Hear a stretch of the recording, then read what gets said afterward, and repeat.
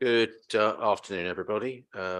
Welcome to this meeting of the Development Management Committee of East Harts District Council. It's taking place on Thursday, the 23rd of March, 2023. Going to say now to everybody in the chamber, you're very welcome. And insofar as you have views and you wish to express about this application, we thank you very much for engaging in the process. It's much appreciated. Thank you. And equally, just to say to anyone that may be watching us on YouTube or whatever it is that we are beamed on, you also are very welcome, and it's very nice of you to join us.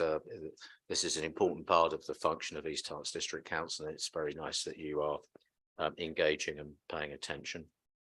Item 1 on the agenda is apologies. As far as I'm aware, we only have one apology, and that is that Councillor Newton is unable to be with us today, and she is being replaced, at least just for today, by Councillor Suzanne Rutland-Balsby. So thank you very much, Suzanne. Much appreciated. Thank you. Other than that, I don't believe we have any apologies. The next item on the agenda is Chairman's announcements. I don't have any Chairman's announcements, and I'm just looking to see if through me any officer does. No. Item 3 is declarations of interest. Councillor Ruth Buckmaster. Thank you, Chair. For the purpose of transparency, I'd like to declare the following. My husband, Councillor Eric Buckmaster, will be speaking today in his capacity as a local ward member. This has no bearing on my role as a member of this committee. It is completely distinguishable, and I come here today to determine this application with an open mind. Thank you very much, Ruth. That's much appreciated. I'm not necessarily expecting any more declarations, but just giving a moment in case anyone does. No. Okay. Thank you all very much indeed. The next item is item 4. That's minutes of the meetings of the 28th of February and the 8th of March. I think I, as usual, need a proposer and a seconder. If anyone would like to propose. Thank you, Terence. Seconder is Rishi. All those in favour?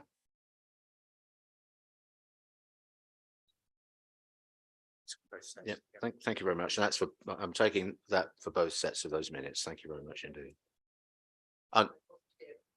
Understood, Suzanne. Thank you very much. Yeah.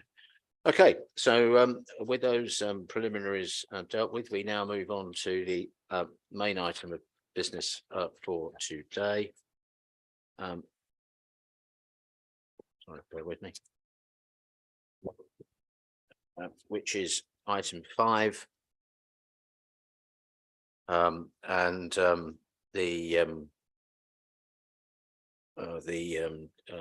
description of item 5 is quite lengthy, but nevertheless I will read it out. So we are about to consider application 319-2124 OUT.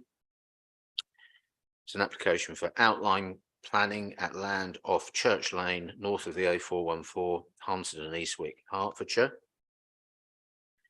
The application is for outline planning application for development, including demolition of existing structures, refurbishment and change of use of existing grade 2 listed brick house, farm, barn and structures, and erection of a residential led mixed use development comprising up to 1,500 residential, market and affordable homes, a mixed use local village centre, retail, business, commercial and community uses, primary school, early years and nursery facilities, leisure and sports facilities, including a football hub, provision for 8 pitches for gypsies and travellers, open spaces, ecological areas, woodlands and public realm, pedestrian, cycle and vehicular access and network within the site, associated drainage, utilities, energy and waste facilities and infrastructure, works to and realignment of the existing highway, other supporting works, facilities and infrastructure, other supporting works, facilities and infrastructure, together with associated temporary enabling works or structures, with all matters reserved apart from detailed works to the A414 Church Lane Junction phase development, each and every phase and or sub-phase being a separate and severable part of the development. Application accompanied by an environmental statement. That is the application that we are considering today. Before I ask Officer Emily Harvey to present this to us, I'm just going to note that, as is invariably the case with any application, we've had a number of representations that have come in quite late. Every member of the committee has been advised of those late representations, and we've asked, and I'm assured that every member of the committee has had an opportunity to consider those late reps. And I'm very grateful to you members for taking the time to look at those reps, given that they have come in so late. So with all those things said, I'll now ask Emily Harvey, please, to present this item. Thank you. Thank you, Chairman. My presentation will describe the policy context of the allocated site and the site context. I will explain the nature of this application and what is proposed. We will hear from interested parties and we will take member questions.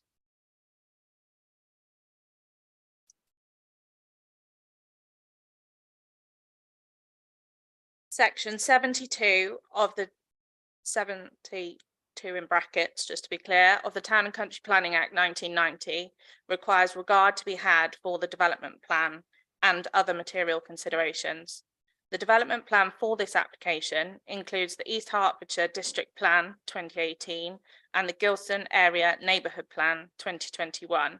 The National Planning Policy Framework, most recently updated in 2021, is one of the other material considerations with which regard must be had.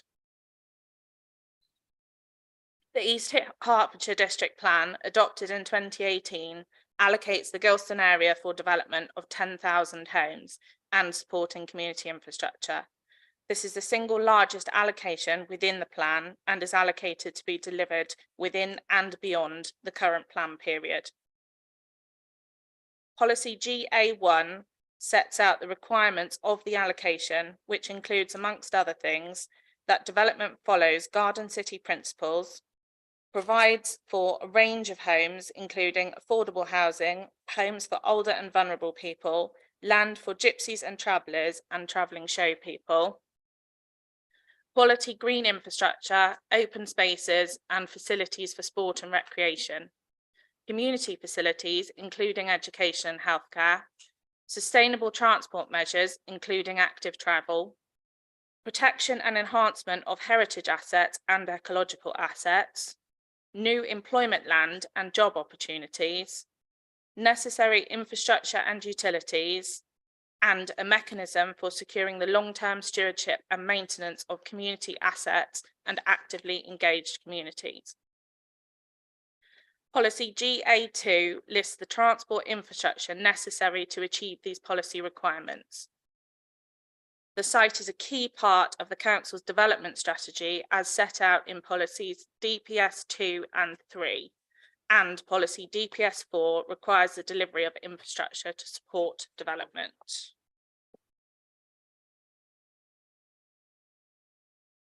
The Gilston Area Neighbourhood Plan was adopted in 2021 following a successful referendum.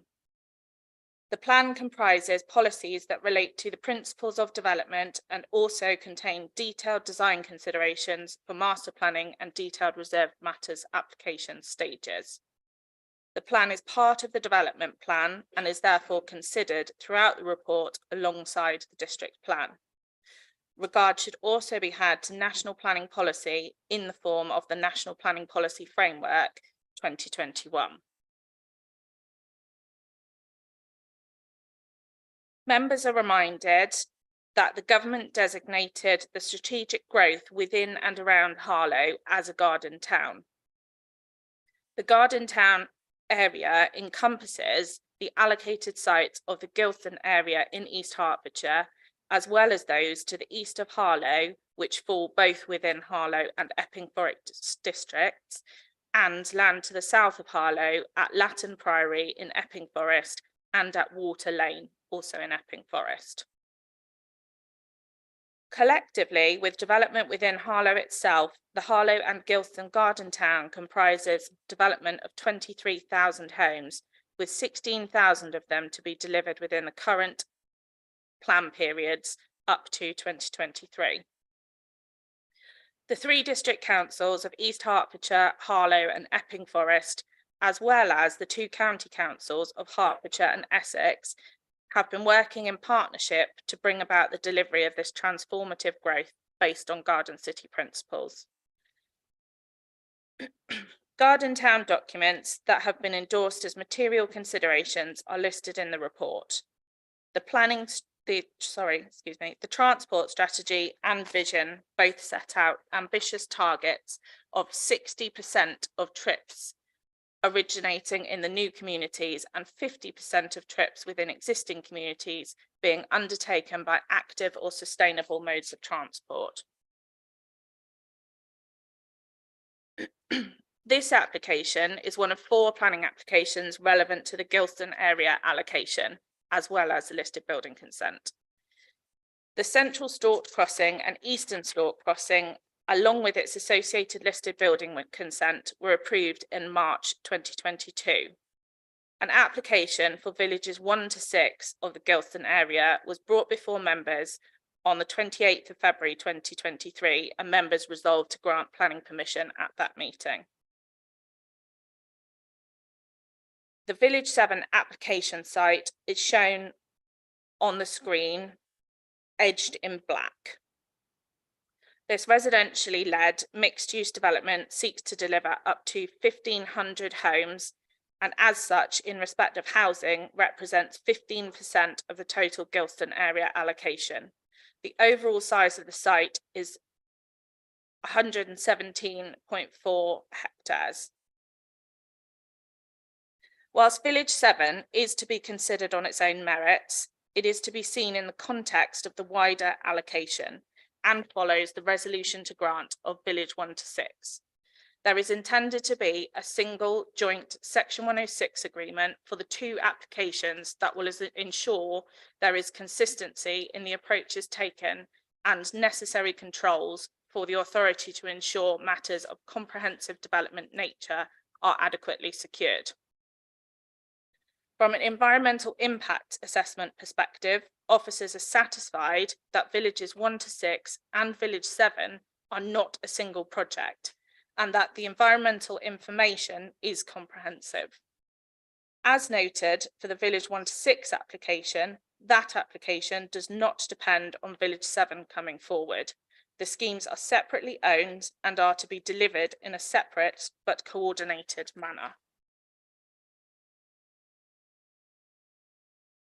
In terms of what's before members for consideration, this application seeks outline planning permission for a variety of land uses as set out in full in the report. All matters relating to appearance, landscaping, layout, scale, and internal means of access are reserved for future detailed stages. The primary access junction is applied for in detail and comprises an upgraded access to the A414 Church Lane junction.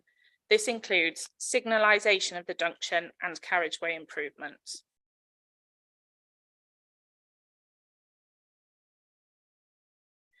The outline application is supported by a number of plans and documents for approval, which are to be considered throughout this application.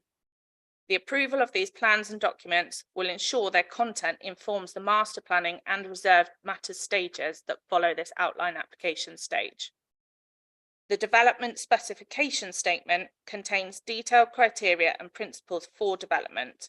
It explains the parameter plans in detail and the defined limits for development.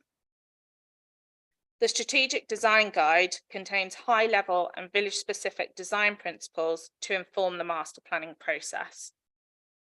The Strategic Design Guide has been prepared jointly with the Village 1 to 6 applicants, and as such represents a comprehensive approach to design, which will inform the reserved matters and master planning stages. The parameter plans define the extents of development. They set the spatial framework and the maximum parameters within which development will occur, and highlight the various constraints to development that need to be taken into account. They do not seek to fix all aspects of the development.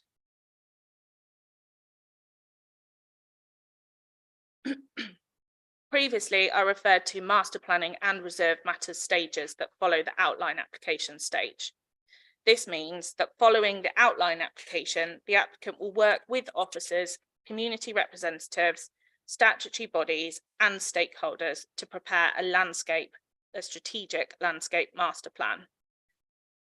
This will provide design context for all the green spaces between the villages and will cover all 7 villages to ensure a comprehensive approach to planning for strategic green infrastructure, sport and recreation, and drainage networks.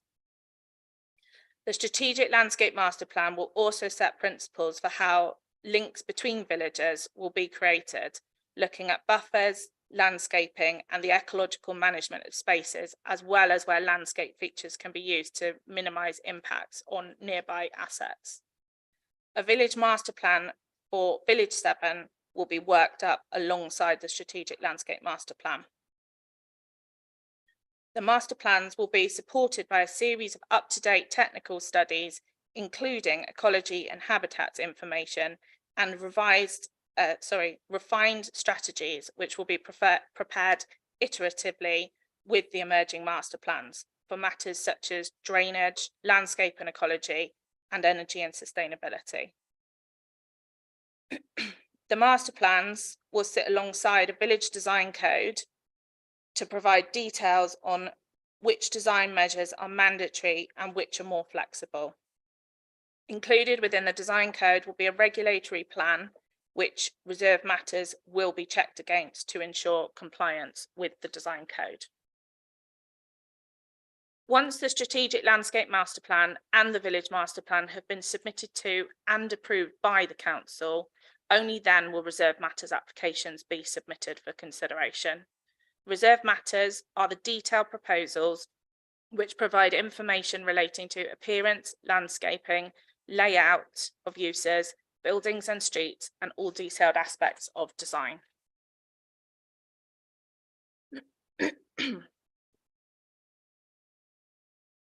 The officer report has considered in detail each of the themes listed on the screen. The report considers the proposal set out in the development specification, the parameter plans, and the detailed access plans submitted, and the evidence base contained within the environmental statement as a whole. In this way, through consideration of the impacts, a thorough consideration of the impacts of the outline application has been undertaken. The application is submitted in response to the adopted local plan allocation. The structure of the application accords with the Gilston Area Concept Framework, which was prepared collaboratively with the local community. The framework agreed that an outline application be submitted first and will be followed by the Strategic Landscape Master Plan and Village Master Plans. Officers consider that the application proposal responds to the principal requirement of policy GA1 for the delivery of development in the Gilston area.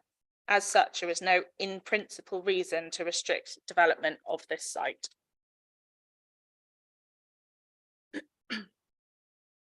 It is expected that all of the housing at Village 7 will be delivered within the plan period up to 2033, providing a steady long-term supply of homes for the next 10 years. The Gilston area allocation is the most significant strategic site within East Hertfordshire's district plan, and therefore this application ensures the delivery of a large proportion of the district plan's housing delivery strategy. This scheme is therefore vital to the council's 5-year housing supply. Because of the need to master plan the village and deliver infrastructure, first occupations are expected to be during 2025. A range of homes will be provided across the scheme, including homes for older and vulnerable people, families, self-built plots, affordable homes, and land safeguarded for the accommodation needs of gypsies and travellers. Due to viability pressures arising from an increased range of and cost of infrastructure, it has been identified that the scheme can support 23% affordable housing across the site, and that there will be an agreed review mechanism process that will look to increase the level of affordable housing delivery if at future reviews the viability of the scheme improves. Whilst the application before you today does not include villages 1 to 6, for context, villages 1 to 6 are anticipated to deliver 3,200 homes within the plan period to 2033, meaning 47% of the overall Gilston allocation is expected to be delivered within the plan period.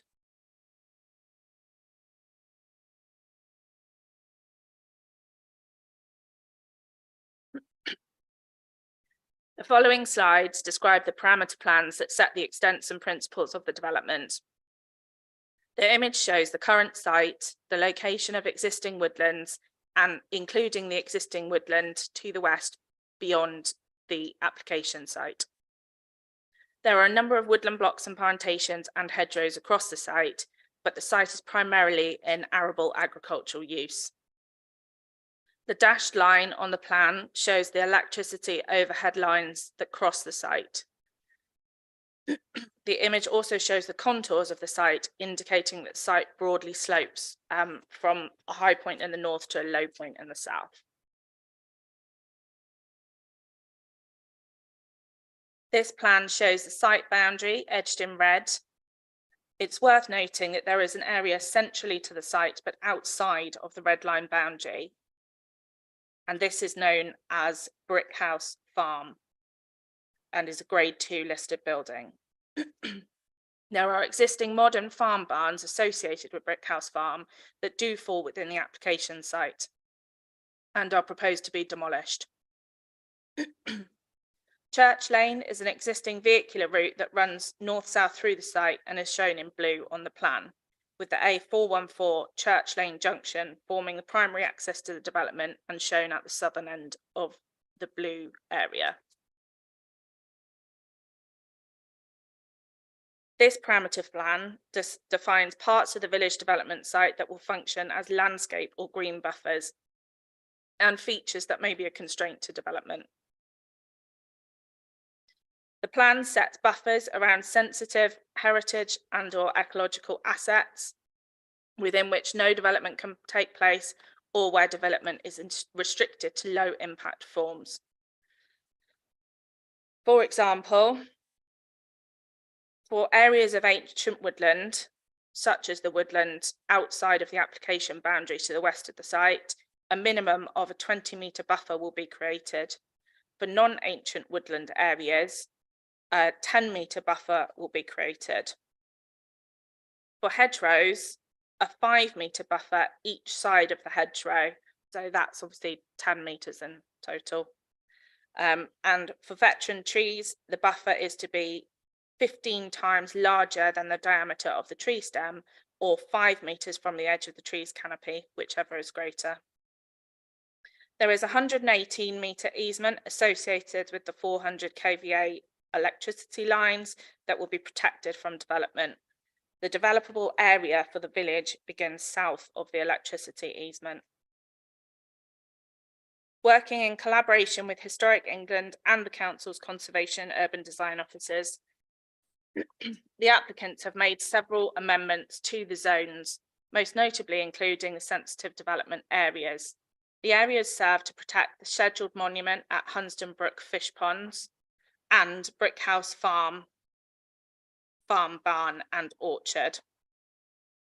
Specific design principles are set out in the development specification statement to address the characteristics of each area. In summary, they include retaining views, retaining areas of open space around the assets, and avoiding dense or urban forms of built development, street layouts, and landscaping that may impact on the significance of the heritage assets or their setting.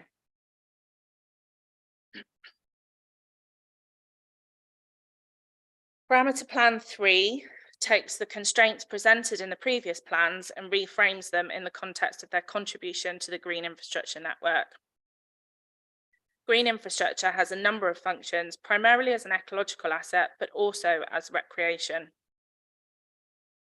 Green infrastructure networks provide ideal routes for recreation, such as walking and cycling, and there can be conflict with ecological objectives in this regard. This parameter plan seeks to define where various recreational activities can be accommodated and where sensitive management of spaces is required to protect assets and enhance them. For example, through woodland management programs, new planting, and creation of ponds, as well as sustainable drainage features in the green infrastructure spaces. One key objective of the Gilston allocation is to create new strategic open spaces that provide enhanced habitat management and appreciation of the natural and historic assets on or near the site. The application therefore includes the creation of a community park in the northern part of the site.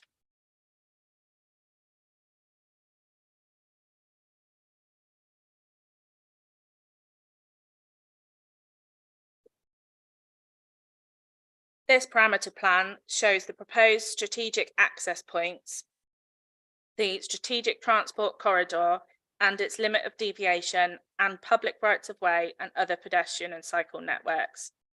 The plan shows how internal routes connect with the wider Gilston area and the existing highway network. At this stage, details of how new routes will interface with existing features such as existing road networks are not shown and will need to be considered at the strategic landscape master plan stage, particularly where the strategic transport corridor links to the other villages, and at the village master plan stage, where more will be known about the layout of streets and uses within the village.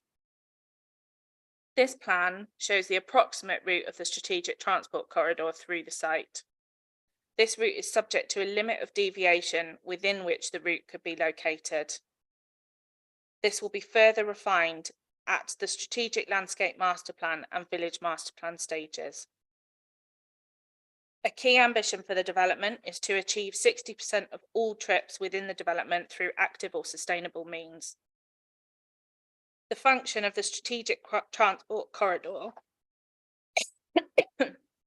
through the site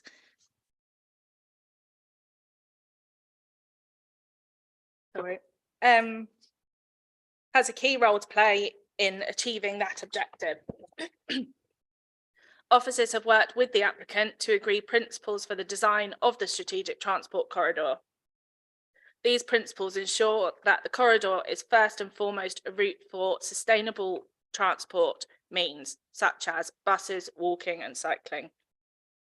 However, where connections are made between villages, to reduce impacts arising from road infrastructure, there should only be one connection, and this will mean the strategic transport corridor will need to accommodate private vehicles and other vehicles for a limited length of the route. The plan illustrates key routes for walking and cycling through the site, but it only shows the key routes and cannot at this stage give a complete picture of the many ways that walking and cycling will be given priority through the design process, which will be a fundamental objective of the village master plan stage and indeed the strategic landscape master plan, as it is the quality of off-road routes that enable greater levels of connectivity between the villages as shown on this plan. The plan also shows an indicative location for a sustainable transport hub, which is intended to provide infrastructure to support the sustainable travel. This could be, for example, fast charging for electric vehicles and hire facilities for e-bikes or e-scooters. The exact location and detail of the hub will be defined through the master planning and reserve matter stages. This plan defines the outer limits of each village developable area within which all built land uses will be accommodated. Education and mixed uses will be concentrated within a central core that is also expected to deliver residential, community and commercial uses to provide a vibrant heart to the village. The plan identifies an area safeguarded to provide homes for gypsy and traveller communities. The identified area balances the needs of the community and the requirements of the policies to provide a site that offers a suitable amount of space, as well as a location with connectivity to the services and facilities of Village 7 and the wider Gilston area. The parameter plan shows the extent of green space in the northern area of the site. It is intended that the strategic landscape master plan will begin to detail the form of this space having regard to the on-site and nearby constraints and assets. This plan identifies the maximum building heights that would be permitted within different parts of the village development. It takes ordnance datum, otherwise known as contours, and then generally applies a building height of up to 13 metres at ridge height across the site, with a limit of deviation of plus or minus 2 metres on existing ground levels to account for the changing levels across the site. This is equivalent to 3 stories. Remodelling of existing ground levels will be required to achieve an appropriate development platform, and as finished ground levels are not yet known, with this being a matter for master planning and detailed design stages, ground levels are subject to a variance of plus or minus 3 metres and plus or minus 5 metres in specific locations where ground levels vary due to man-made or natural features. This is indicated on the plan. The village centre is identified as a location where building heights cannot exceed 19 metres and 5 stories at ridge height.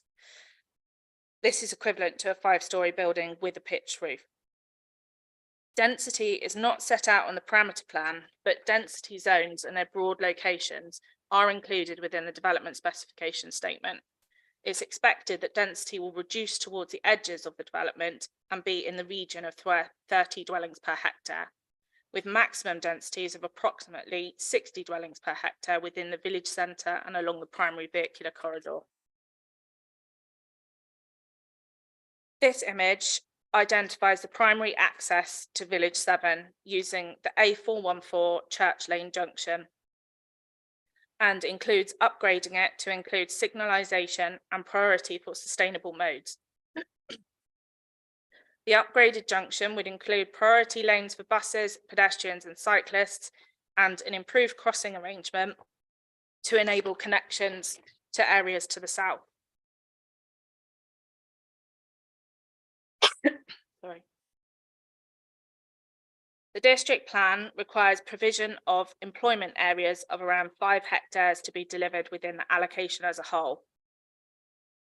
An assessment undertaken by the Garden Town team refined that 5 hectares to an employment floor space, identifying a need for 34,000 square metres of floor space across the whole Gilston allocation, with 20,000 square metres to be delivered within the plan period up to 2033. Breaking this down proportionately, this equates to 29,200 square metres for villages 1 to 6 and 4,800 square metres within village 7. This application seeks permission for this floor space. Recognising that employment land demands have and will continue to change over time, officers consider a minimum of 1,195 square metres of floor space should be secured across the site and through the Section 106 agreement, with an agreed mechanism for collaboration on market assessment and demand analysis at each master planning stage, to ensure that village designs take account of floor space needs over time and to facilitate a variety of employment generating opportunities across the village. The focus of commercial floor space will be within the mixed use zone within the village centre. The development will create a considerable number of jobs within construction and related industries, and the applicant is committed to working with local providers to offer training and apprenticeship opportunities. A range of jobs will also be created through the different land uses on site, and there will be benefits arising from the development in terms of regenerational effects within Harlow.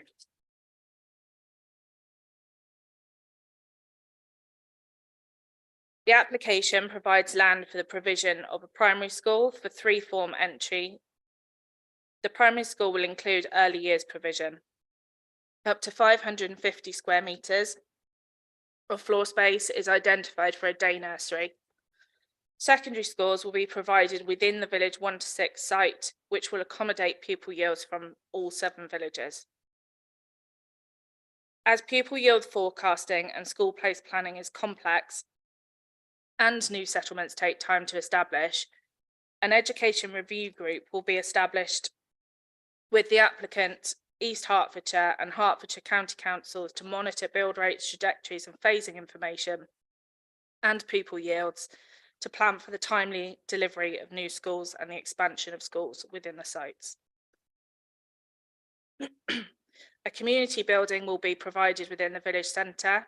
The details will be developed through the future master planning and reserve matter stages and in consultation with the community. The football hub proposed will provide a range of football pitches, including grass and artificial pitches across a range of age groups. The football hub is to be located within the community park on the northern part of the application site. The location of the football hub has been the subject of careful consideration, particularly in relation to the weight given to the potential harm to nearby heritage assets, including Hunsdon House.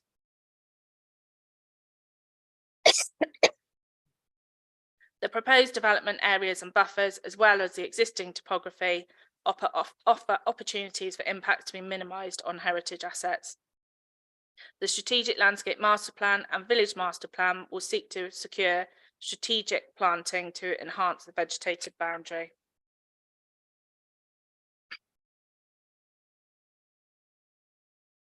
The Planning Listed Building and Conservation Area Act 1990 sets duties for decision makers in relation to assessing the impacts of proposals on listed buildings and conservation areas. Section 66(1) states that in considering whether to grant planning permission which affects a listed building or its setting, the local planning authority shall have special regard to the desirability of preserving the building or its setting or any features of special architectural or historic interest which it possesses. The effect of this duty is that any harm to a listed building or its setting through a development proposal should be given substantial weight and importance in the planning balance. The Ancient Monuments and Archaeological Areas Act 1977 gives statutory protection to any structure, building or area of archaeological remains that is considered to be of particular historic and/or archaeological interest. The Act covers scheduled monuments which are located within the development.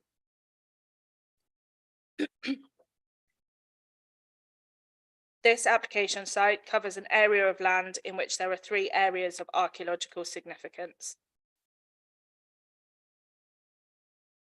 Given the scale of the development, there will be a less than substantial harm of varying degree on historical assets, both within the site boundary and those nearby.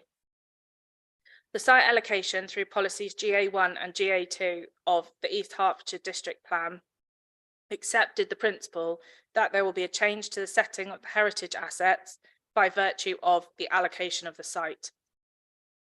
As such, the allocation involves an acceptance in principle of some level of impact, including adverse impacts. Such impact was recognised at the time the site was allocated and was addressed in the heritage impact assessment and the proposed mitigation contained in that assessment, which was considered during the examination in public of the district plan.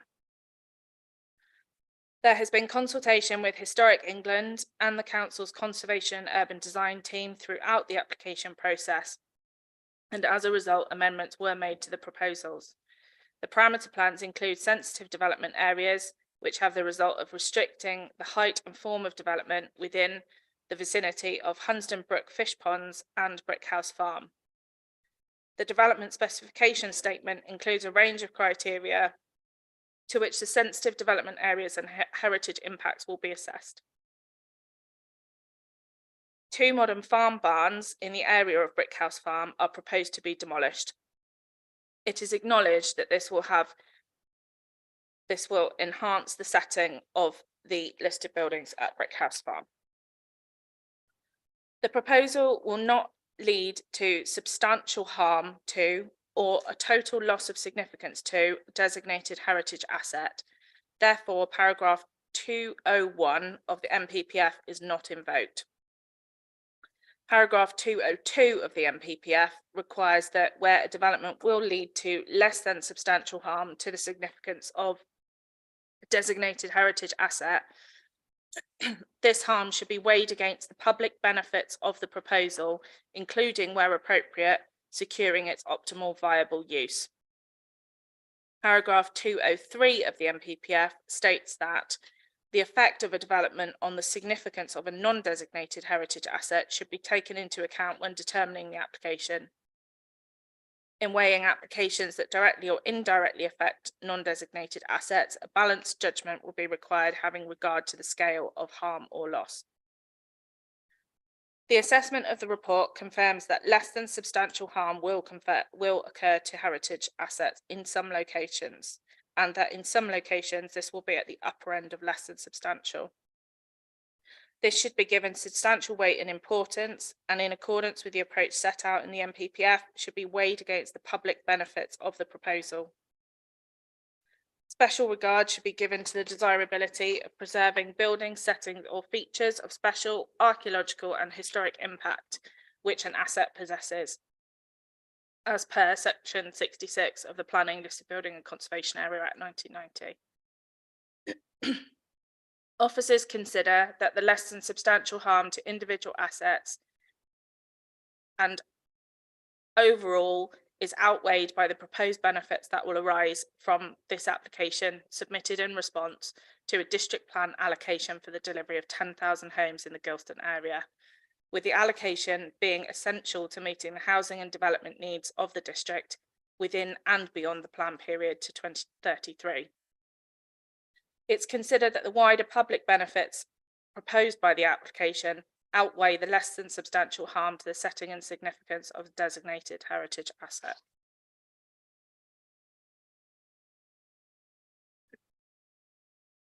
Comprehensive assessments have been undertaken as to the potential impacts on habitats and wildlife.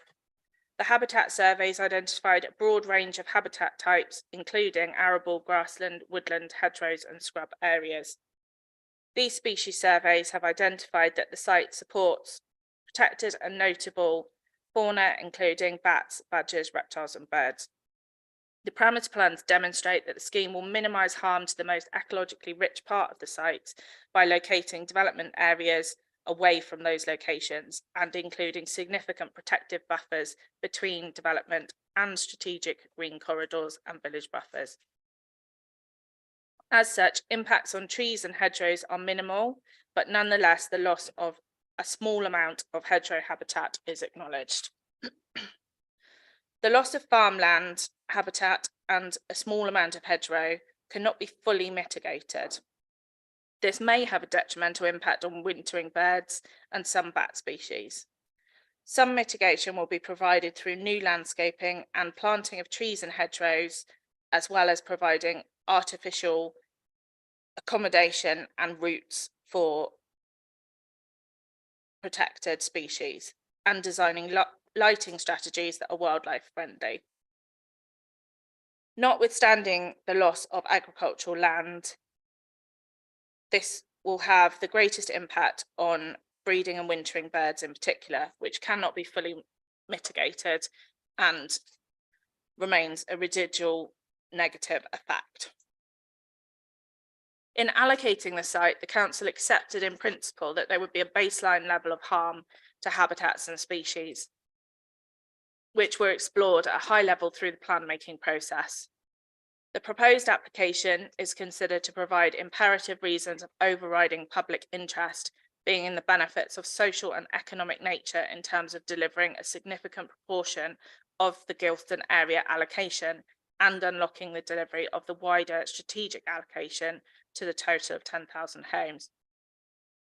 The outline application will deliver and enable the creation of the sustainable transport corridor, which supports the growth and sustainable transport objectives for the Harlow and Gilston Garden Town, and provides significant new community infrastructure to support new and existing residents in accordance with district plan policies.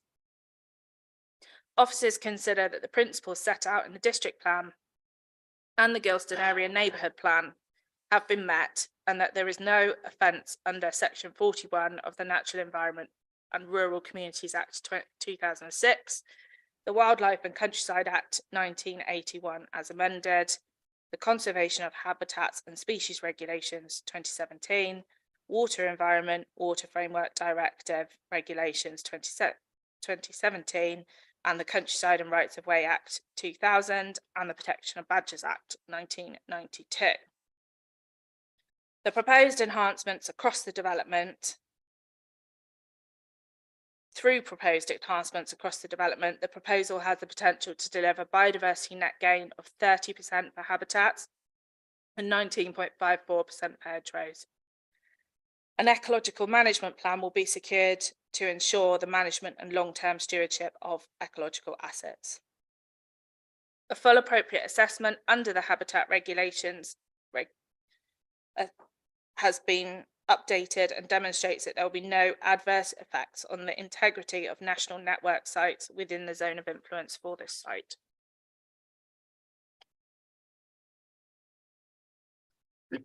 The proposed village developable area is located within flood zone 1, meaning that the site is at low risk of flooding from rivers, existing drains, sewers and water mains, as well as artificial sources. A change from agricultural land to built development will change the character and surface of areas of the site, and therefore the flow of surface water, particularly during storm events. Surface water flows are therefore required to be managed to ensure the flow of water is controlled and flooding does not occur as a result. To be satisfactory in all situations, surface water attenuation volumes have been calculated using a worst case scenario of a 1 in 100 year storm event with a 40% uplift to account for future climate change. The modelling uses a greenfield runoff rate of 6 litres per second per hectare. The drainage strategy sets out principles for the attenuation of flows. Sustainable urban drainage system features are preferred over engineered solutions as they provide a more attractive, natural and maintainable system with added benefits for biodiversity, water quality and recreation. These ponds and swales convey water through the open space and also through the urban landscapes. The application is supported by an energy statement. The development specification statement also includes a set of principles which inform the approach to the development in respect of energy and carbon reduction principles. The developer is committed to delivering homes to the Future Homes Building Standard, which would represent an approximate 75% carbon reduction when compared against current building regulation requirements. Affinity Water have confirmed that there's no impediment to securing water supply to the development, and Thames Water have confirmed that there are programs in place to manage catchment demands for the treatment of wastewater. Given that this application is in outline form with internal movement networks reserved for later consideration, including the master planning and reserve matter stages, the application material does not define the exact location of new and active and sustainable travel routes, but instead provides indicative locations as shown on Parameter Plan 4. The application commits through the development specification statement to achieve 60% of all trips originating in the development to be made by active and sustainable modes through applying the road user hierarchy set out in the Hertfordshire Transport Plan. A key feature of Parameter Plan 4 is the Sustainable Transport Corridor, which connects Village 7 to Villages 1 to 6. The Sustainable Transport Corridor will connect via the Central Stalk Crossing to planned strategic transport corridor networks within Harlow, towards which a financial contribution is secured. A sustainable transport hub is proposed to provide quick, efficient and direct connections between village centres and key destinations, such as schools, community and commercial uses. One of the key ways to encourage travel by active and sustainable modes is to ensure that day-to-day services and facility needs can be met through facilities on site, including within the village centres. Another way is to make car travel a less attractive or more time-consuming option than the alternatives. Officers have worked with the applicant to refine the role and purpose of the strategic transport corridor, and master plans will be required to demonstrate that priority is given to sustainable modes over other motor vehicles.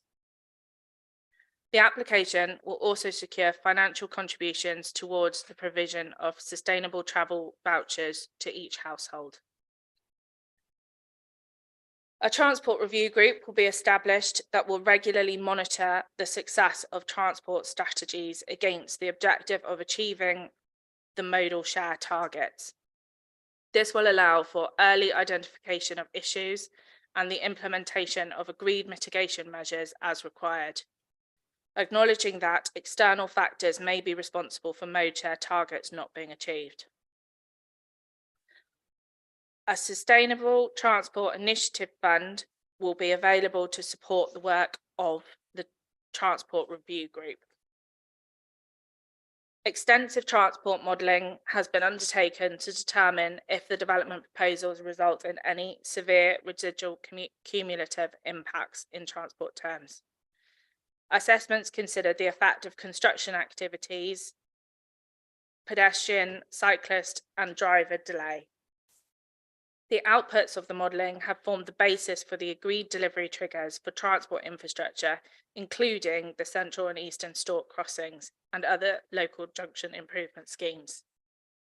The evidence shows that following proposed transport strategy measures, there will be slight adverse residual impacts on driver, pedestrian and cycle delay, amenity and severance during construction and operation. This is inevitable within an urban area subject to significant growth. However, the joint objectives of the applicants and the authorities has been to design infrastructure to mitigate these impacts, but rather to focus infrastructure that diverts traffic away from the more central areas and invests in sustainable transport. It is considered that a reasonable and balanced approach has been adopted. Officers consider that there is not an unacceptable impact on highway safety, and residual cumulative impacts on the road network are not considered to be severe. The development will result in the loss of agricultural land for which there is no form of mitigation. To make best use of the embodied carbon and enrichments that have been developed through agricultural practices, soil will be retained, stored and repurposed across the site, including at the noise bund, which will be delivered along the southern boundary. As a result of traffic noise, the noise bund is required to mitigate potential noise impacts on future residents and users of Village 7. The bund has been designed to utilise existing material to provide a noise mitigation function, but also to provide a recreation function using a path along the top of the bund to provide an attractive walking and cycling route. In addition, the noise bund will form part of the surface water drainage strategy and will be planted and landscaped to add value in respect to biodiversity. The master plans will need to demonstrate good acoustic environments can be achieved. To mitigate noise associated with construction, the Code of Construction Practice proposes that all construction works will occur during normal working hours, with restrictions on the movements of vehicles and operations outside of these hours. Other mitigation measures are proposed, including low noise road surfacing and regular updates for residents. Risks associated with former land uses in respect of ground contamination are considered low, but will be managed through standard codes of construction practice.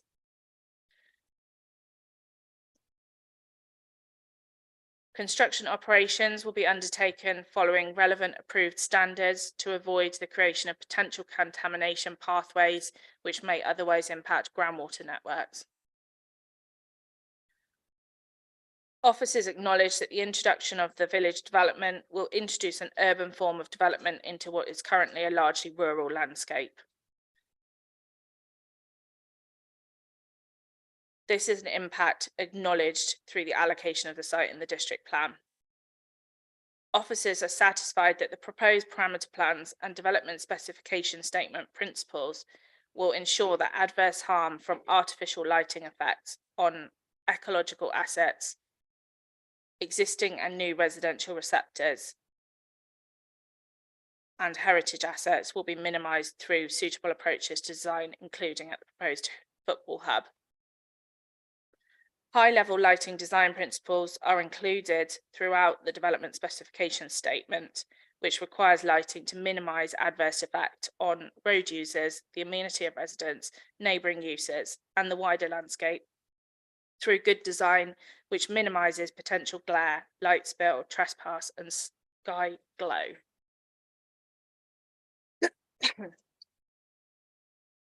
The applicant, along with the Village 1 to 6 applicant, has worked with the council, Garden Town partners and community representatives to develop a Gilston area governance and stewardship strategy. The strategy sets out a framework for the stewardship of the development, which will evolve through the next planning stages as the development itself progresses and the new community grows. Stewardship is not just about managing green spaces, but is about enabling community participation in decisions that are important to that community and about how community assets are delivered and managed. As such, the strategy proposes that a Gilston Area Community Management Trust is established with clearly defined core responsibilities relating to the management and guardianship of spaces, community and cultural development, and providing community service responsibilities such as training, education, and providing local services. A range of assets will be transferred to the trust, such as larger community infrastructure facilities that serve the whole site, as well as village community infrastructure such as neighbourhood parks, open spaces, allotment, and sports facilities. The strategy describes that the trust will need to ensure strong management and accountability for service delivery, demonstrate public benefit and inclusive community participation. There will therefore be one overarching Gilston Area Community Management Trust, which will own and have responsibility for the endowed community assets and will be the beneficiary of the endowment and service charge income. The trust will comprise a board of trustees appointed to manage the work of the charity. The membership structure will enable residents to fill membership roles on the board, evolving over time to have less developer representation and more of a community interest. There will be a Gilston Area Community Interest Company, which is a commercial trading subsidiary that will manage income for the benefit of the trust, acting as a state manager for the trust. This company could have its own board appointed for its commercial and business expertise.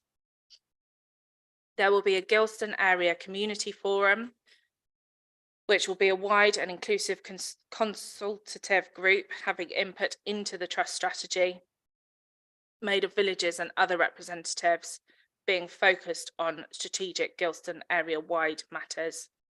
There will be village advisory groups for each village, which will be formed after the first occupations in that relevant village. Each group will have formal input into the trust strategy, including through the community forum, but will be focused on local village specific rather than Gilston-wide matters. The strategy also recommends establishing a shadow advisory board to be formed shortly after signing of the Section 106 agreement and grant of outline consent to inform and shape the development of the emerging trust. The shadow board will comprise representatives from the developers, the Garden Town, East Hertfordshire Council, and the Neighbourhood Planning Group, who will approve the creation of the management trust and form the charity, ensuring that relevant consultation is undertaken as necessary. The shadow board will then transition after the initial development period, with most members of the shadow board expected to become directors of the trust to provide continuity. The stewardship trust strategy is considered to set a good framework for the evolution of the community governance and stewardship of the development.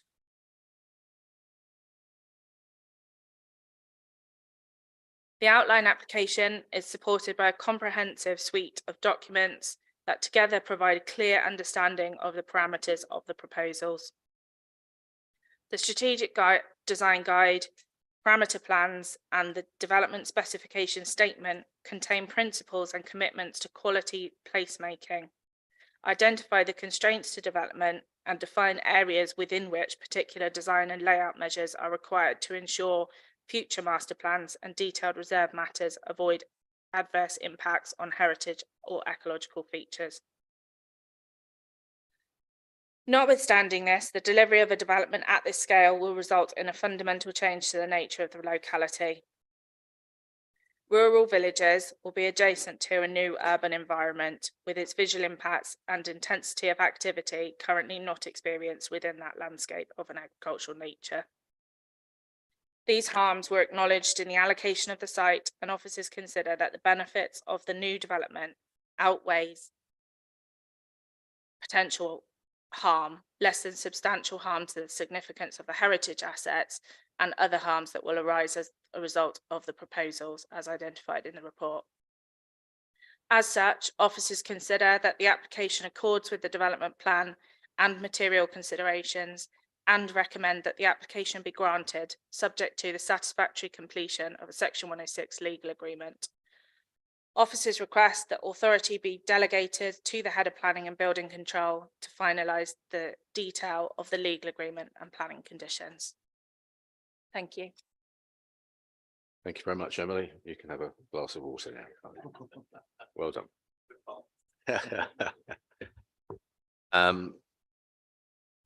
Yes, I think it's not lost on anybody that to read for an hour is something that most people will never do. So it's well done. Thank you very much indeed. Thank you. Okay, we're now going to move on to speakers. And we will start with, as we always do, with speakers against. I've got two members of the public here to speak against. One is Mr. Rory Joyce, who is a familiar figure. I think you know the rules of engagement by now, and also Mr. Trower. Just to let just to let you both know, on the note in front of me, it says that Mr. Joyce is getting 7 minutes and Mr. Trower is getting 5. So I'm assuming that you have spoken in advance and you're content with those timings. Okay, so if you'd both like to come up to the speaker's desk, please.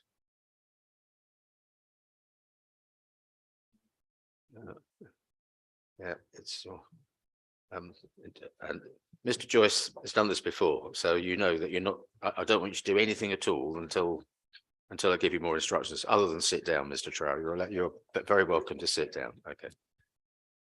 So you have 12 minutes between you, so it does follow that whoever starts, if you overrun, it just means you're eating into the time of the gentleman that's coming second. So you need to understand that. To both of you, but particularly Mr. Trower, because I don't think you've done this before, the way it works is that time starts when you press the red button on the microphone plinth. Happy? You can see that there. I'll pick your own. I really don't mind which one you use. You can have a test. You can have a yes. I know that's very fair, but we'll get to that in a minute. Yeah. So it's very easy. It's a very easy button to press. Anyway, the point is that once you press the button, time starts, and we will cut you off at 12 minutes. Yes. So if you take all of the 12 minutes, that means that Mr. Joyce doesn't get anything. But Mr. Joyce knows this because we've seen him several times before. So you press the button, time starts. If you're speaking between you, when we hit 12 minutes, I will stop you. Now, before you start, what time have we got up on the? Yes, we do. We've got 12 minutes up on the clock. So it's up to the first speaker to decide how you're going to go. Yes, okay, you're very welcome, as you did before. Thank you very much. You're very, very welcome to do that outside the time allocation. So again, I don't mind which of you goes first, but that won't count as part of your collective 12 minutes. Yeah, it's all right. That's fine. Yeah. Shall I introduce myself first then? Sure. Yeah, I'm Rory Joyce from Brunel Planning, speaking on behalf of the family who own Hunstanton House. I'm also speaking on behalf of Kirsty Elliott, the Turlings Park, 200 families there. Kirsty apologises to you, councillors. She can't be here today because of the timing of it. She's got a job and she can't take another day off. Okay, and if you just, yes, Mr. Trower, if you'd just like to introduce yourself, please. Okay, thank you very much.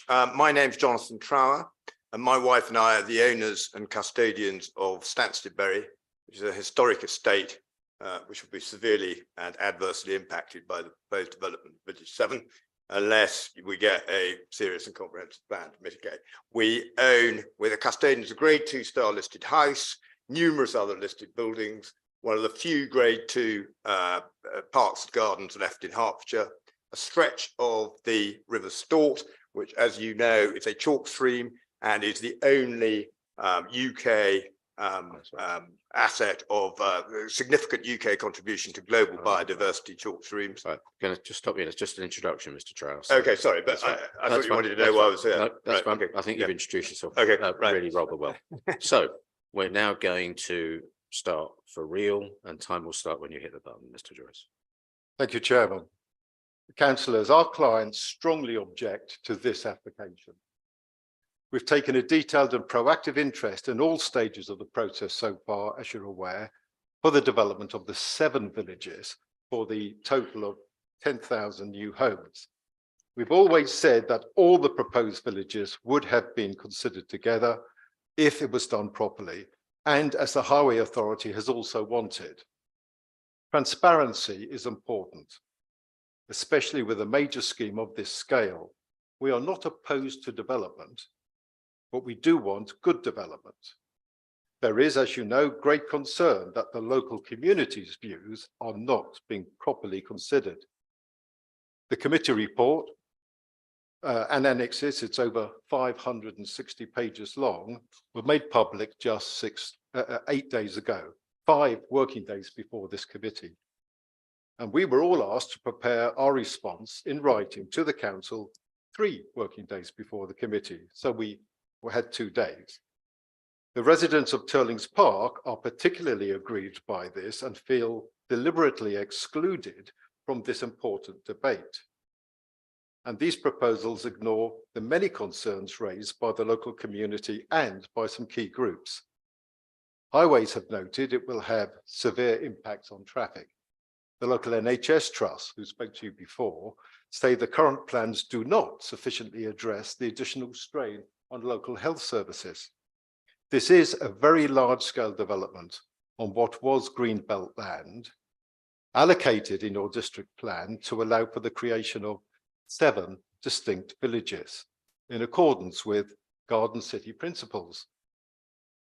Your own planning officers have publicly admitted that the current developers are proposing development which is far removed from these important principles, and they are in reality urban neighbourhoods.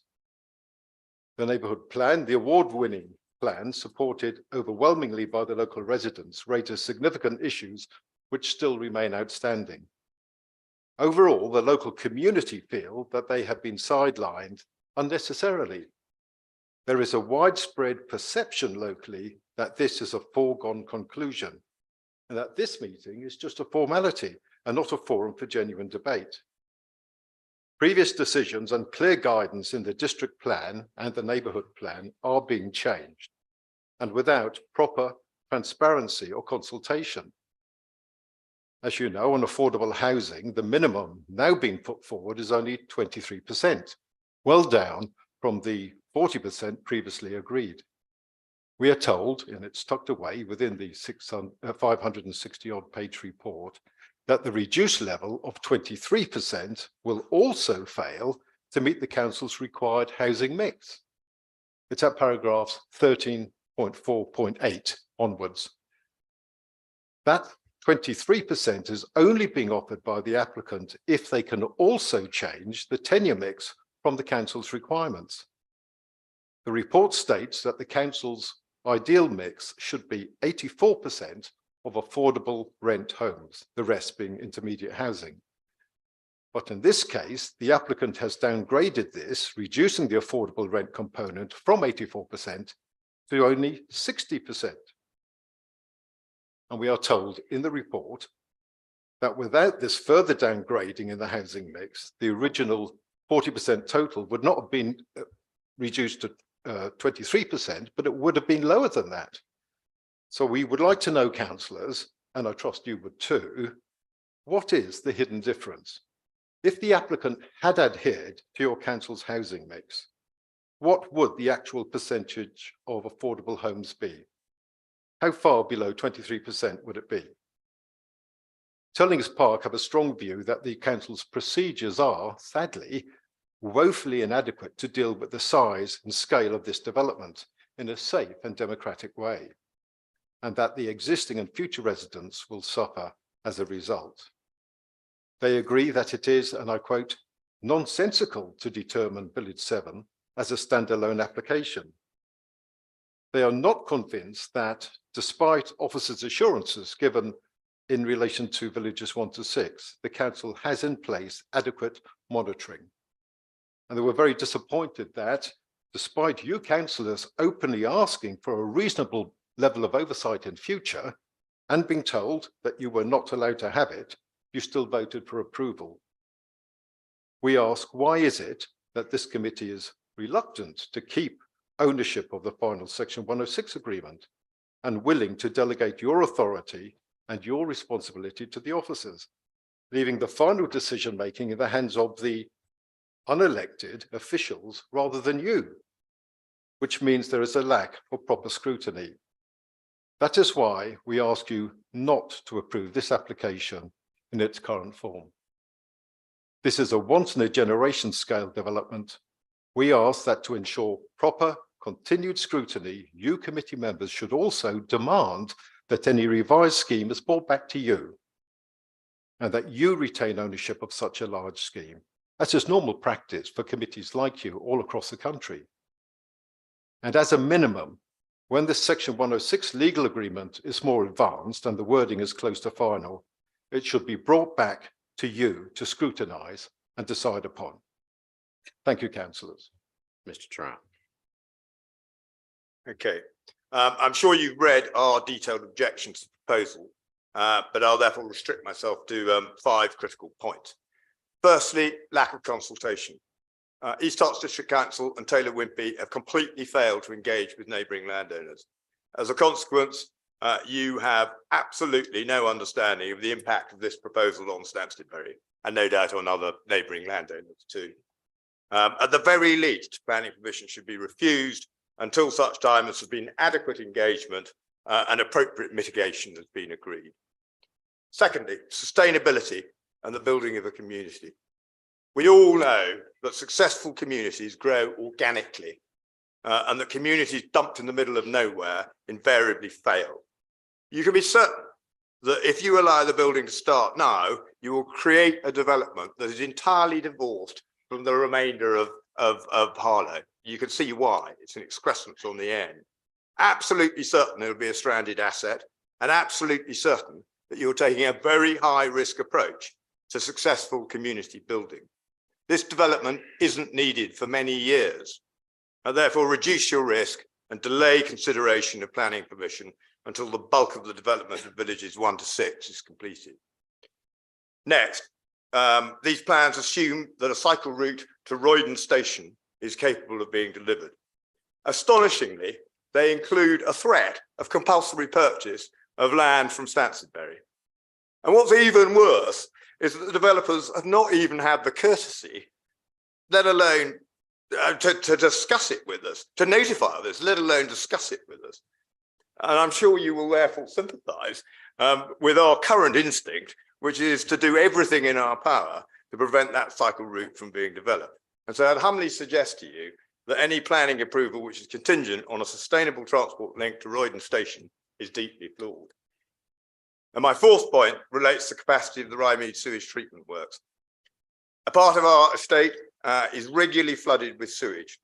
Thames Water told me on Friday that they don't have the financial capacity to spend the capex necessary to remedy this situation. They also admitted that the position will get worse with the substantial development at Harlow North. I sent you all photographs showing you the state of our boundary fence after a recent release of sewage, from which you will be able to get an idea of the extent of the sanitary products from which, which are discharged along the entire length and the resulting depth of the flood of sewage on our land. And my own long experience, and I've had a long experience of dealing with Thames Water, tells me that they'll never spend any money on CapEx until their hand is forced. Therefore, this planning application really should not be permitted until the current capacity issues are dealt with and the extra waste generated by Harlow North is actually built, not just promised. If you don't do that, if you don't impose that as a condition, you will be doing irreparable harm to the ecology of our chalk stream and our lakes, including one of the UK's most endangered species, our colony of water voles, just right up the river from there. And that's where the flood comes. We're close to flooding that. And finally, topography. The plans for Village 7 allow it to spill over the ridge line, which was not mentioned in that. There's a very obvious ridge line. Over the ridge line is the Juicy Brook Valley. This can't be fine planning in planning terms. It appears absolutely designed to maximize rather than minimize the damage to the surrounding landscape, including Stanstedbury and Briggins Park. If you've not been onto the ground to look at the issue, then I strongly suggest you do so before making any decisions. And I also suggest that no plan which breaches that ridgeline should be allowed. Ladies and gentlemen, you've got it. There you have it. Many in our local community, along with most of those in the property industry who I've been speaking to over the last week or so, think that the East Herts District Council is firmly in the pockets of developers. The debacle of the reduction in affordable housing in villages 1 to 6 and the resulting transfer of such eye-watering amounts of money from our residents to those developers has given credence to that view. Now, I'm not a conspiracy theorist and I'm not here to amplify that at all, but I do think you need to take the point seriously because I'm very loyal to East Hertfordshire. I've lived here all my life. And I really hate the idea of East Hertfordshire being seen as, and I quote from a national developer, a national house builder yesterday, a laughingstock. And I don't want that sort of belief to gain credence. I really don't. So I urge you this time round, be courageous, show you're not going to be bullied, and stand up for your district and your electorate. As an absolute minimum, you should delay any decision on this rotten, unnecessary proposal until its manifest problems have been ironed out and there's been proper engagement with me and others like me. But it'd be much more logical to delay any development of Village 7 at least until such time as villages 1 to 6 are largely built. And it would be best of all if you had the backbone to chuck it out altogether. My wife and I have got great faith in you, and we're counting on you to do the right thing. And please come and visit us, and please come and see what it's really about. Thank you. Thank you very much, Mr. Chair. Thank you very much, Mr. Joyce. Thank you. You're very welcome now to go back to your seats in the gallery. Thank you. We now have a speaker for in favour of the application. This is Mr. Jonathan Locke of Taylor Wimpey. If you'd like to come and sit in the speaker's seat, please. And I appreciate you've sat here when I've given out the rules of engagement, but I'll do it again, do it for everybody. So we will let you introduce yourself outside your time allowance, but when you've done that, then we get down to business. Time starts when you hit the button. If you are still speaking at 12 minutes, we will stop you. Over to you. Thank you, Chair and members of the Planning Committee. I'm Jonathan Locke, Senior Planning Manager at Taylor Wimpey, and I've been involved in the day-to-day management with officers and other stakeholders for Village 7. Thank you. Whenever you're ready. Good afternoon, councillors. Thank you for listening to the presentations today regarding our planning application for Village 7. The application is an outline with all matters reserved for future consideration, with development parameters and the detailed main access from the A414 onto Church Lane before you for detailed approval. There remain many steps to come, should you resolve to grant outline permission, with further approvals required for the master plans, design codes and detailed reserved matters applications. Our outline proposals have responded to officer feedback, and we have engaged positively with Garden Town partners and community stakeholders in full accordance with the Gilston Garden Town Charter. Our proposals will deliver up to 1,500 new homes, including market housing of various sizes, self-build plots, assisted living units, and a minimum of 345 affordable houses. Additionally, it will deliver a local village centre with significant non-residential floor space, up to 3 form-entry primary school with independent nursery, very significant open space, outdoor sports and recreational facilities, including a community park, football hub and village playing field. Also, sustainable pedestrian and cycle connections within and beyond Village 7, and a sustainable transport corridor with travel hub for buses, cycle storage and EV charging. The Village 7 proposals also make substantial financial contributions, a sum of approximately 160 million towards strategic infrastructure within Village 7 and the wider Gilston area, including transport infrastructure, open space, health facilities, the leisure centre, secondary education, and will be a significant contributor to driving forward the Gilston Area Stewardship Framework. A little bit about Taylor Wimpey. Taylor Wimpey North Thames is one of 24 regional businesses which together form Taylor Wimpey PLC. Our North Thames business is focused solely on the Hertfordshire region. We as a business know and understand Hertfordshire and appreciate what it's required to deliver a successful, locally oriented development in this region. We work with local people, businesses, local authorities to deliver sustainable communities and pride ourselves on the quality of our new homes. We aspire to high levels of customer satisfaction and place the environment at the heart of our new schemes, embracing innovative, sustainable technologies and finding new ways to deliver these at scale. We are proud to have a successful record of winning awards for the quality of our homes and to be amongst the founding members of the New Homes Quality Board, of which our Chief Executive Officer sits on the board. And this is designed to drive a step change in improvement in quality across the house building industry. Our vision for Village 7 is to create a sustainable, innovative and distinctive new community where people want to live. The homes we will create will be high quality and aspirational, set within an attractive new landscape which respects and responds to existing environmental and heritage assets, that integrates and adds value to existing communities. The proposals will encourage a change in habits with residents and visitors shifting towards sustainable modes of travel, and will also provide a new direct and indirect job opportunities with significant economic benefit, including approximately 300 million spent and 878 million in gross value added during construction. Village 7 forms an integral part of the Gilston area, following the resolution passed by members to grant permission for villages 1 to 6 last month. If members resolve to grant permission today, this will not only support the full and comprehensive delivery of the 10,000 dwellings across the allocation, but will also unlock the significant proportionate financial contributions to be made by Taylor Wimpey towards strategic infrastructure, both within villages 1 to 6 and off-site, around 42 million of which is from Village 7.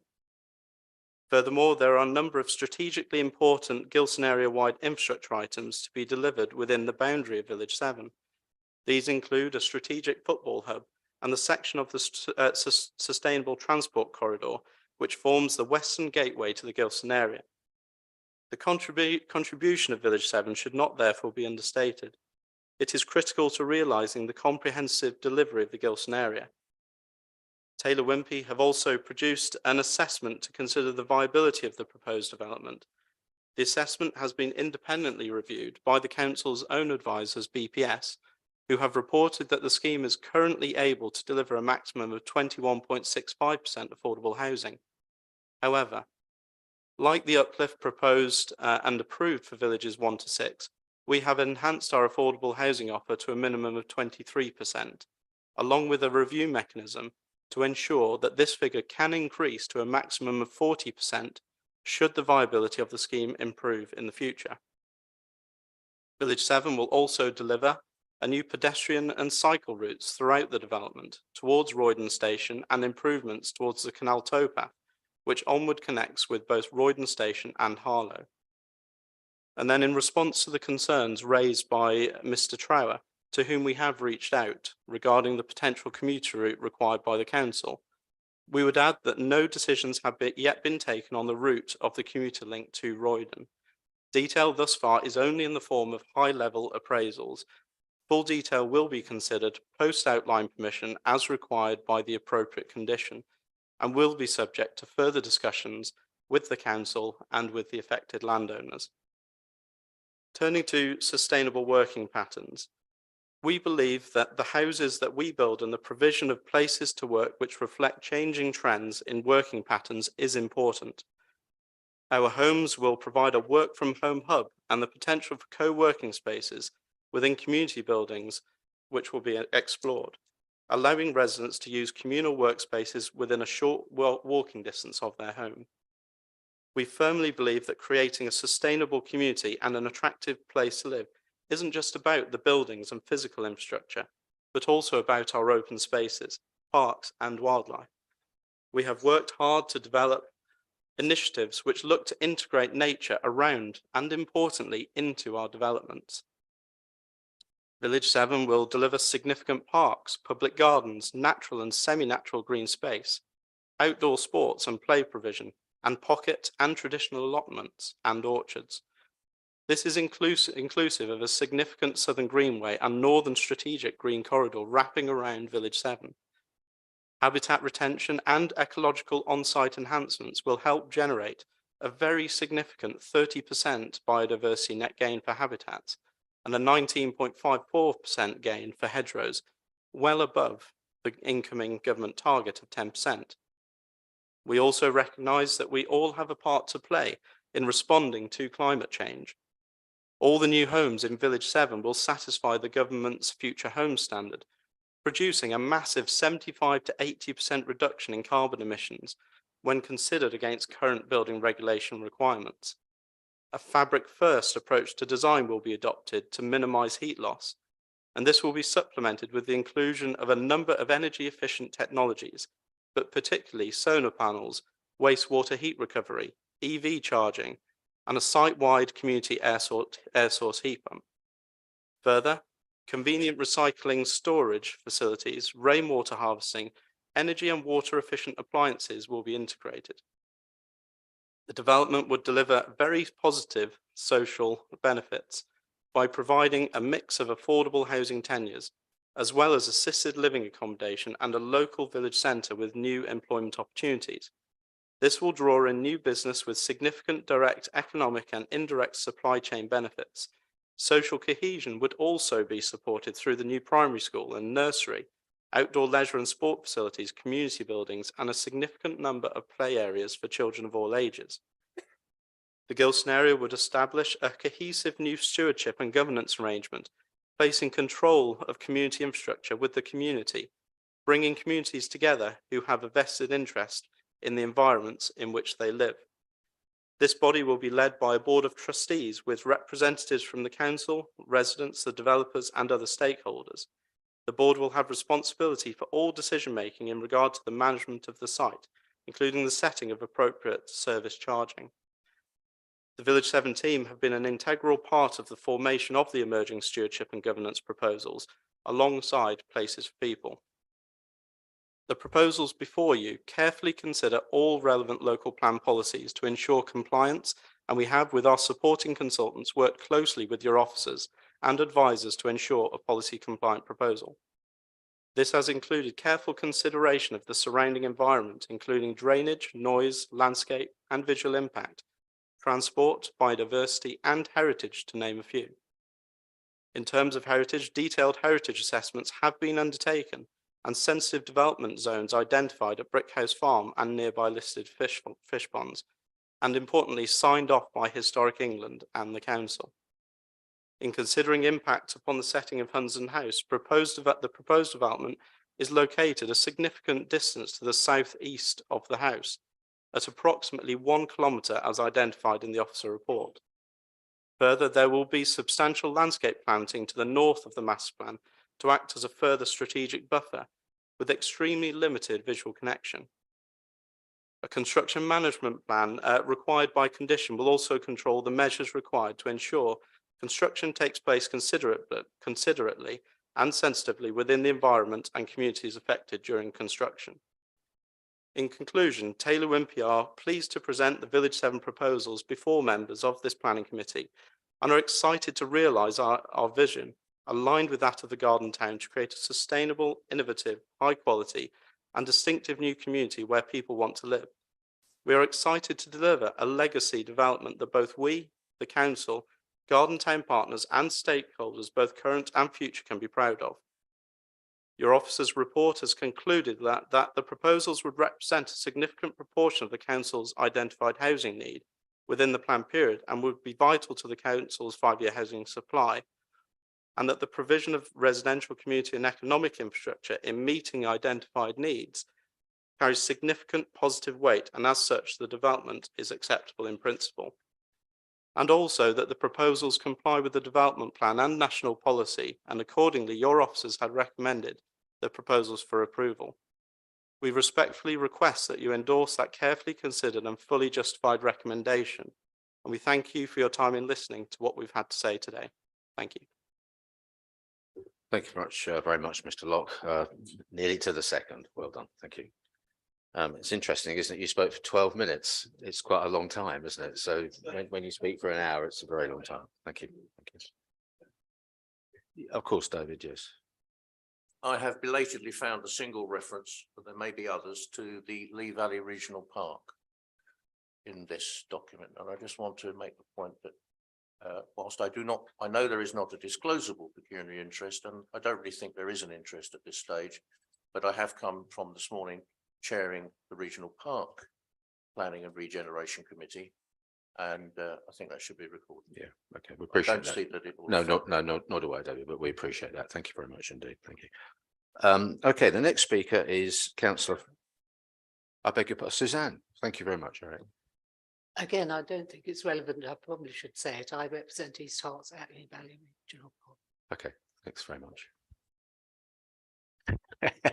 Here we go. Okay, Ian. And I also do so periodically as an alternate. Okay. I'm just giving people a chance. No, okay, very good. All right. So the next speaker now is Councillor Frank O'Shea. I've got a feeling that you've been here before, Mr. O'Shea, as well, but we'll still go through the rules when goes. Do please take a seat. We'll just let you introduce yourself as you choose to. And then when you've done that, we'll get to your presentation proper. You have 12 minutes, as is the case with everybody else. The 12 minutes will start when you press the red button. And if you are still speaking at 12 minutes, we will cut you off. So by all means, just introduce yourself just to start with.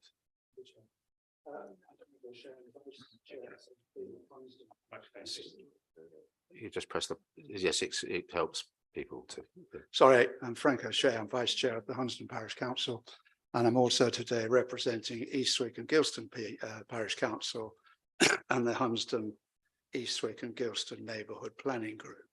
Very good. If you press the button off, I know it seems a bit silly, but when you're ready, press the button again. And when you're ready, in your own time. As you know, our parish council sponsored the Gilston Area Neighbourhood Plan, which was adopted by East Herts in 2021, and the winner of 3 national awards for its excellence. To quote from your own district plan, our neighbourhood plan is part of the development plan, and the policies contained within it will be used together with the district plan in the determination of planning applications. Fine words, but we're sorry to say that's not what's happening in the Gilston development. Taylor Wimpey have, for the most part, totally ignored the neighbourhood plan in their planning application and its many revisions. And we're sorry to say, on too many occasions, the planning officers too have ignored the plan or policies in the plan, and regrettably, you, this committee, have permitted an impossible 2 days for written representations to you, and allowing us only 12 minutes today to say what we need to say upon the officer's 355-page report. That's what I counted it as. Somebody else says it's more. We do feel unfairly and badly treated by East Herts Council. in this significant development which will affect the lives of so many. We can only trust that the promises of Secretary of State Michael Gove to give localism and neighbourhood planning a proper voice will come soon. We do not believe that this application is fit for determination, and it should be refused as it fails to conform with the development plans in too many respects. On 28th of February last, in the villages 1 to 6 applications, the officers assured you a number of times that villages 1 to 6 could perfectly well go ahead without village 7. 1 to 6 will deliver 3,250 new houses by 2033, the end of the district plan period. The district plan allocated to Gilston at least 3,000 dwellings, but you're now being asked to approve another 1,500 houses, making a total of 4,700. So why this additional housing? It seems pure commercial gain is driving this part of the development instead of sensible planning. The Gilston area is supposed to be an integrated single development, but Village 7 is not that in any normal meaning of the term. You have Village 1 in Gilston to be followed by Village 2 next door, but Village 7 is over a mile away. All the villages, or as your case officer last month called them urban neighbourhoods, are supposed to be connected. One of the conditions in the planning approval for 1 to 6 was condition 31, which stated, and I quote, prior to the occupation of any homes in each of villages 3, 4, 5 or 6, the sustainable transport corridor link between that village and village 1 shall be fully completed and operational. The reasons given for this were, again quoting, to ensure that the development meets the policy standards required by the development plan and any other material considerations. So that's clear enough. So do we find a similar condition for Village 7? No. What we find is the most almighty fudge. As currently proposed, the occupation of 350 homes in Village 7 would be allowed in advance of the internal STC to the centre of Gilston, but that's only half of it. As the applicants do not own the land between Village 7 and Village 1, they're wholly dependent on the actual owners, which is Places for People, to let them build the STC, the road, the internal road. We've been asking Taylor Wimpey for a long time when the STC will be built, but they've been unable or refused to say. Recognising that they do not own the land between the two villages, the Section 106 heads of terms state, and again I quote, subject to agreed terms, Village 1 to 6 owner to offer step-in rights to the Village 7 owner, allowing the owner of Village 7 to deliver the ST Sync across villages 6 and 5 to Village 1. And the Village 7 owner is to use all reasonable endeavours to secure step-in rights. Quite simply, this is a recipe for disaster because it just will not happen. The draft terms will not miraculously and suddenly become agreed after all this time. You've seen it all too often before, it'll just quietly be forgotten. The point is really important as the proposed integration of 7 with 1 to 6 is required by policy GA1 in the East Herts District Plan and our own policy AG1. It's reliant on this interdependent infrastructure delivery so as not to end up as a standalone development. And if for some reason the rest of the Gilston development fails to materialise, we in Hunsdon will be left with an isolated housing estate with no internal connections, no healthcare provision and no secondary schools, all because Village 7 has been allowed out of sequence with the rest of the Gilston development. On this ground alone, this application should be refused. Turning now to affordable housing, just 1 year ago, Taylor Wimpey submitted a final position statement to confirm the proposals for affordable housing. It said, Taylor Wimpey UK Limited can confirm that 40%, this was a year ago, of the proposed residential units are proposed as affordable units, which will ensure compliance with policy HOU 3 of the Council's local plan. 1 year ago. Places for People subsequently published a viability assessment claiming they couldn't afford 40%. And not long after, lo and behold, Taylor Wimpey issued their own reappraisal arguing the same, but they're not the same. Taylor Wimpey brought this site 2 years ago. They knew what they were buying and what the commitments were. In fact, on their own figures, their cost per housing unit is significantly less. However, they offered the same revised target for affordable housing, have diluted the tenure mix, and in the rush to get this application approved, your officers have agreed to a reduction in affordable housing to 23%, a miserable achievement for greenfield sites, and also agreed a housing mix which the officers' report had to admit deviates from the ideal position as per East Hert's advocated policies. To base the targets on a snapshot of the present economic position is a very poor outcome for residents of East Herts. Officers may say that there's provision for upward reviews, but if you look at the heads of terms, it actually says details of review to be agreed. So once again, nothing has actually been agreed, and forgive me for being cynical, but experience suggests that nothing will be agreed. I'm afraid that boat will have sailed if this application is allowed to proceed. While on the topic of the heads of terms, are you really comfortable to give delegated powers when you know so little about what actually has or has not been agreed in principle? I've counted nearly 40 items expressed as yet to be agreed. So there's a lot more negotiation to be done, and it won't come back to you, though, for an informed decision for reasons you were given by your lawyers last month. If I could turn to local transport issues in Hunsdon, it's obvious that when the population expands up to tenfold, the local roads will carry more traffic. One clear rat run would be the Village 7 residents who wish to go to Bishop Stortford or Stansted Airport driving north through Hunsdon. As yet, there are no proposals at all to improve the road from Village 7 to Hunsdon, which is a country lane with a number of tight corners and an accident black spot. Councillor Eric Buckmaster has circulated a paper about one of them to you. There's also a ridiculous idea to divert Church Lane, the road from the A414 to Hunsdon, through the new village centre to take all HGVs and through traffic. This really beggars belief that this will enhance the environment of the new village or the local school nearby. We've tried to persuade the applicants and your officers that both these things are unacceptable, but as usual, we've been ignored. On sustainable travel, you'll be fully aware that meeting an ambitious travel targets are essential in this development to avoid gridlock. There's a very strange condition, T13, which says no more than 1,200 residential units at Village 7 should be occupied until highway works associated with the construction of the supplemental STC bus route, inclusive of Busgate, are completed. I don't know what that means, and I suggest you ask the officer to explain exactly what provision for bus transport there will be, because this makes no sense at all. Secondly, as has been stated earlier, the proposals for the so-called Roydon Commuter Link are critical, as the officers know, but they're probably undeliverable.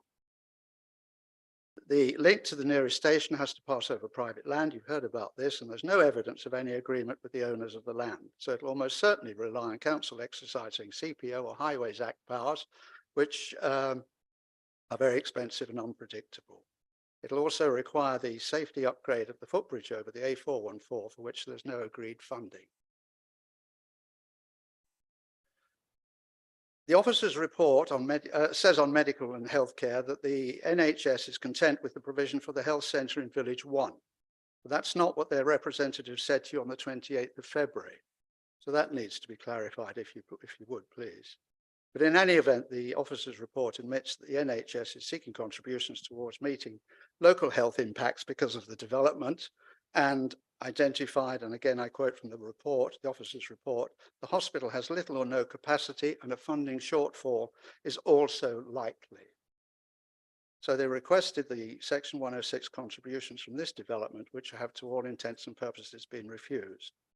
So while the lawyers argued this one out, please listen to the NHS and the community who find it hard to access GP surgery now and fear the capacity Princess Alexandra has to provide for the present population.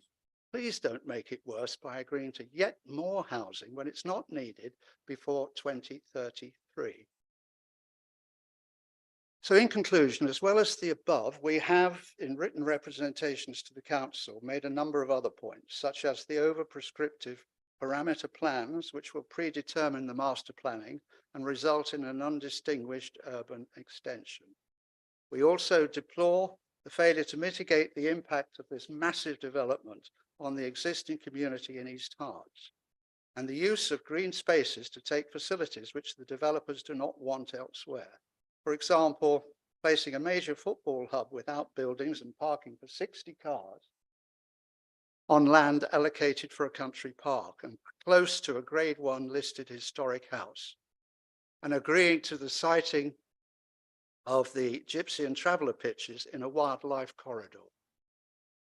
In short, this application is not in a state to be approved, despite the fact that it has been 4 years in the making. It fails on too many grounds to be part of a comprehensive, sensibly phased garden village as the development plans require. And for all of these reasons, you should refuse it. Thank you, Chairman. Thank you very much indeed, Mr. O'Shea. Thank you. Going to let Mr. O'Shea take his seat in the gallery again. I'm conscious that this is a major application, so it takes time. I'm conscious, if I'm reading the clock correctly, that we've been going for 15 minutes short of 2 hours. So I thought before we get into questions and officer responses, we might just take a 10. No, I'm early on this. We need to take we need to take our two fellow councillors. I'm sorry, I didn't mean to ignore you, but you can tell that maybe when you've had your say, we might break for a 10-minute break. So with apologies to everybody for not at all meaning to be disrespectful to councillors Buckmaster and Dumont. You're both in the seat to speak. I don't know who's going to speak first, or what are you? Okay, yeah, Councillor Buckmaster. And just so everybody in the room knows, because Councillor Buckmaster, and the same will apply to Councillor Dumont, are local ward councillors, they're not subject to a strict time limit.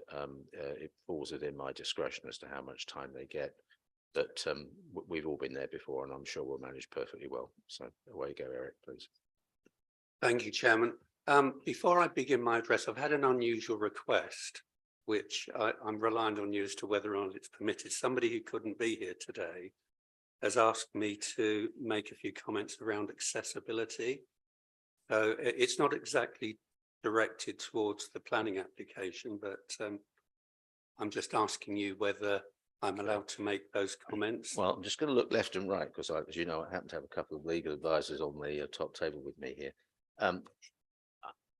My first reaction, but we'll see what Victoria and Lee say, is that if the remarks are not germane to the application, then with all due respect to the individual, who I'm sure is very genuine about what he or she wishes to say, I'm not so sure that it falls for them to be made today. Victoria, our legal officer, is nodding. With that. And I have our external solicitor, Lee, who at the moment is nodding. Yeah, I mean, we've obviously not seen them, but if they relate to the application, then fine. If they don't. Yeah, but I think if they're Okay, fairly short and succinct, I don't think. So I anybody's think gonna we're in be- your hands there, Eric. If you've been kind enough to say that you didn't think they relate to the application, if, as you are speaking, if there's something occurs that you think is germane, then Yeah, by all that's- means, but I think it has to be relevant to the application. That's yeah. fine, thank you, Chairman. Actually, I'm going to ask if Councillor Dumont can go first because I'm having problems with my computer screen. It will give me a chance to close and refresh. All right, Councillor Dumont, looks like it's over to you then. I understand I do have 5 minutes, is that correct? It's about there. Thank you very much. So I'm not going to repeat some of the objections we've already heard today. And I think we can all agree have been very, very powerful objections. And I'm sure you're going to hold those in your mind during the debate. I wanted to speak more broadly about Gilston, because Gilston town in its ambition is very praiseworthy. We're talking about new homes, new schools, new sports facilities, new jobs, a whole new community. This doesn't happen every day. And we can only imagine the hopes and dreams and lives of thousands of people that are going to call Gilston home for generations when this process is complete. However, clearly a scheme on this scale has an enormous effect on the local area. And it has an effect on the environment and on the people that already live here. Most notably, there is going to be a huge loss of greenbelt land, and there is going to be a huge amount of urbanisation of the rural environment. There are many people, myself included, that are saddened by this. So it therefore follows that these aspects must not be given up lightly. In return, the local plan promises us a town of the highest quality. With a blank canvas, it absolutely has to be the best of the best. Perhaps you will agree, and in my mind, the most important feature was that 40% of the homes were promised to be affordable, so that families struggling with expensive rents, insecure rents, or children coming through might have the opportunity to buy somewhere in that aspiration of owning their own home at a price they can maybe just about afford. So the fact that that is not going to happen is hugely sad. And I think East Herts Council has missed an opportunity to shine really brightly at this time when the officers have not kicked back and not forced this. And I think I didn't realise the point. They've only bought it 2 years ago. The decision to build these 10,000 houses, though, was in effect taken in 2018 when the local plan was agreed. So we're not actually here today to talk about whether in principle these things should be going ahead or not. And I think members of the public, onlookers, they should know that today what you guys are here to do, my fellow councillors are here to do, is to appraise the documents in front of you and the scheme that's been put before you and make a decision on that basis and what you've heard to either grant permission or to refuse it. Because you've got a responsibility to the people that already live in East Herts and to the people that are going to live in Gilston, as I said, for generations to come. Now, I'm a fellow councillor with you, all on the panel here today, and I know that you've been recognised for your hard work and your performance during this last 4 years. And I think rightly so. Particularly in the last couple of months, you've had a really tough job to do. You've been called to read hundreds of pages, Village 1 to 6, and again, huge amounts for Village 7 today. But I do know and I trust that you take that responsibility very seriously and you will discharge your statutory responsibilities with the absolute greatest care. So if there are aspects of this scheme that you feel do not fulfill the promises, you have to refuse this application. If you feel there is any merit in the objections that you've heard and we've heard here today, you have to refuse this application. Now, this is not so that the development is not built at all. It's not so it's going to go away, but this is so that the applicant goes away and comes back to us as a council with something better. As councillors, we make the decisions. We shape our communities, we shape our environment. And I would hope today that we prove this is not a box ticking committee. This is a committee that takes on balance what it's heard and will delay Village 7 until there are improvements. Thank you. Thank you very much, Councillor Dumont. Now, if Councillor Buckmaster's got his laptop to work, yes? Thank you, Chair. That was perfect timing. It's your turn. Right. If I may start then. For the previous applications, Villages 1 to 6, I mentioned I didn't think enough attention had been given to the current condition of the local road network, let alone the cumulative impact from 23,000 homes across the Garden Town. As you know, Chairman, we had an overview and scrutiny meeting here on Tuesday on air quality. I think other members present were there as well. Members noted the problems arising from frequent utility works in Bishop Stortford and Sawbridgeworth. And as a local member, I'm in touch with the county network management team almost on a daily basis over the resultant highways issues.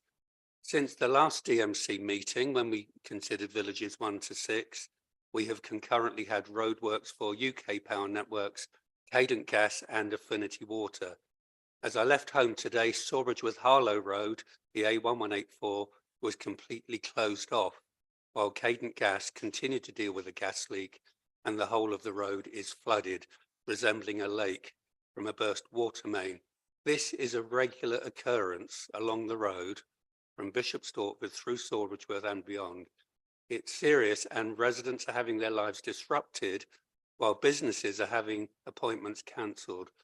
This can no longer be ignored and must be taken into account in terms of phasing and network management. The roads are not coping now. During the course of this meeting, I have read an insulting post on social media directed at me and other local councillors. And I'm sorry, I don't have the confidence in the traffic modelling that our officers have, based on what we're having to deal with now.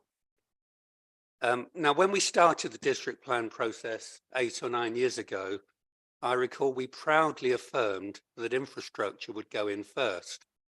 And this is because what we were planning was a really big deal.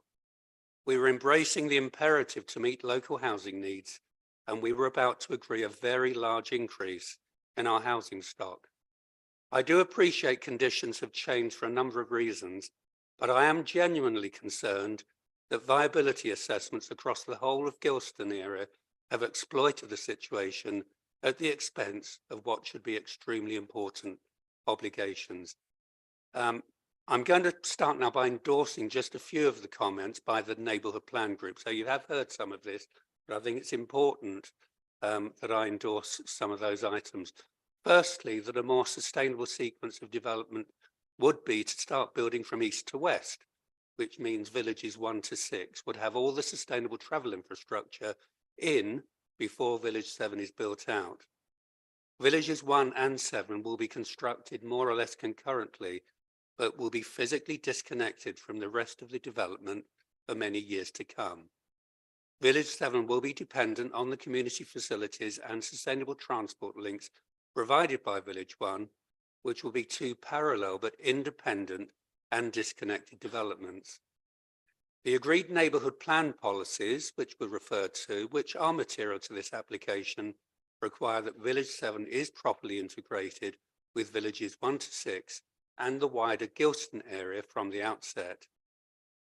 Places for People's position is that a sustainable travel corridor link won't be permitted through their land until the development of villages 5 and 6, which may be 15 years away or more. So without a full sustainable travel corridor, this won't be an integrated village. Travel to schools, health centres, works and shops will be reliant on the A414. And there must be assurance that no occupation can be until there is a safe and sustainable route to school. Essentially, as it stands, the children of families moving into Village 7 won't have sustainable travel opportunities until they themselves have their own children. And now I want to speak about traffic through the village centre and the road conditions through the Hunsdon and the villages. When I first saw the dogleg proposal, I was really surprised anyone would want to do this rather than build a junction that allows through traffic on the existing Church Lane, but with links to the east and west of Village 7. To me, it's asking for trouble. Why route through traffic into a village centre? Now, let's be clear, with the building of the Gilston villages, Church Lane and Acorn Street will become a strategic route, but with still the nature of a country lane, and onward through the villages of Hunsdon, Widford, Much Haddam and Little Haddam, because it's a direct link to the A120 and onto Bishop Stortford and Stansted, or onto the A10 and north. There are no weight limits on these roads, which HGVs routinely ignore anyway, as we all know. So all of the increased volume of traffic arising from area-wide growth, whether agricultural, commercial or private, will be directed into Village 7 Centre, whether they want to go there or not. It's just like designing in a version of the Hockerell Junction in Bishop Stortford, the problems of which you're all very aware, and people will then soon be asking for a bypass. It really doesn't feel right to me. So bearing in mind what I've said about the nature of Church Lane and Acorn Street and the strategic position in relation to housing growth, I want to turn to the document I sent to members with proposals for increasing safety on these roads. It is already a dangerous route with many blind bends and into Acorn Street where it becomes a single lane road. Warning signs say, beware of vehicles in the middle of the road. There are numerous collisions. However, highways record only those that include injury or fatalities. It is especially dangerous at night. The addition of this large town, and that's what it is, will multiply the level of traffic and the ensuing dangers. As mentioned previously, there's been little consideration of the impact on surrounding routes and settlements. The county growth and transport plans designed to mitigate traffic issues have included nothing for Hunsdon. The report I sent you all was commissioned through my highways locality budget 3 years ago in anticipation of the changes coming our way and was sent to East Harts officers. I have repeatedly stated that something needs to be done for Church Lane and Acorn Street. My report showed a number of potential options to improve safety in mitigation of the increased dangers arising from the development. The estimated cost then ranged from £50,000 to £140,000. So even if double that now, it would still represent really good value compared with other Section 106 obligations. To do nothing in the light of the scale of these applications would be negligent. There is no mention of Acorn Street in the officer's report, but I feel that provision should be made with Section 106 contributions towards a scheme to improve safety. So finally, I really do hope that you've taken on board the genuine concerns of speakers today. As my colleague earlier mentioned, you can make a difference. So please think carefully and do what you can for Hunsdon and the neighbouring communities. It is vital. Thank you, Chairman. Thank you very much, Eric, and thank you again to Councillor Dumont. Thank you. Now, if I've got it right, I think we have now got through all the speakers. Haven't Gotten anybody? No, okay. In which case we've now been going for 2 hours, so I think we should have a break. So can I suggest that we will come back at 4:15, which is about 13 minutes. I need to take a vote to have a break. So Councillor Andrews has proposed, Councillor Beckett seconded.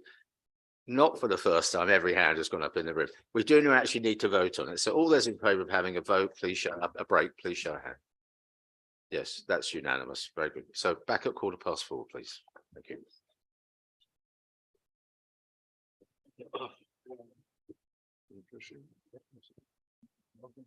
Yeah.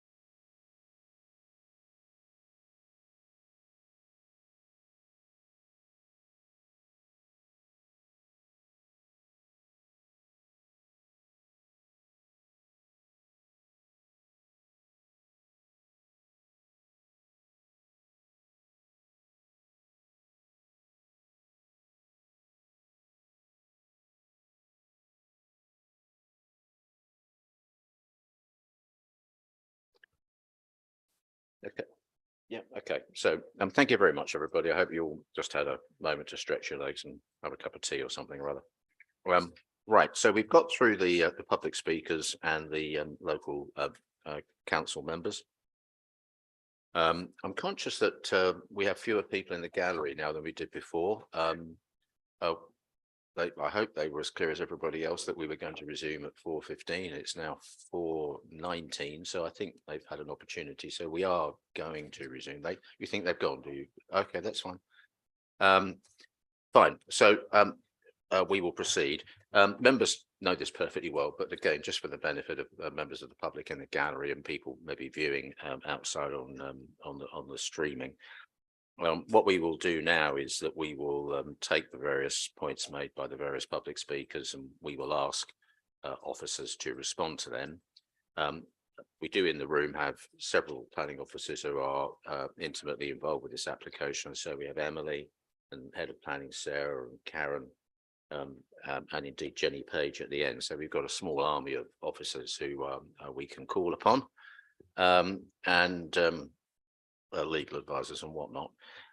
Just before we do get into that, I think it's right that I do take note of a couple of things that Mr. Trower said that in their own way were quite serious.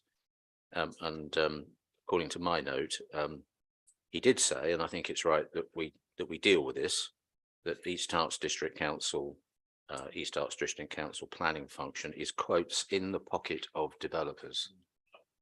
And I am going to respond to that initially as the chairman of this committee. I do not believe that to be true for one moment. This is an important application and people have views. It's right to say that Mr. Trower did not offer any evidence in support of that comment. I do not believe it to be true. I'm just going to ask our head of planning to comment on that allegation so that you can say what you wish to say about it, Sarah. Thank you, Chairman. I think that allegation is actually very unfair and concur, and it is not true.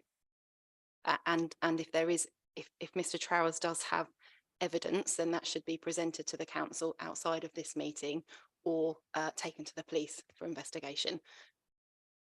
I think that's a fair comment. I'm looking at all members. David Andrews wishes to put his hand up. Well, without prejudicing either my position or that of this committee or council, I think that sort of accusation, unsupported by any evidence, is outrageous. And as the head of planning has said, if there is evidence, then we would want that evidence to be exposed in the appropriate way and dealt with in the appropriate way. But in the absence of it, and the knowledge I have of working with the planning team here over several administrations, that simply is not the case. Thank you very much, David. I think point is made. I am looking at all members. If any member wishes to say something contrary to what I've said, or indeed wishes to say anything that confirms what I've just said, please do. Councillor Camp. Yes, perhaps I could also reiterate a point that has been made in the past, but I think is worth repeating again. All the councillors on this committee sit individually. There is no party whip, there is no party line. We all make our decisions individually based on the merits of the application and of the evidence presented to us. And that's been recognised in the past. Thank you very much, Ian. And indeed, the absence of whipping of this committee has been recognised by all political members of this committee previously, which is an important point in itself. Okay, so I think having just addressed that, and I think it was right to address that, we can now move into looking at the various points that have been made. I try and make notes as we go of the points that have been made, and so I'm just going to start with Mr. Joyce. Mr. Joyce initially at the beginning of his presentation made points to the effect that Village 7 should not be considered separately to Villages 1 to 6. He made a point that the timings in terms of the paperwork and response times are very short. not sufficient. He also has made points, as a number of speakers, in relation to highways matters, and another point that a number of speakers, if not every speaker, has made in relation to the NHS. Now, I think the NHS point is a point that's got its own characteristic. So I'm initially going to ask if it's okay, either Victoria or Lee to comment on the NHS point. If that's okay with you both, please. Thank you, Chair. Yes, as members will be aware, there were some late representations that came in, and there is a late representations report that was produced by members, which everybody's had an opportunity to read.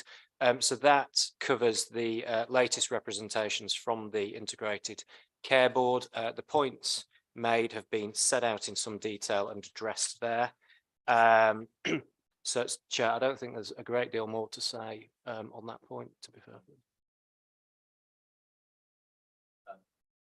The last speaker. Can I just check with both Lee and Victoria, and indeed any planning officer that wants to comment, that the NHS issue is kind of an issue for the NHS.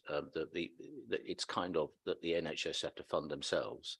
Now, I may not have put that precisely correct, but conceptually, that's the place we're in, isn't it? Chair, there's two aspects. So that one, in terms of primary care, there's intended to be a new healthcare facility provided within the Gilston area, which Village 7 will be paying a proportionate contribution towards 15% of that primary care facility. The details of that facility are in the heads of terms. And then there's acute care, emergency care, which has been addressed at some length in the report. The general principle is that is funded by general taxation, and it would be quite exceptional for funding towards that to be secured in a 106. There has been recent case law on this, where on the specific facts of that case, a significant acute care contribution was refused by the local authority and upheld by the court for similar reasons. There's a high threshold to establish on the evidence whether a contribution meets the tests of necessity and reasonableness for a developer to fund, and officers are satisfied on the facts of this case based on the evidence they've seen that those tests aren't satisfied. Thank you very much, Lee. We've done this before, member, so I hope it's okay if I try and pick up the points from the objectors, and then of course you must all come in with any questions or comments you have. In a couple of different ways, Mr. Joyce did say, or certainly made the point, that this is a note, local people have been sidelined by this process. So he must there be making some reference to the fact that the local people don't feel sufficiently consulted with. And then that takes you back to the point that he made about the timings in terms of the meeting, the timing of the issuance of the paperwork and timings for response. I think he's entitled to response to those points. I don't know whether a planning officer or a legal officer wants to respond to those points. Thank you. I think it's all right.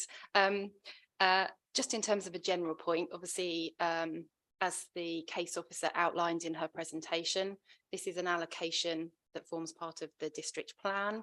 There was a process that in terms of preparing the local plan that the council went through that involves key stages of consultation and engagement. That was prior to my time, but I understand that involved the community as part of the preparation of the district plan, and a huge amount was done to involve people at that point in the process.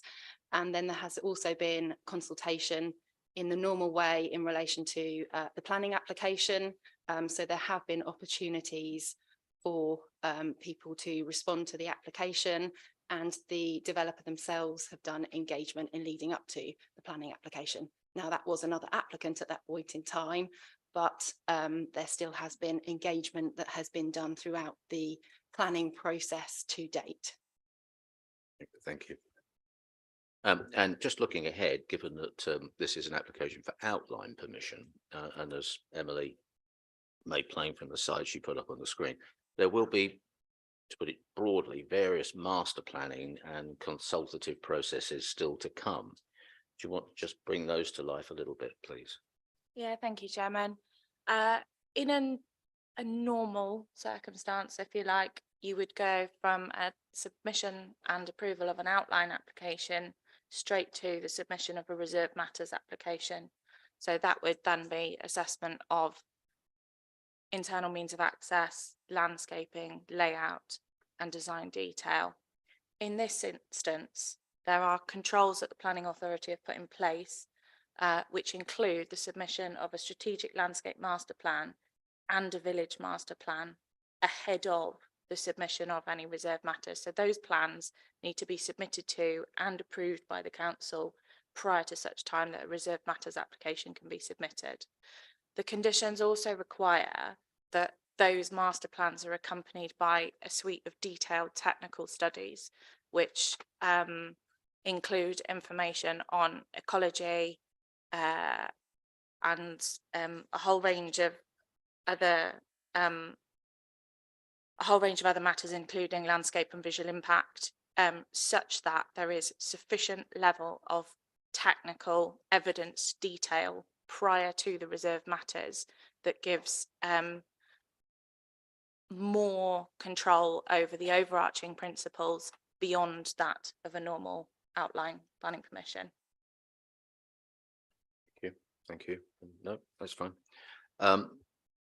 Now, another point that Mr. Joyce made, and this was repeated by other speakers, was in relation to the affordable housing percentage, which is, as we know, is at 23%, was proposed, is at 23% with upward only reviews. Mr. Joyce and other speakers have questioned that. Councillor Dumont said in terms that officers had not kicked back. And I'm inviting officers to comment on that as well, please. Thank you, Chairman. So a viability assessment was submitted by the applicants, and that assessment has been independently reviewed on behalf of the council. So the assessment identified that the scheme could viably deliver 21.65% affordable housing. That offer has been increased to 23% through negotiation with officers.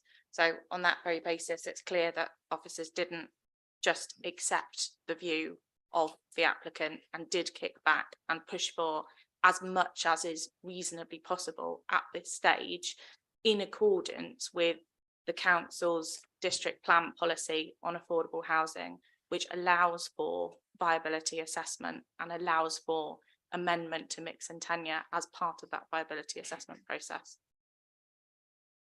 Thank you. And a kind of sub-point was made in relation to affordable housing by Mr. Joyce, which is that the mix that will constitute the affordable housing isn't right. Does an officer want to talk to that? So within the policy, there is a preferred mix in respect of the council's position. The viability assessment identifies a different mix that's not contrary to policy. The policy position allows for a variation to the mix. The mix identified is the 60-40 split between affordable rented products and an intermediate tenure, such as shared ownership housing. The amendment to that mix is considered to be, on balance, an appropriate mix. It provides a mix of tenure. There's still a mix of range and type and size of housing, but that also enables a proportion of affordable housing to be delivered. The viability appraisal would suggest that if the mix was moved away from the 60-40 position, the overall proportion of affordable housing that could be delivered would be less. So in this instance, it's considered on balance that that achieves the most appropriate position for this scheme. Thank you, Emily. Lee, yeah. Chair, thank you. Just whilst we're on viability as a theme, I think one of the later speakers referred to the heads of terms and the upwards only viability review mechanism included within the heads of terms. And I think there was a suggestion, because the heads of terms provide for details, further details to be agreed within the Section 106 agreement itself, that the viability review mechanism wouldn't be secured. That is absolutely not the case. They are heads of terms. So you wouldn't expect all of the details to be included in there. In fact, the council probably wouldn't get the best position if it was forced to set out all the details within heads of terms. But if there is no upwards only review mechanism in the 106 will not be signed and the application will come back to committee. Thank you very much. That brings me on to another point that Mr. Joyce made, which other speakers made in either exactly the same or made variations of the point, which relates to the extent to which it's envisaged that things would be delegated to officers. And there was a broad comment coming through a number of the speakers to the effect, with no disrespect to officers, that is not sufficient, that it shouldn't just be delegated to officers. This committee in some way should be involved in what might be coming next.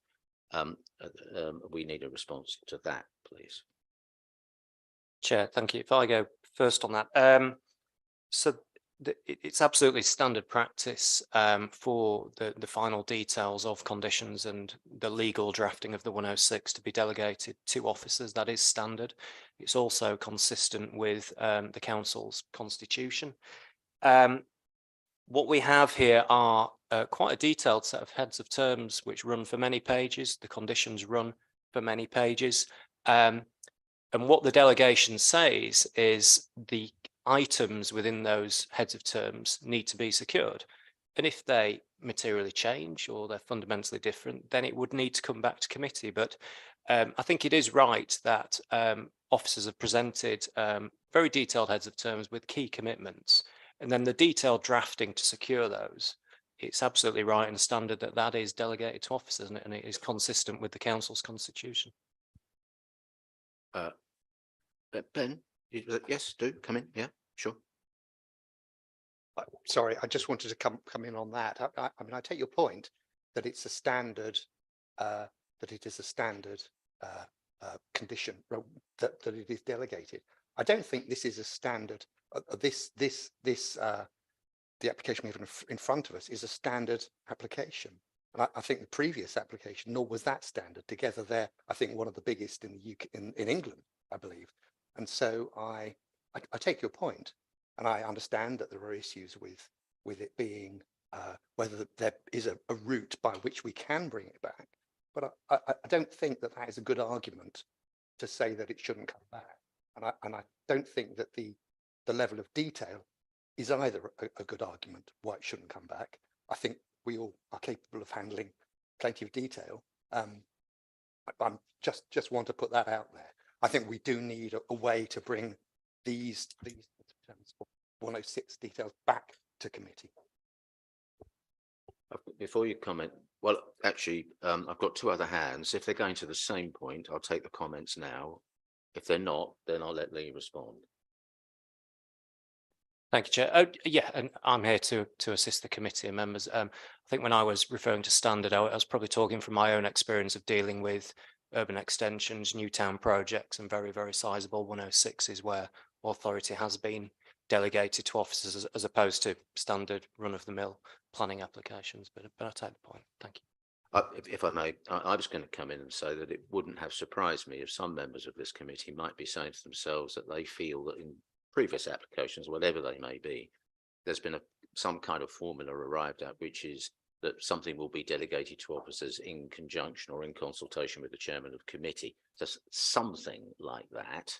And I'm just throwing that out there again so that officers or Lee can comment on that. I think we all it's so obvious, isn't it? This is clearly a very big application, and there are lots of bits and pieces and very important bits and pieces that arise.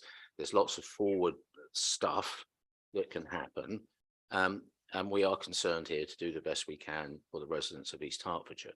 So that's why there is a sentiment that maybe we'd like stuff to come back to us. But on the other hand, we do understand that not everything can come back all the time. It's got to be manageable. We've got complete faith in officers. So really, we're looking for a happy medium, and maybe we don't need to arrive at that at this precise second, but maybe in fact that's the thing to do. I just leave this sitting with you, and as the meeting goes forward, you can reflect. Okay. So I've got David Andrews. Yeah, I've got David Andrews first, then Carolyn Redfern, and then we'll come back to you, Ruth. Sorry, specific point on. Okay, in what that you've case, just been do saying. go now. Yeah. I thought that we had also discussed this previously under the Villagers 1 to 6 application. Did we not come up with some sort of conclusion that something should come back to us every 6 months? And would it not be appropriate for Village 7 to be treated exactly the same way as Villagers 1 to 6 for all these sorts of matters? If I just might speak from the chair, I think there's something in what you just said there, Ian. So I think we just leave this to we'll just let this settle in with officers, and then they'll come back. You know, we'll be discussing this for at least 20 minutes, I think. You know. So, okay, David Andrews. Yeah, I think Ben put the philosophical side of it extremely well, and I think you've summed up the pragmatism around it. I'd like to sort of dwell a little bit on the practical nature of it. It's fairly short, you'll be pleased to know, and there's no timetables involved.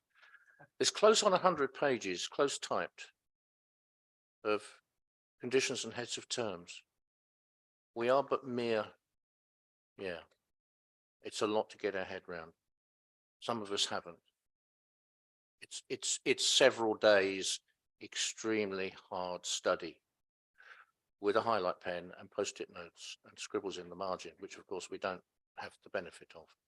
So I would just put that forward and say, whatever time we can afford to put to this on behalf of our residents, we should. You know, we should be, this is not a normal application in any sense of the matter. It is far from normal. And therefore we should give it, yeah, sure, That's fine. condition. And again, we've had the papers within the terms of the Constitution, it appears, but not necessarily in the terms of realistically giving them the attention that they might deserve. Okay, Carolyn. Once again, Councillor Andrews has said exactly what I was going to say. If the people who objected to the shortness of time they had to respond, then I would like to object to the shortness of time that we had to read it again.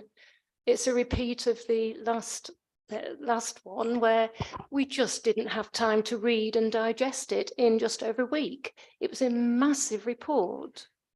And I really think that we should be given longer. And that's all I was going to say, which is more or less what Councillor Andrews said. Ruth. Thank you, Chair. I was just going to also bring up if we're asking for the head of terms to come back for us to consider, what about the master plans and the reserved matters? That kind of goes to the manageability of the exercise, doesn't it? I agree with you there. So can I just come back on the reserve matters point, just to say that obviously under the Constitution, it's under any member of this council can call back in the reserve matters application. In addition, the head of planning could decide not to exercise her power in relation to determining reserve matters and bring it back to committee as well. So there's like a double hold on it. So that should give members some comfort in respect to the reserve matters applications. Yeah, thank you. Again, I'm thinking this is such a huge project, obviously with villages 1 to 6 as well, that actually I think it shouldn't rely on us having to call it in. I think it almost should be set that it does come back to us. All I would say to that from the chair is, of course, the Constitution does have a calling mechanism. So it's right that we acknowledge it exists, and we certainly don't want to be rewriting the calling mechanism in the Constitution in the middle of this committee meeting. Okay, right. If I just come back to Emily, did you want to speak? Do come in. Yeah, a slightly nuanced point, but I did also just want to add that there is inherent opportunity for engagement within the strategic landscape master plan and village master plan processes. So whilst that's a slightly nuanced point in terms of bringing it back to committee, it is expected that members of this committee, councillors of this council and councillors of nearby parish councils and neighbourhood plan groups will have an involvement in the development of those documents. Okay, David. Well, de facto, that's not strictly the case because we have heard, though unsubstantiated, that documents that have been prepared by interested parties with a great deal of dedication and personal time spent on it have largely been ignored. Can I just, I think this point's been made. If officers feel ready to respond to it, that's fine by me at least. But if you just like, just to mull it over and as this debate continues, that's fine by me as well. We just need some form of response before the meeting's finished, as you choose. Can I just come back on Yes. that point, because I think it's a really important point and we do need to clarify it now. If I take members back to the officers' report, it is very clear on the position with the development plan in relation to the district plan for East Herts Council and the neighbourhood plan. And the officers' report clearly outlines all the relevant policies from the district plan and the neighbourhood plan. Officers have not ignored any of those policies in reviewing this application and coming to the proposal. So it's very clear in that report the policies that have been taken into account. And it's obviously the role of the case officer to take on board those policies and make an assessment and come to a planning judgment.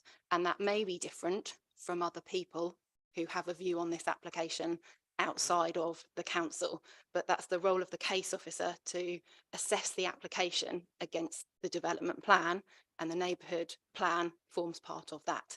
It can't be ignored. It hasn't been ignored. So I'm just going to carry on working through objectors' points if you bear with me.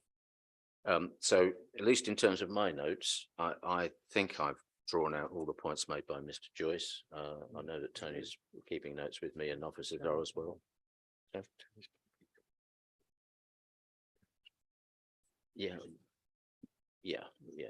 Okay, so I'm now going to move on to Mr. Trower, unless anybody feels that there's anything. Mr. Trower. Mr. Trower, the first note I have of Mr. Trower's comments is that there's been a quotes complete failure to engage. And clearly that warrants a response. Thank you, Chairman. As is required, residents nearby to the application have been consulted. Indeed, Mr. Trower submitted previous representations to the application following those consultations. So I think it's unreasonable to say that he hasn't been consulted in the appropriate manner. He made a similar point, but specific to a proposed, if I understand it correctly, bicycle route to Roydon Station, where the note I've written down is that he said there had been no consultation to date. Obviously, the consultation includes all of the information in respect of the planning application. That includes a document specifically relating to the Roydon commuter link. I think it's just worth outlining that there is a preferred and an alternative in respect of the Roydon commuter link. And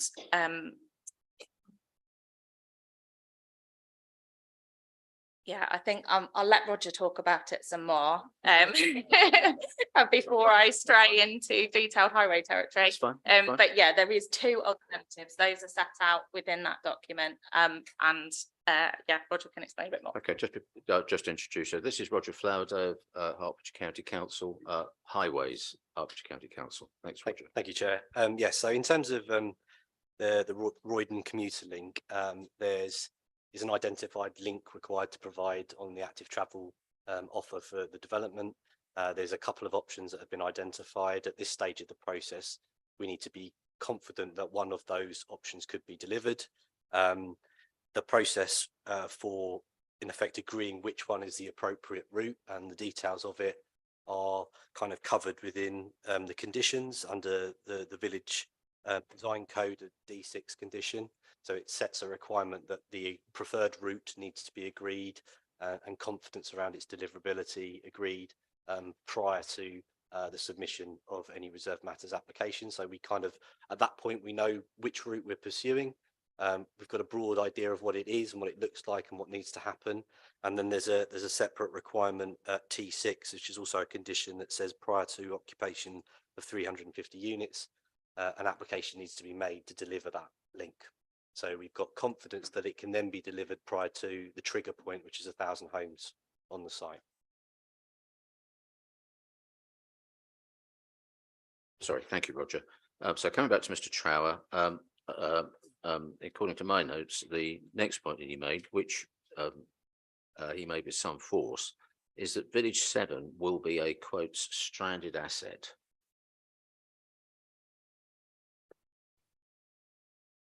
Thank you, Chairman. I think we all know that Village 7 forms part of the GA1 allocation for 10,000 homes.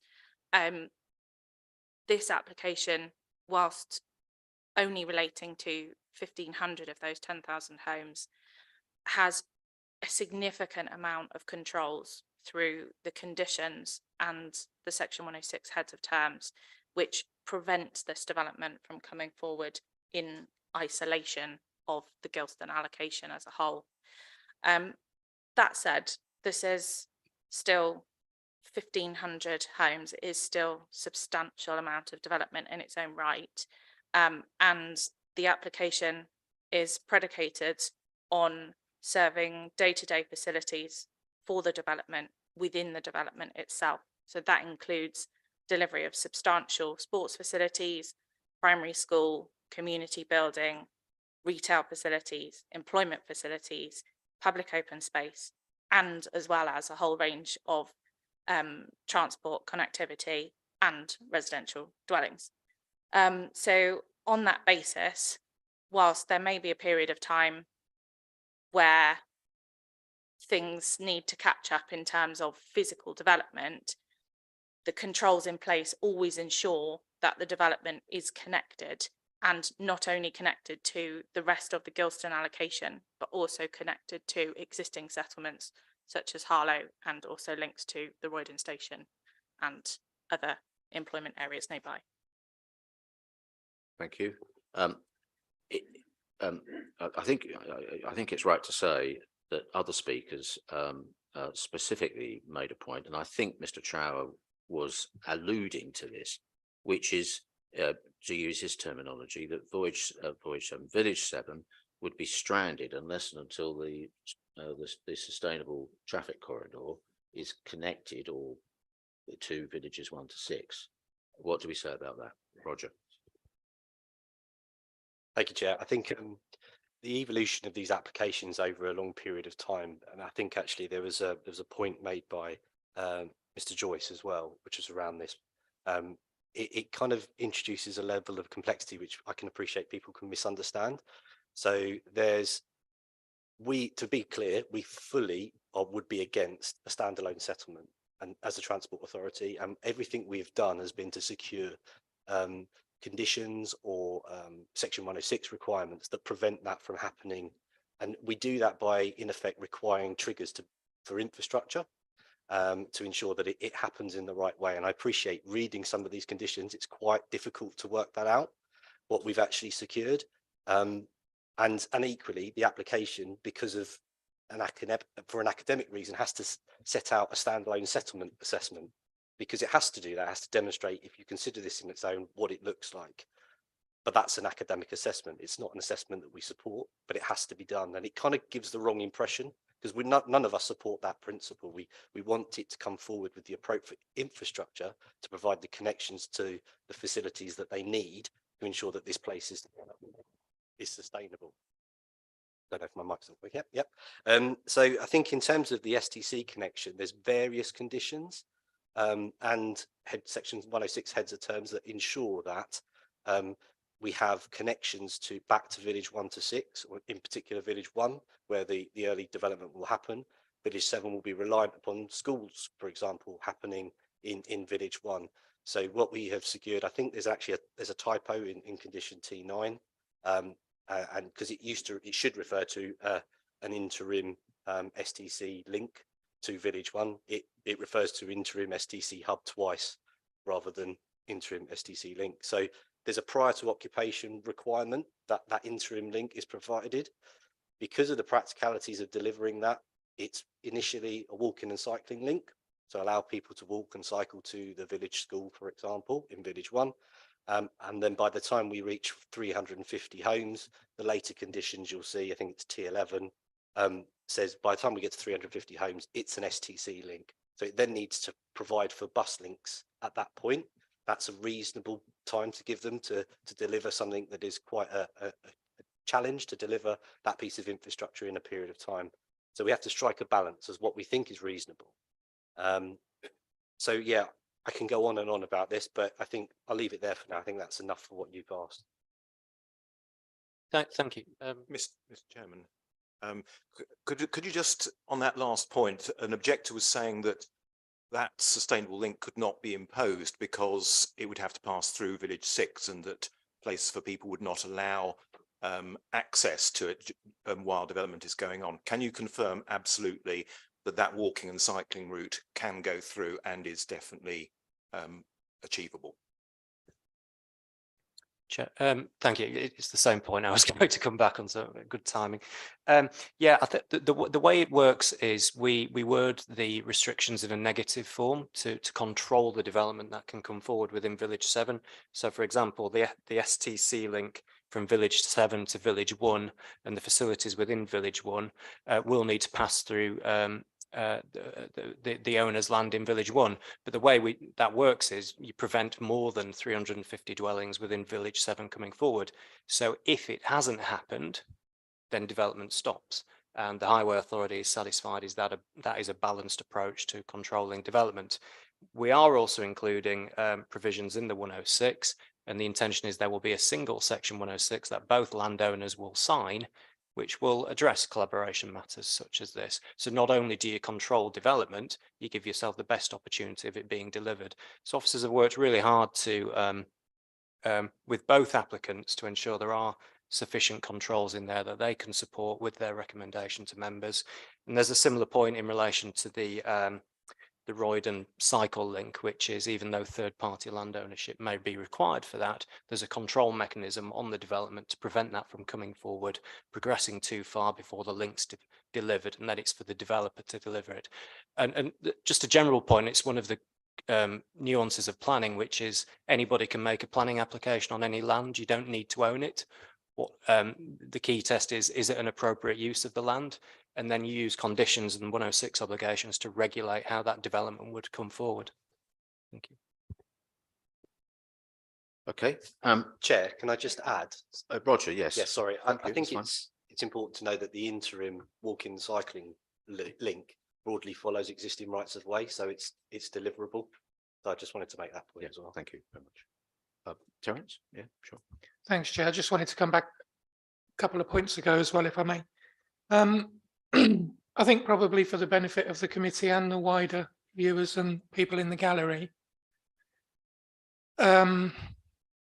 whilst I understand you can make an application and then deal with matters of access over private land post-development through reserved matters, my question is, would it not be best practice that those conversations at least have been had, that it's not down to a CPO in order to get across that land, and that we can have somebody who's not hostile in the process, as we clearly have in this current situation.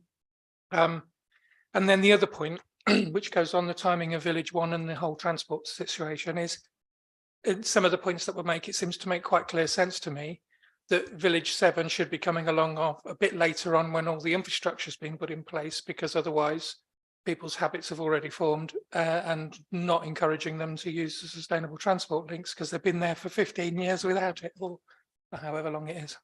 Yeah. Okay, response to those points, please.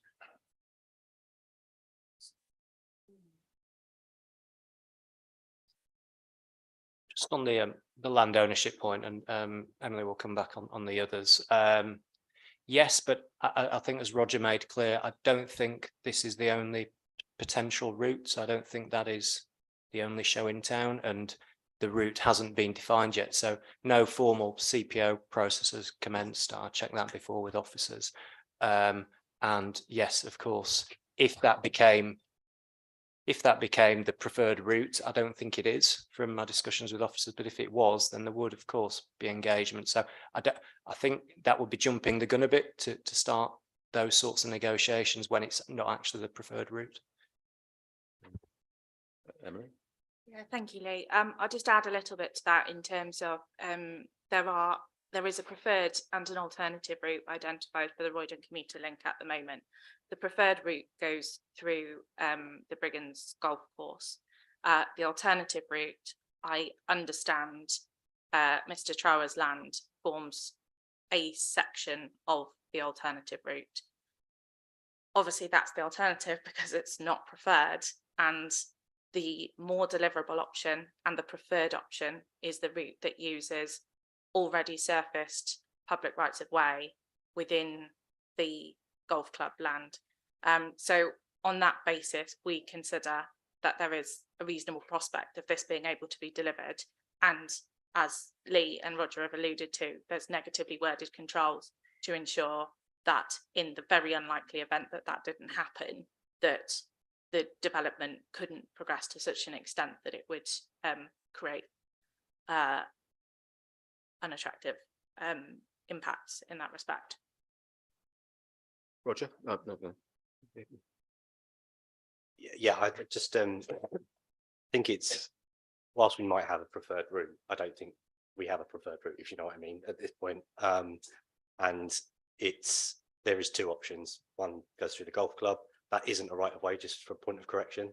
The right of way is the Harcamlow Way, which uses the Mr. Trower's land as along part of its section. So, but it is a right of way, so potentially quite deliverable, subject to obviously making changes to it. But you know, we've got two options on the table at the moment, and we need to kind of identify the most deliverable and most appropriate route. Before you come back, Terence, if I could just take this moment to say that Mr. Trower's kind of concluding position, as I understood it, was that Village 7 simply should not start until villages 1 to 6 are completed, or at least substantially completed. I think that was his final rallying cry. And he's entitled to a response to that point, please.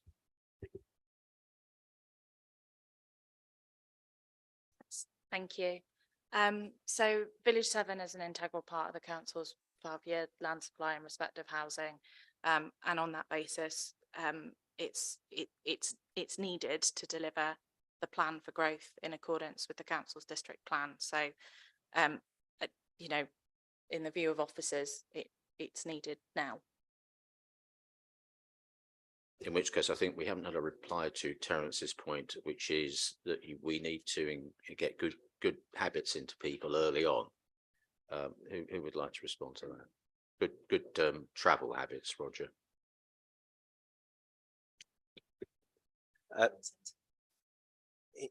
I think so. We have the conditions I've referenced, and the Section 106 heads of terms. It requires the infrastructure to be delivered in advance of occupation.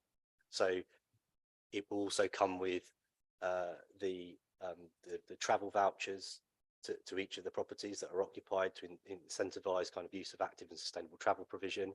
The transport hubs are delivered in an interim form prior to occupation, I believe, as well. I need to double check that, or it might be 150 units.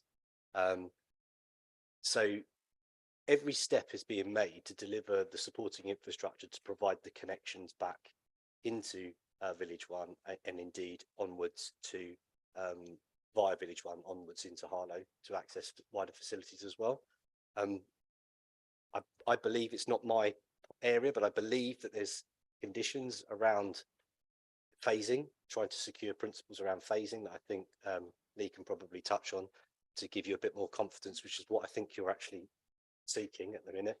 But what I can tell you is that from a transport perspective, I'm comfortable that all of the conditions and triggers are in place to support the delivery of this in a sustainable manner. Just to clarify in respect of Roger's point on the condition, the condition requires a full STC transport hub to be completed prior to 150 residential units in Village 7. Thank you, Chair. And the condition that Roger was referring to, which is condition A4 for people's note. And this is something that as officers, I know a lot of effort went into working with both highway authorities.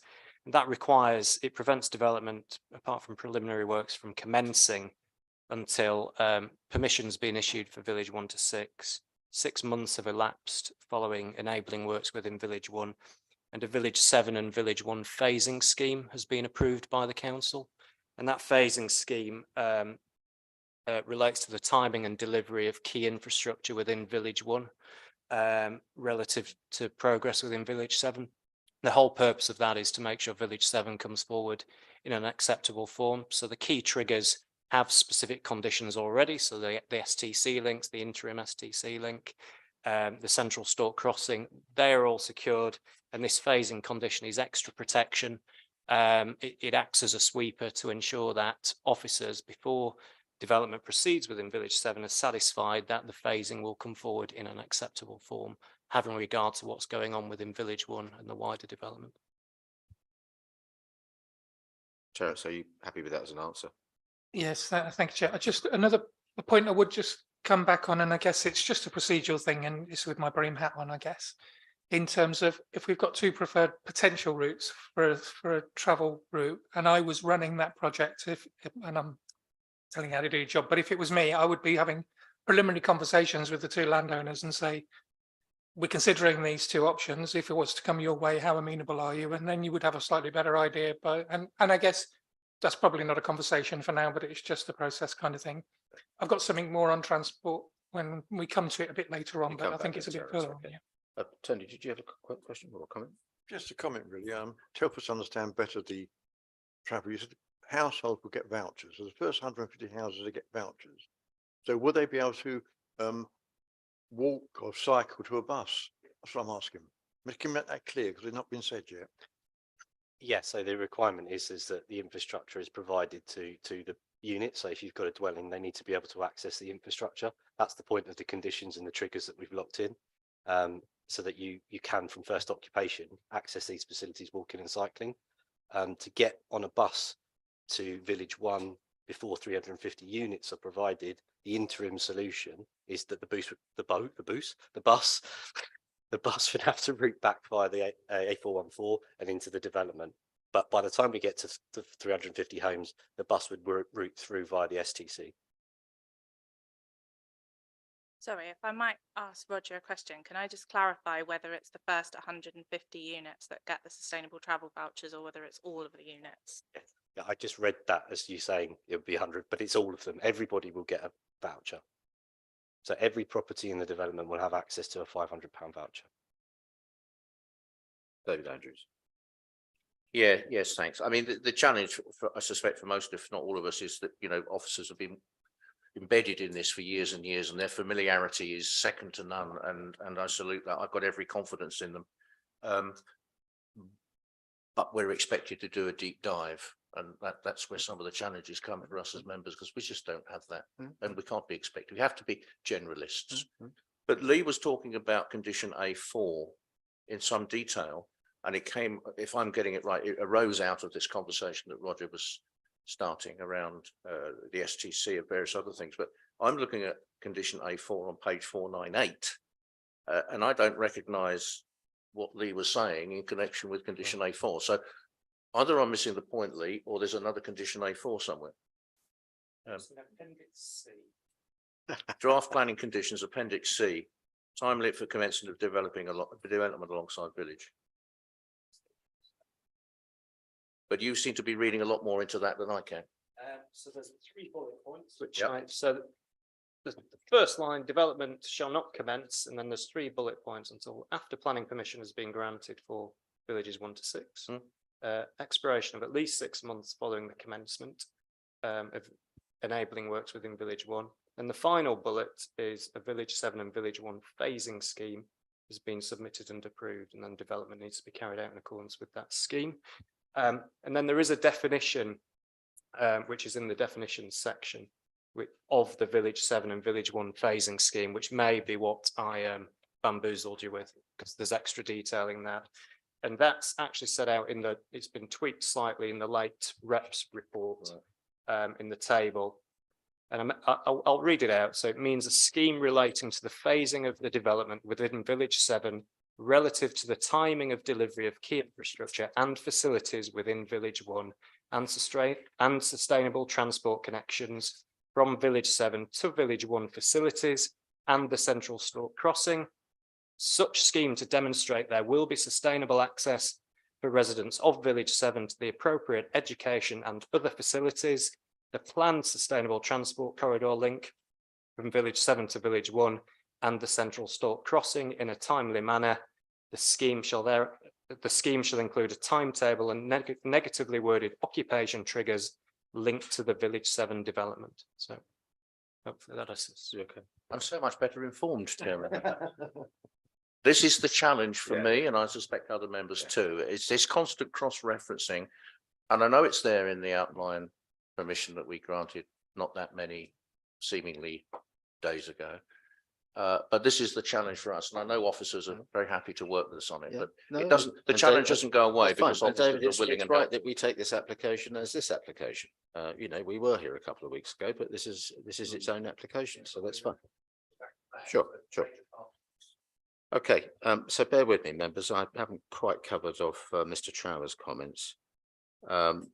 If I simply say that Mr. Trower made quite a forceful comment in relation to sewage, which needs a response, and he also was concerned about some topographical issues.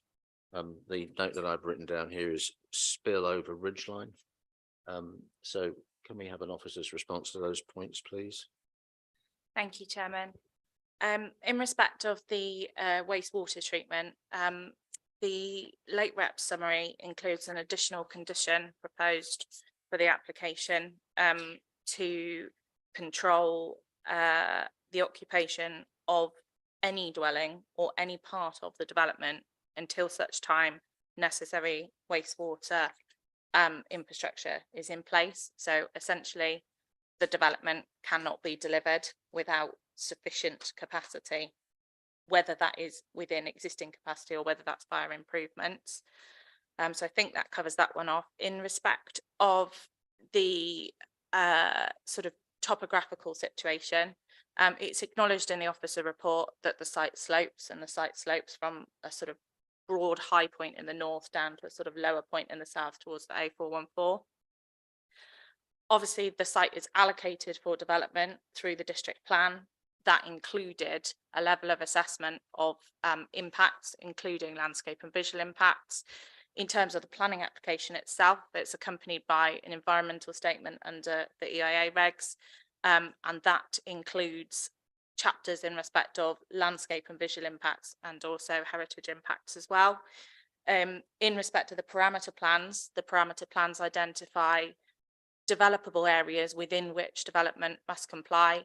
That also sets out height parameters which restrict the height of development in locations, and the development specification statement sets out principles in respect of density and of development, and identifies that the density of the development will be softer towards the edges in the region of 30 dwellings per hectare. In addition, there is the sensitive development areas, which give a significant amount of protection to assets nearby and within the site. And also there's the additional stages that we've mentioned in terms of the strategic landscape master plan, which must come forward ahead of the reserve matters. And as part of that strategic landscape master plan, and as part of the amended wording to condition D1 referenced in the late representation summary A, that includes a landscape and visual impact appraisal compliance statement, which demonstrates no new or materially different significant effects to those reported within the environmental statement. So that is an additional control in respect of the impacts on landscape and visual matters as well. Thank you very much, Emily. David, again.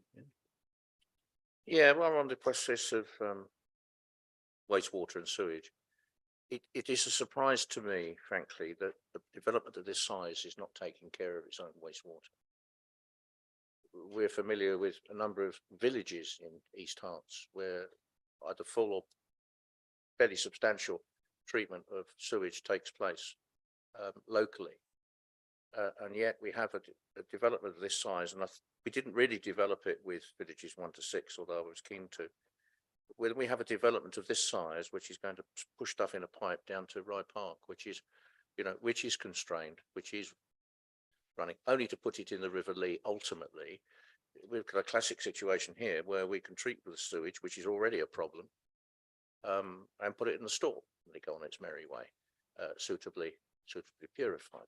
So perhaps somebody could explain why we're not doing that.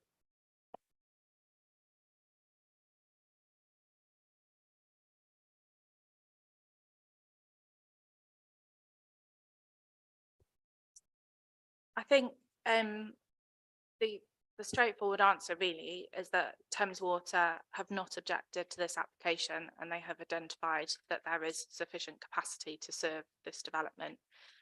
It's probably also worth mentioning, and Lee might be able to identify the appropriate bit of legislation, but there is a statutory duty on wastewater treatment undertakers to serve new development and to respond appropriately to demands identified by new development. And every time we read a newspaper, every time we get in contact with national news, we're told about the constant occasions, daily sometimes, that these utilities are pumping raw sewage into our rivers. So, I guess it's a higher pay grade than we can muster, but they didn't object, so that's fine.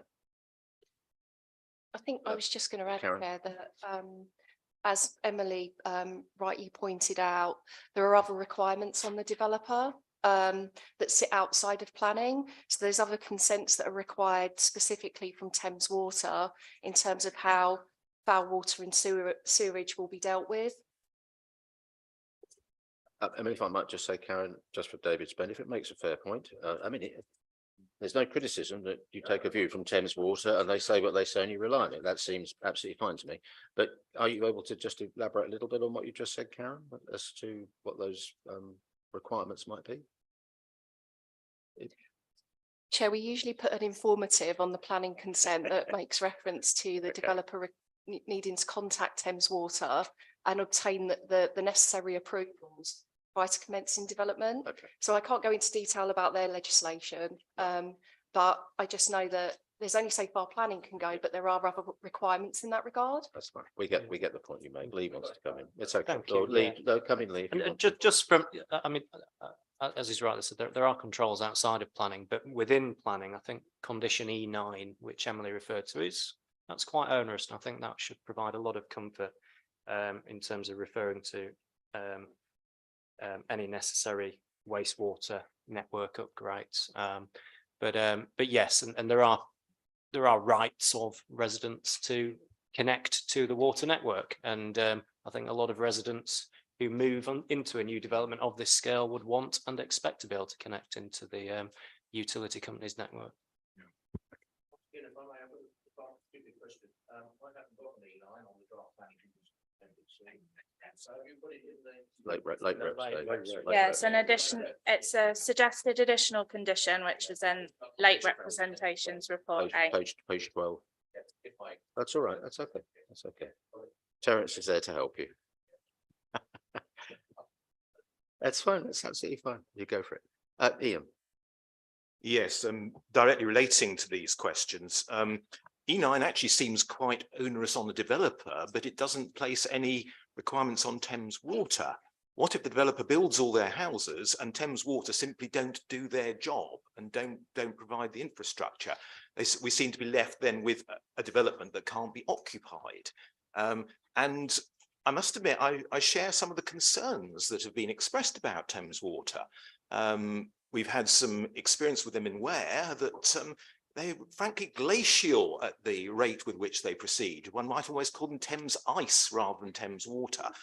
But there are also concerns, therefore, with Rye Meads. It's accepted that there is a need for upgrading there to deal with 1 to 6 as well as 7.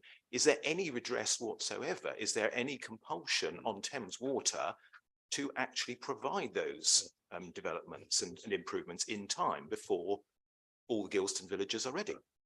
I think if I might say, there's a question there for officers, but just speaking from the chair, I mean, we have to take Thames Water as we find them in the papers, don't we? I mean, they've been asked for review, they've expressed a view. But otherwise, officers, if you want to comment, or Lee, if you want to comment on the Just on condition E9, the wording of the condition does say that if wastewater network upgrades are required, that they've been completed.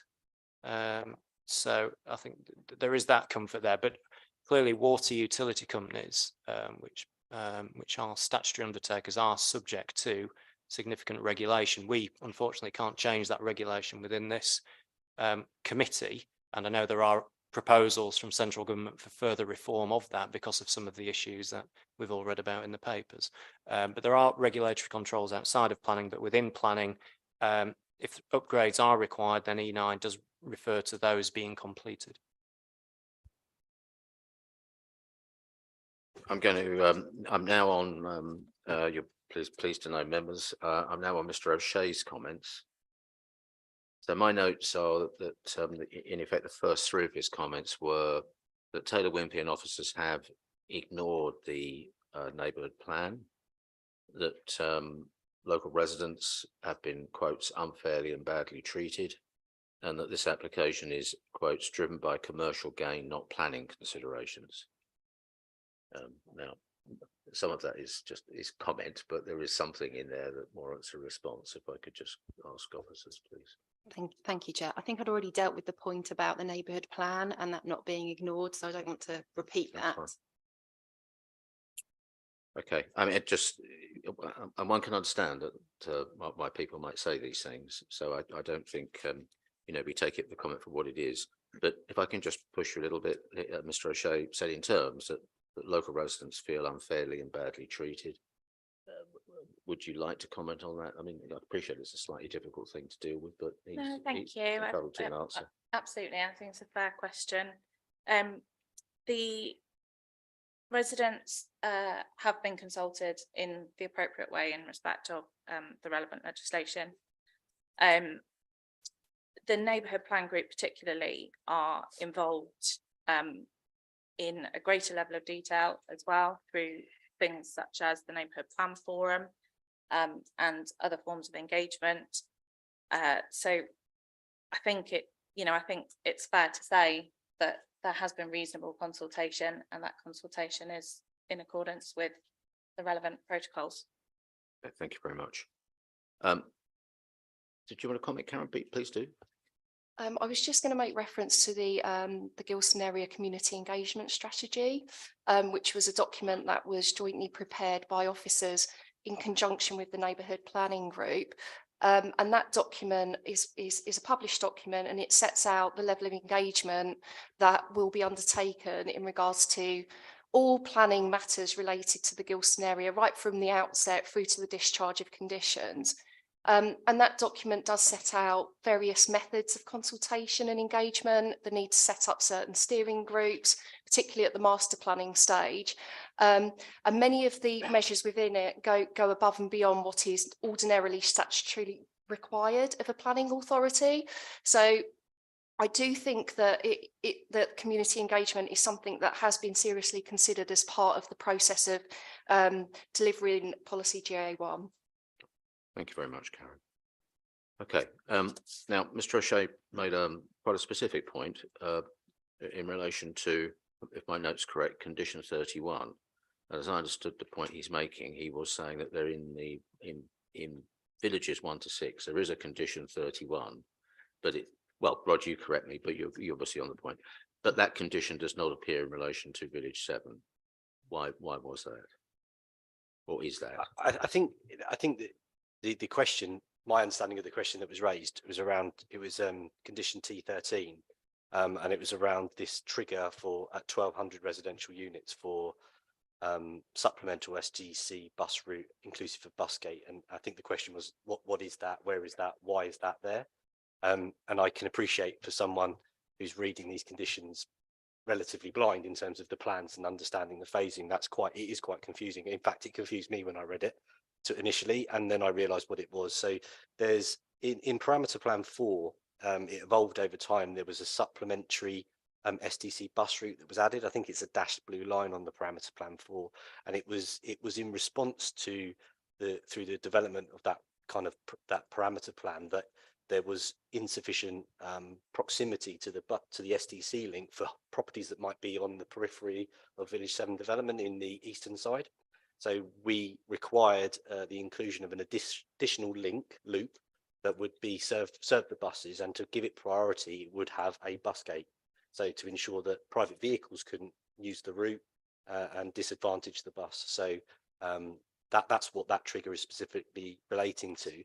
And it's triggered at the point where you get to that phase of the build out of the development, i.e. you don't need to put a loop in a field. You put it in when there's houses there.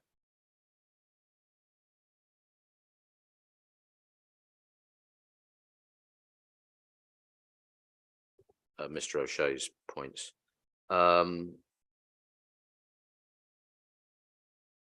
Some of them we've already covered. He made a point to the effect that the Roydon link is, as he puts it, probably undeliverable. I think you've dealt with that. I think you're not agreeing with that, and I think you have options there.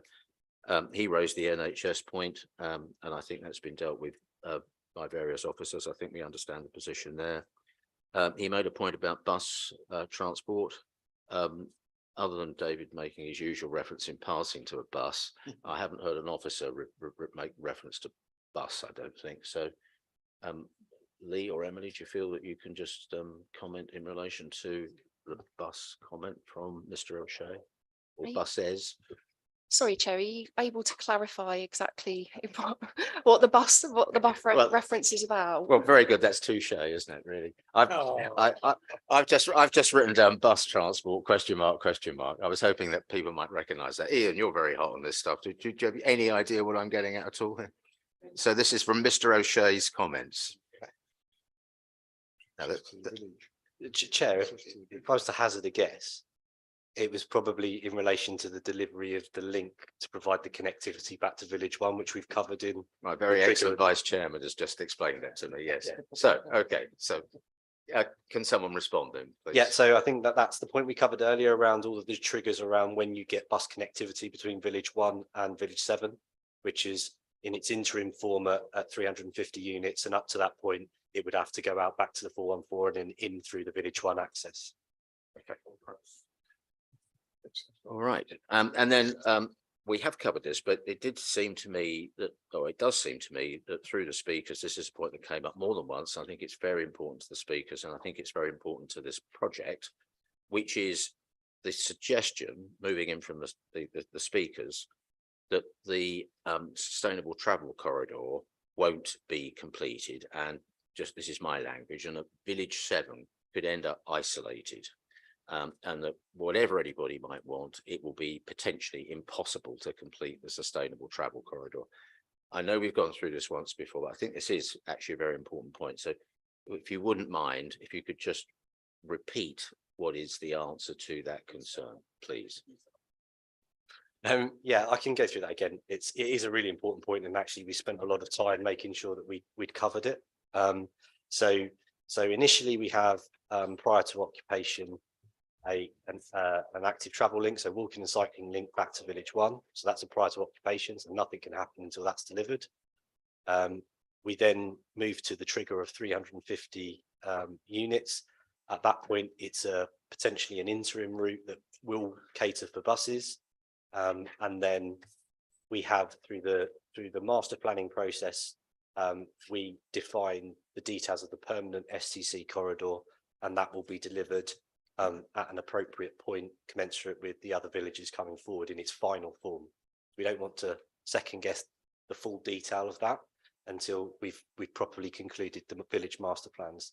So the connection will be there in a form that is acceptable in terms of being lit, being metalled so that it's a fixed firm surface, for, by 350 homes, there will be a proper connection there.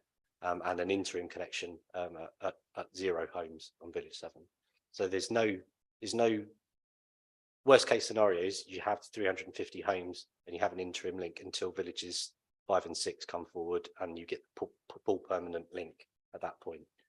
Okay, to use the word link, I'm going to link in this point to a point made by Councillor Buckmaster, who, in relation to the sustainable traffic oil link between 7 and 1 to 6, did rhetorically say that it wouldn't be right to wait 15 years for that connection to be established. I think Eric's entitled to a response. Yeah, to so the 15-year the connection will be made at 350 units, and it will be lit. It will be metalled. It will be a physical hard, corridor that you can walk on. It won't be in its final form because the villages won't be built in its final form. So you don't know what connections to it you'll have and what the layout of those villages, the villages between Village 7 and Village 1 will look like in their final form. But you will have a connection, and it will be of a suitable quality from 350 units. So I'm not looking to put words in your mouth, but my understanding of what you just said is that the timeline is relative to the construction of 350 homes. So to put it theoretically, if 350 homes are built in 6 months, which I appreciate they won't be 6 months, but if it took 15 years to build them. If it took 15 years to build 350 units, that would be the point by which they had to provide it. But I would imagine that they would be delivering it long before that. Exactly. That's a very fair point. And just since I've got to Councillor Buckmaster now, I think in the same context, he was suggesting that the total build here across all 7 villages should start in the east and finish in the west. Something quite prophetic about that, really, isn't it? Start in the east and finish in the west. In other words, do villages 1 to 6 first. And this is a point made by at least one other speaker. Can somebody just come back on that proposition again, please? Probably not you, I would think. Roger, a planning officer, I would think here. Don't all rush at once.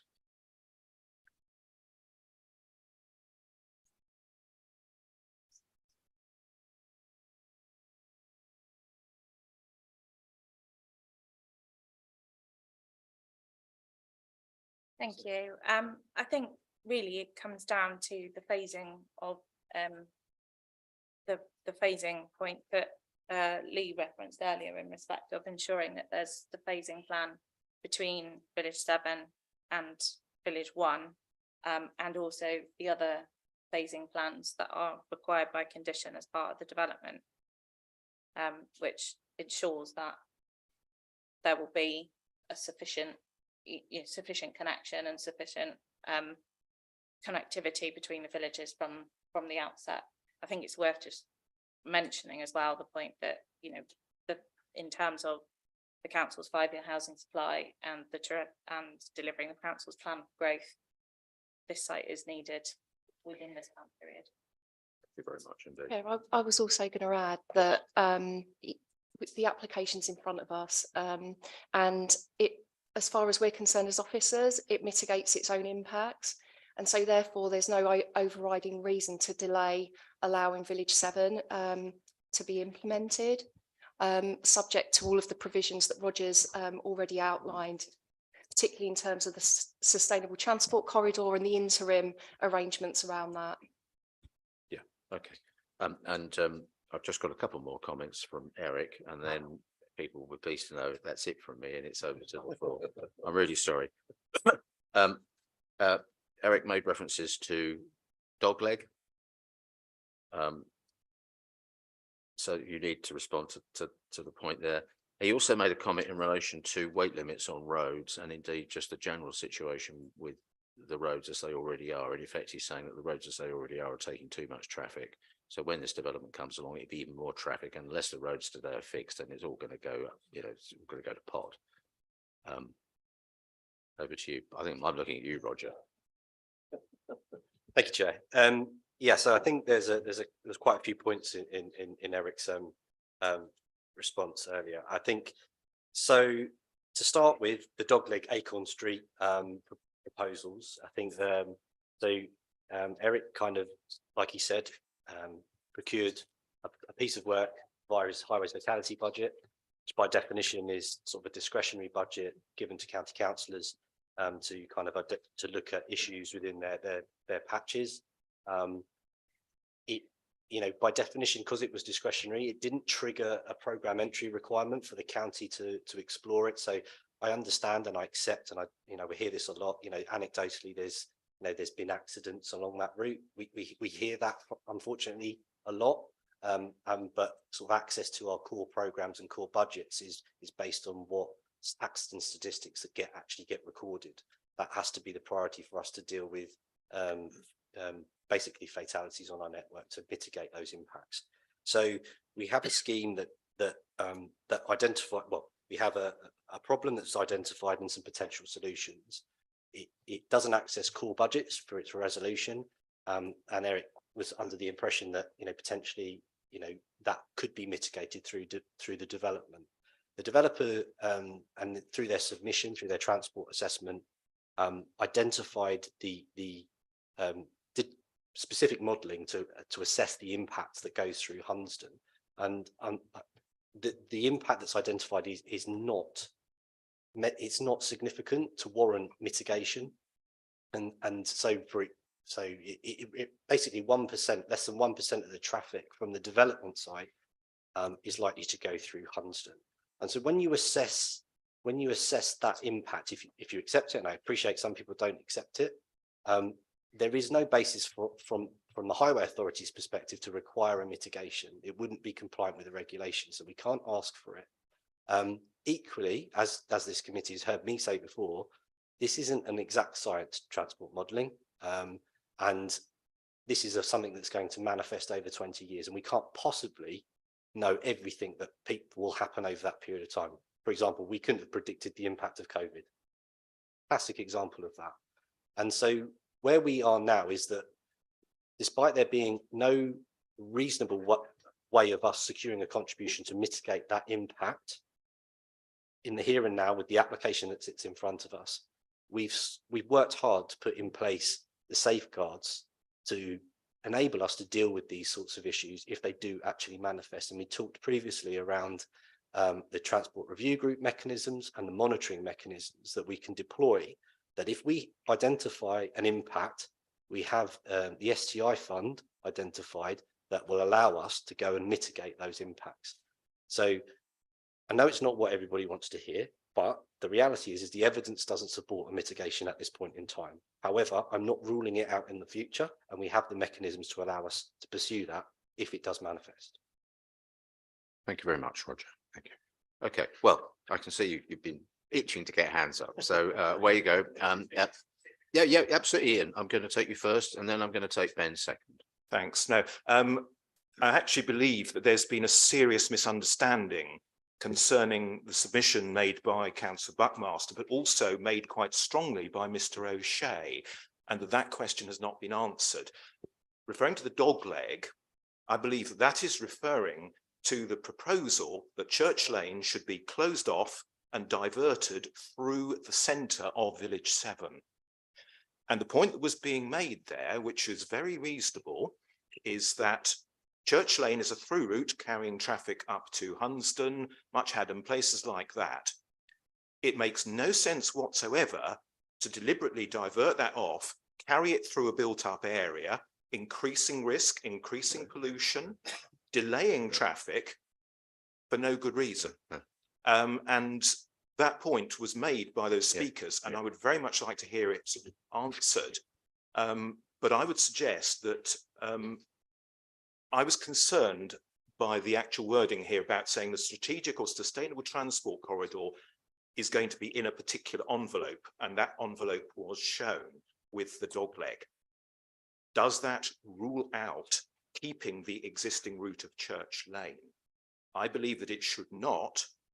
And moreover, I believe that if that is an implication out of this, that we should change that condition and actually ensure that Church Lane is kept in the running as a possible alternative for through traffic. Now, I know the other reason that may be put forward for this is that you don't want, people having to cross a through road. Well, they'll still have to cross a through road if it goes through the dog leg, but also there is a tendency to think too much in two dimensions. If you go to Stevenage, you will see cycleways and the like actually below the level of major roundabouts, so they can flow freely and don't have to cross roads at all. Church Lane could quite easily have roads and paths going over it at a slightly higher level, so that traffic can move from the west side of the development to the east side and does not impinge on that through route at all. And I think those are very important potential factors, and they need to be kept in the running. So my question is quite firmly, are they ruled out by the current wording? And if not, can we change that, please? Thank you, but I'll come to you in a minute, Ben. You're absolutely right. I think that is at least one of the points that Councillor Buckmaster is making. So Roger, please. Yes, apologies, Chair, my misunderstanding. I do know exactly what is being referenced now in terms of the dog leg. It won't surprise you that we've had a lot of debate around this ourselves. Actually, the requirement for the dog leg was introduced through the QRP process, actually. And I think the rationale for it was to activate the high street element of the village. You can actively calm that environment as well, so that you've got a slow speed environment. So that was the thinking. Was never directed from highways. It was a sort of a response to a sort of more of a placemaking requirement. So in terms of how it functions, I would require it to be a slow speed environment. And so I think that in itself does have some wider benefits in terms of routing of traffic through and up to Hunsdon, because transport modelling basically will look at the speed of a journey.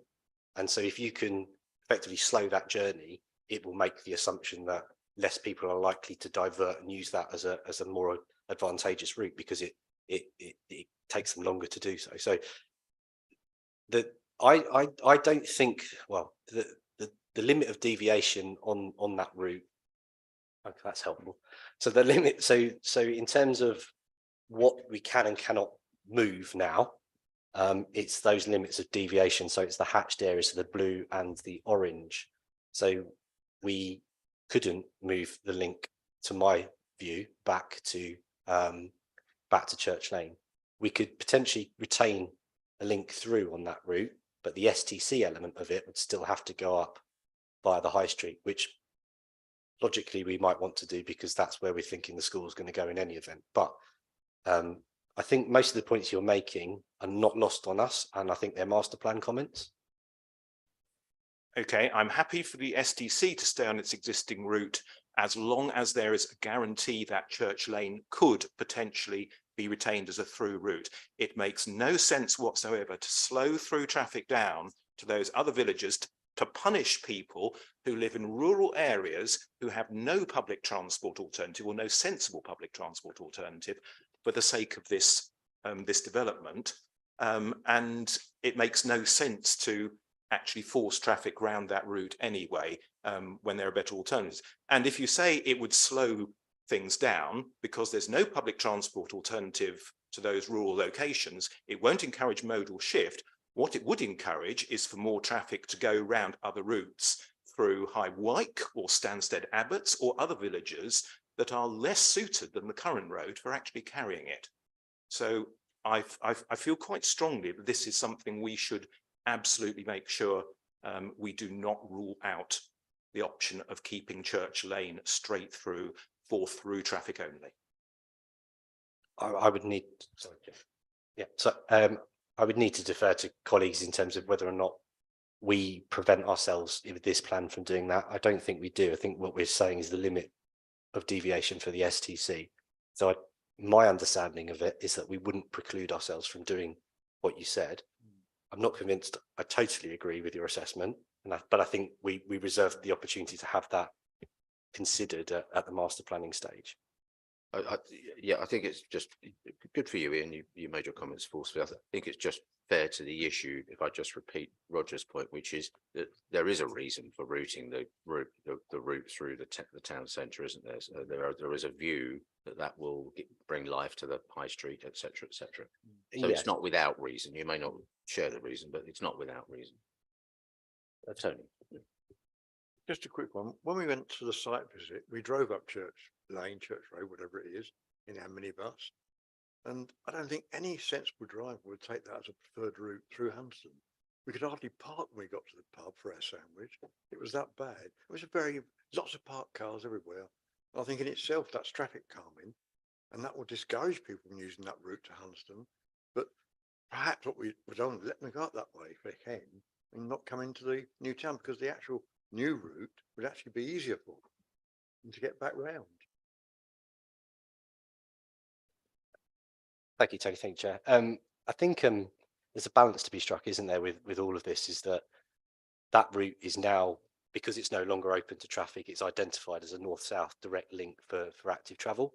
So if we retain both bits of tarmac for cars, there's a balance to be struck, isn't there? So I think, given that this is all, you know, a parameter plan to kind of give us something to work to when we start doing detailed master planning, I think we can have all of those logical debates at that point. And I don't think anything I've heard today that those plans preclude us from having that debate. Okay, thank you, Roger. We and particularly Ian have taken note of what you've just said there. Okay, now here we got Ben, and then there was it Rishi? I'll take Ben first and then Rishi second. Apologies if I've forgotten someone. Thanks, Chair. Yeah, I just wanted to come back with Roger and talk a bit about the question about the transport routes, and particularly with respect to Eric's concern for the road going north to Hunstanton. You know, the modal shift aims are great, and they're predicated on, you know, on some carrots, buses, routes, good routes, but also some stick. And I know that county I think is fairly clear on that we need to create a bit of congestion to push people off, and we hear that often. And I understand why. You know, you have to make a preferred route less attractive, and so by definition we are saying that there will be some increase of congestion along 414 at some point, to get that balance, to push the balance more towards active transport. And likewise, we're obviously creating a Harlow bypass, so that will pull traffic in. So you've got a kind of a bit of congestion that we want to create, and potentially more on top. And it's a fine balance how those are controlled. If we get it wrong, what's to stop people running down from Hunstanton along through village 7, 6, 1, coming out at 2? Have you know, and as you say, these things will be considered later, and I get that, but you know, part of our plan, or part of Highways plan, is to create that congestion that could encourage people to rat run. So what we must have thought about solutions, and I just wondered if you can comment. Yes, of course I can. Yeah, it's important to say that this isn't, it's a byproduct in terms of making private vehicle journeys slightly less advantageous, shall we say, rather than, you know, specifically disadvantaging them. What we're actually doing is we're trying to make it pro people, pro sustainability. And so the point that you've made around how do we ensure that it doesn't look more favourable to rat run through the development is largely secured through the development specifications in both of the submissions. So there's a requirement there you may have heard or recall reference to in all instances the STC must provide active and sustainable travel priority over the private car. And the way that will manifest in some of the wider villages, and there was a plan actually in village 1 to 6 that kind of showed this kind of diagrammatically, is that there'll be sections of the STC that vehicles will not be able to use. So they will have more circuitous routes. It's a big word that's kind of in the transport world. It makes them more wiggly. So their travel time from point A to point B will be longer than if you're walking or cycling or in a bus. The other measures that we also deploy are in terms of the traffic signals and the priority that we give at junctions and at points of congestion to particularly public transport. So that junction, for example, has a bus lane to allow the bus to bypass any queuing traffic on approach to that junction.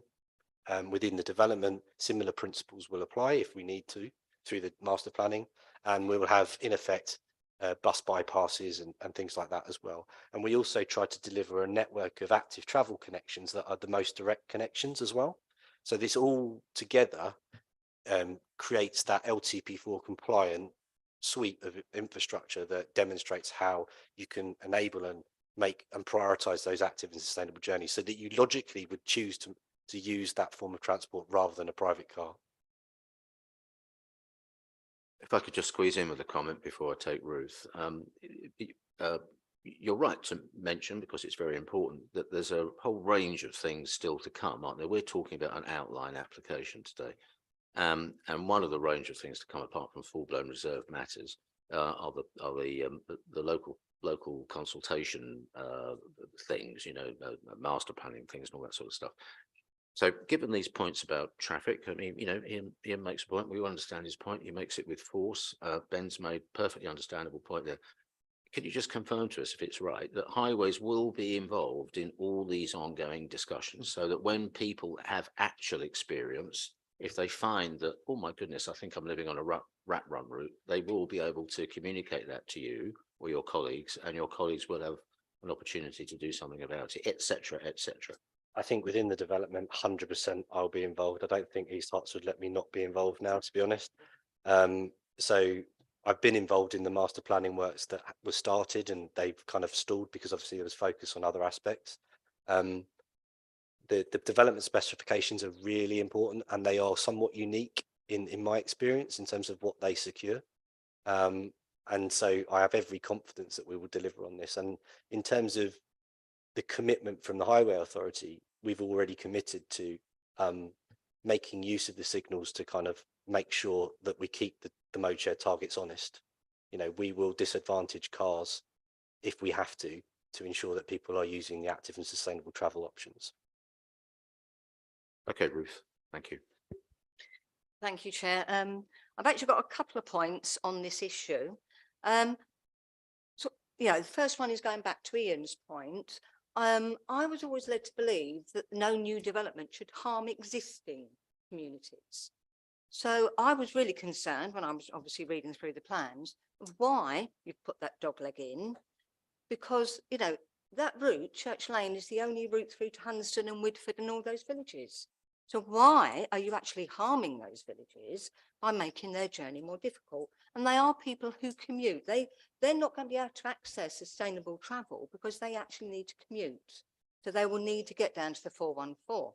So that was my first point, that how is that dogleg supposed to benefit those communities? The second one is where you have just said that sustainable corridor will be blocked to traffic at certain points. So, and it's not even going to be open until 350 homes have been built. So would you tell me how someone who's got a sick child gets their child to the GP in Village 1? I'd like that answer, thank you. Perhaps I didn't make myself 100% clear. So the STC has to demonstrate in all instances how it prioritises active and sustainable travel. Beyond that, the detail is flexible. It's to be agreed through master planning processes. So if we haven't showed secondary routes on there, so it kind of makes it a bit difficult. All you're seeing is the STC and some walking and cycling connections. But we're not saying that there wouldn't be a vehicle route that gets you to that village centre. There would be. We're not going to basically say you can't get through. You obviously you can get through. We're just saying that the route might be slightly less direct. What I'm saying is it wouldn't always be the case that the STC is a bus route, walking and cycling route, and a vehicle route. In certain instances, it might just be walking and cycling and bus, but there will be a vehicle route, but it might take you further away from the most direct route, and that's to create journey time benefits for those active and sustainable modes. In terms of the benefit to existing communities, I just need to reiterate, this isn't my plan, and I didn't ask for the dogleg, but I understand the placemaking benefits. So the wider benefits to the existing community would be that you're providing direct access to shops, facilities that they wouldn't have previously had, because Hunsdon probably doesn't have some of the facilities that it will have in the future in those locations. It will provide a direct link to the transport interchange hub where they can interchange with more sustainable modes of transport, the direct, bus links, etc. And in the scheme of things, we're talking about seconds in terms of impact. over the existing Church Lane route. So it's not, it's not a massive disbenefit. Communities will have to queue to get out onto the A414 in the future, because we are prioritising active and sustainable modes over the private car. But that's what the policy says we have to do. Do you mind if I come back, Ruth? With all due respect, Roger, I wasn't sure I quite understood your answer to Ruth's GP point. So I'm sorry, I'm going to put you slightly on the spot. So to be really clear, and I think the way you put it, if mum in Village 7 needs to take her child to the GP outside Village 7, can, in a car, her own car, because it's a bit of a panic, can she do that? So prior to 350 homes, you would go out to the 414, along the 414 and up into Village 1. So once the STC is in place, I'm not saying that you can't get into the neighbouring network, but there may be a point where we say for vehicle movements, it's in line with the strategy to say vehicles can't use that link to Village 1 for a period of time, and they would have to go out via the 414 because it disadvantages that movement over. So just to interrupt, sorry. I think we're clear. So once you've got to 350 homes, the STC comes into play. It comes into existence. All right. So Bruce's question effectively goes to what happens when you've only got 350 homes. Mum's got a child that needs urgent attention by a GP.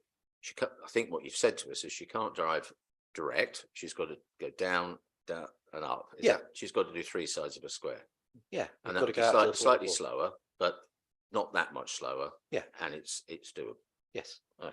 But by definition, we can't have homes being built with people not being able to access them. Yeah. Okay, Emily.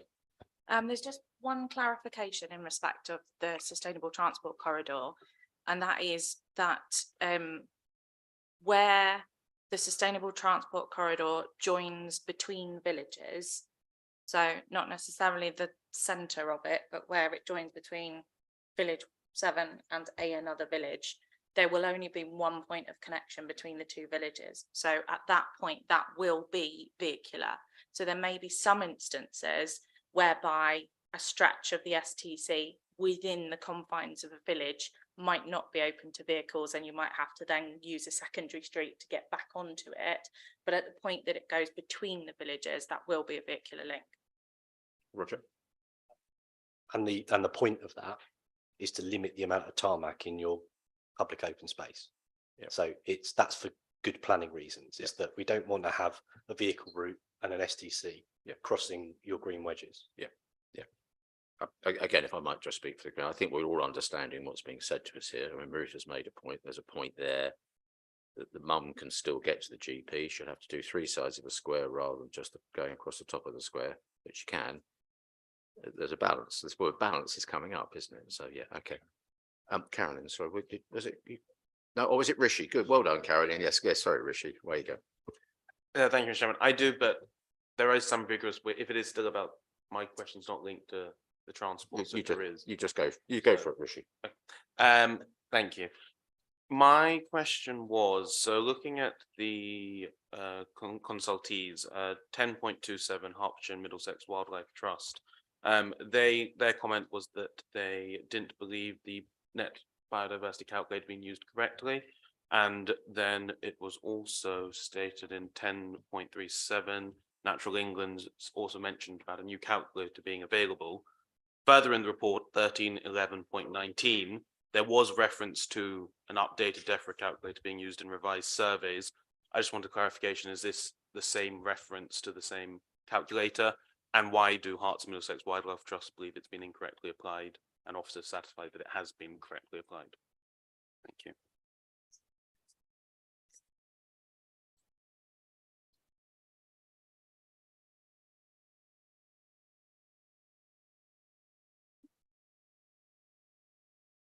Thank you. So the original comments from Herts and Middlesex Wildlife Trust would have been the original application. So there was a previous metric undertaken, then Natural England and others produced the new biodiversity metric 3, and the applicant has since applied that new metric and therefore that concern is no longer a concern essentially. So the latest metric has been undertaken in accordance with Natural England guidance, and that's now reflected in the officer's considerations. Okay, thank you for confirming. Very good, very good, very good to see you. Stolen the thunder of the chap that sits next to you, Rishi. Well done. Yeah. Carolyn, I think you wanted to speak. Oh, I'll get it later. Again, my point relates to the habitats really.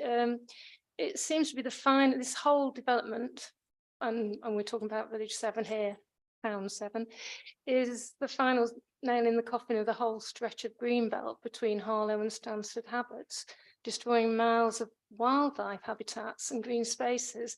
Has the EHDC simply given up on this part of the district? Because it feels like that to me. The cumulative impact of this development on the surrounding towns and villages will be immense, particularly when it's taken into account there is a huge quarry planned for the last remaining undeveloped area between the edge of Village 7 and Stansted Abbots. I don't think there's been any account taken of this in any of the papers I've seen. And the assessments carried out about the effect of increased traffic, increased noise disturbance, and the lowering quality of life of local residents in surrounding areas appear to downplay this impact of this development to an extraordinary degree. I know my objections will probably be ignored. It does seem that the decision, I have to echo something said earlier, it does seem that the decision to go ahead with this damaging development seems to have already been made, and the deep discussion about transport within the development only seems to confirm that to me. But Well, do you mind, can't Carolyn, do Carolyn, this. do you mind if I just come Yeah, in there? can I ask a Carolyn, question? I'm coming in. You know Sure, perfectly yeah. well that the decision has not already been made. Well, That was it an unfortunate feels remark. that way. Okay, I will withdraw Thank you. that remark. I want to ask the question, where is the assessment of the development as a whole and the Briggins Estate quarry? Because there appears to be no indication that this has been taken into account.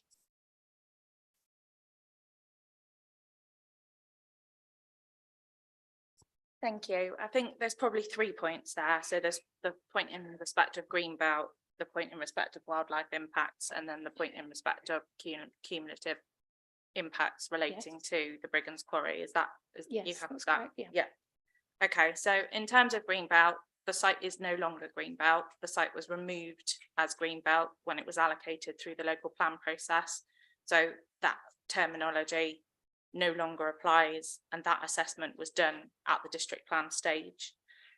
In respect of wildlife impacts, there are a whole suite of documents through both the environmental impact assessment, environmental statement, and also just more generally through the application that cover a whole range of habitats and wildlife impacts for protected and non-protected species of flora and fauna. In its current form, the site is broadly in arable agricultural use and has very limited biodiversity opportunities in that respect. And as a result of the development, it's indicated that the habitat's biodiversity net gain will be in the region of 30%, so a net gain of 30% over the current conditions. And in respect of hedgerows, the net gain will be in the region of 19.54%. As was indicated earlier, the emerging government standards in respect of this are 10% net gain. So this is a significant benefit over and above the current situation and government standards. In respect of the quarry and cumulative impacts, that's an emerging allocation in the county's minerals and waste policy, which has not yet been through an EIP process and examined in public. And on that basis, it's not a committed development and therefore cannot be considered as a committed development under the relevant planning regulations. If that quarry were to, I'm talking outside of the scope of this application now, if that quarry were to come forward in the future, this application is an adopted allocation and has a planning application submitted already. So any future planning application for the quarry would need to suitably address cumulative impacts of the Gilston area. In other words, this application gets in first. Yeah, thank you for that answer, and I do appreciate the fact that officers have worked really hard to mitigate all of this. I do appreciate that. I can see what you've been doing, but my other real objection is this affordable housing thing, because it's stated that this plan is meeting the housing and development needs of the district. I can't accept that, because it's not meeting the affordable housing demands of the district. It's meeting housing demands from people who are likely to be coming into the district, possibly from London. It's not meeting the district need. And that's another very large objection I have. And it's just taken as read, and I understand the officers have bent over backwards to make this right. But they can't change basic fact figures of a very small 23% affordable housing and the change of tenure, which is appalling. I couldn't possibly vote for that. Thank you. Just going to say, Carolyn, that your comments are never ignored. They haven't been ignored today. They've been responded to. Thank you. Ruth. Chair, sorry, I just Lee, just sorry, going to Ruth. the inside. I think it is important that all members do keep an open mind throughout the full debate before it comes to any vote, which I'm sure you all will, and very experienced members. Thank you. And can I just add in on that as well? It's important, obviously, to demonstrate the open-mindedness during the committee and the debate. Sarah. Thank you, Chair. Can I just draw attention back to policy, how 3, our affordable housing policy, Emily as the case officer has mentioned it already, but our policy does allow for a lower provision of affordable housing subject to viability. That's in our policy. We can't ignore that. We know there are some very real issues in the market at the moment where a number of sites, not just in East Herts, but across Hertfordshire and across the country, are suffering severe viability issues. And the policy framework allows us to take that into account, and we can't ignore that. Ruth. Yeah.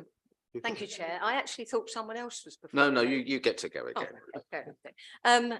Well, it won't be the last time. I've got another question as well after this. Yeah, no, my question is actually, I'm curious to know why the Gypsy and Traveller site was moved, why the location was moved, when the urban design team didn't agree with it.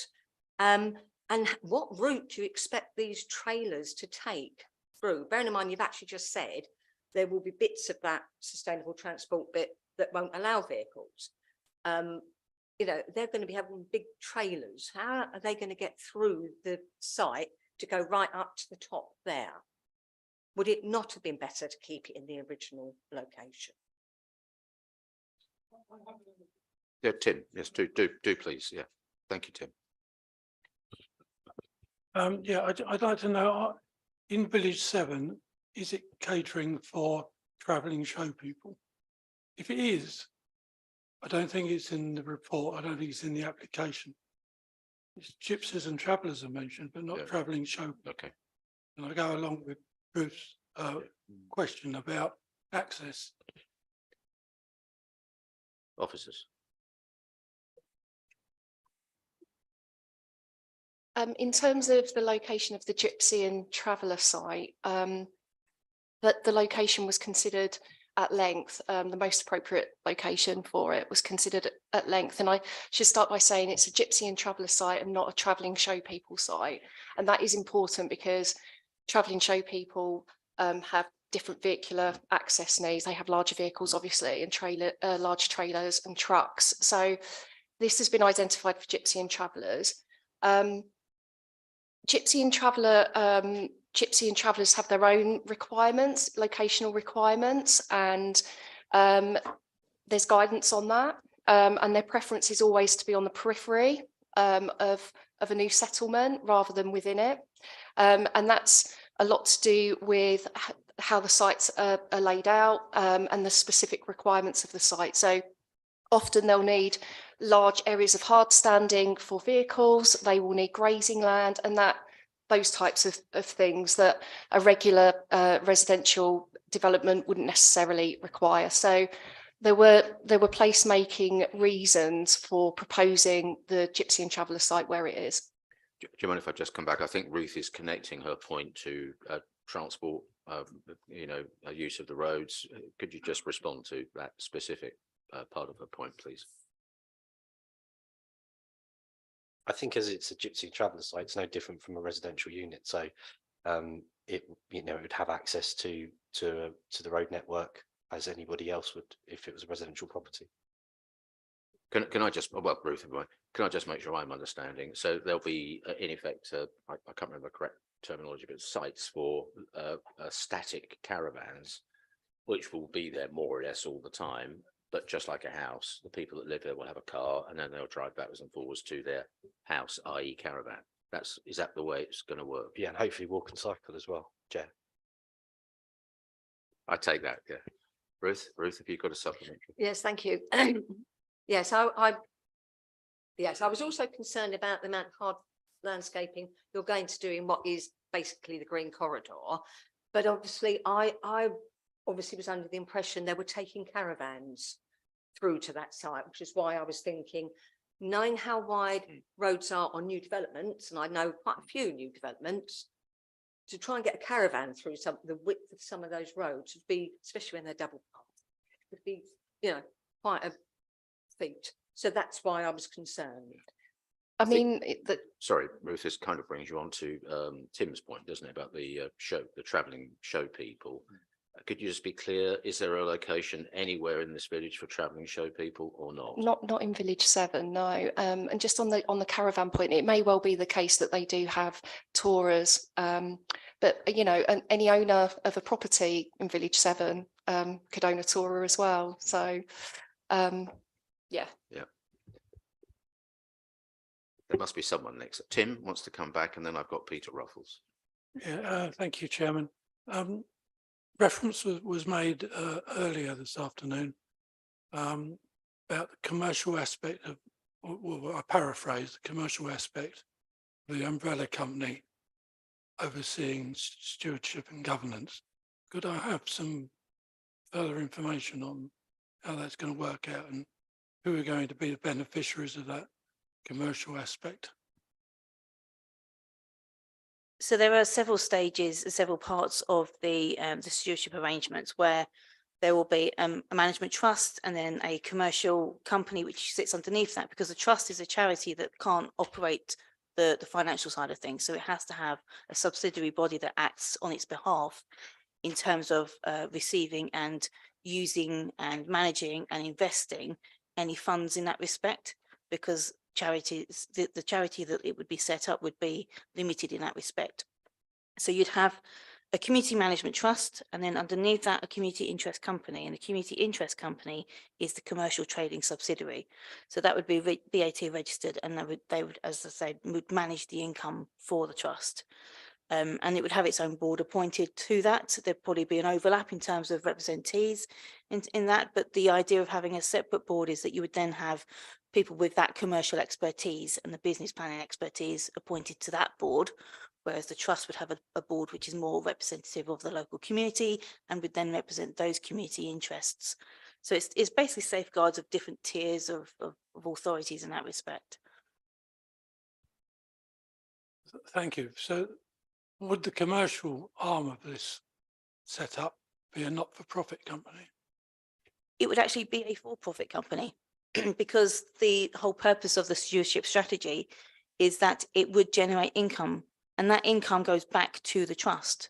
So that income is only to be used for maintaining maintaining the new assets that are provided and the new assets that are transferred as part of the stewardship arrangement, and also generating that fund so that it can be reutilized, and maybe even when the trust decides they want to do something different in the future, then they'll have a set of funds available for making those decisions. So it will generate some level of profit because it is a community interest company, so it's acting on behalf of that community, and its remit will be set in that regard.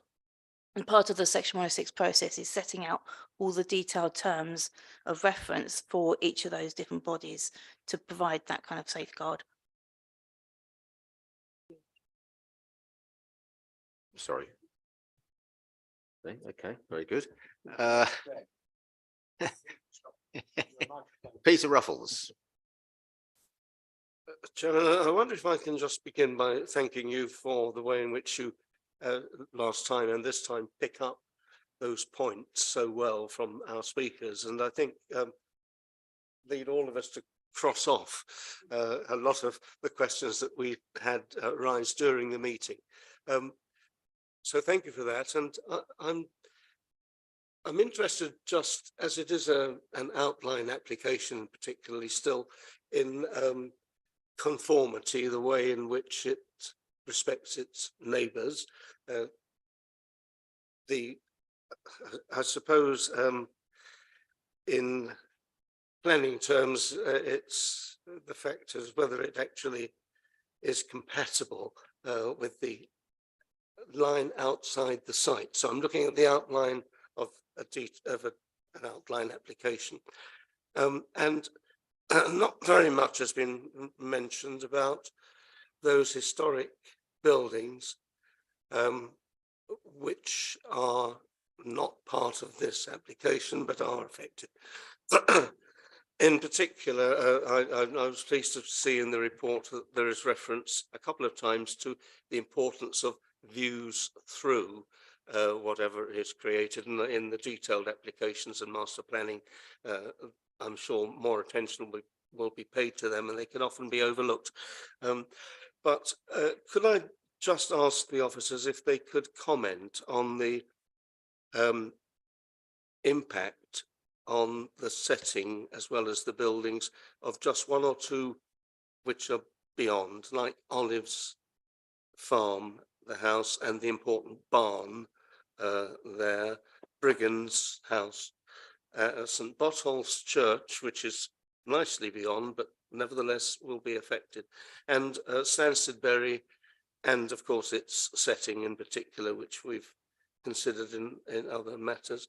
And I was just interested to hear, I missed it earlier, that with Brickhouse Farmhouse, Emily mentioned orchard as well, and I just wondered a little bit more about that, and although it's not part of this application, where things fitted there.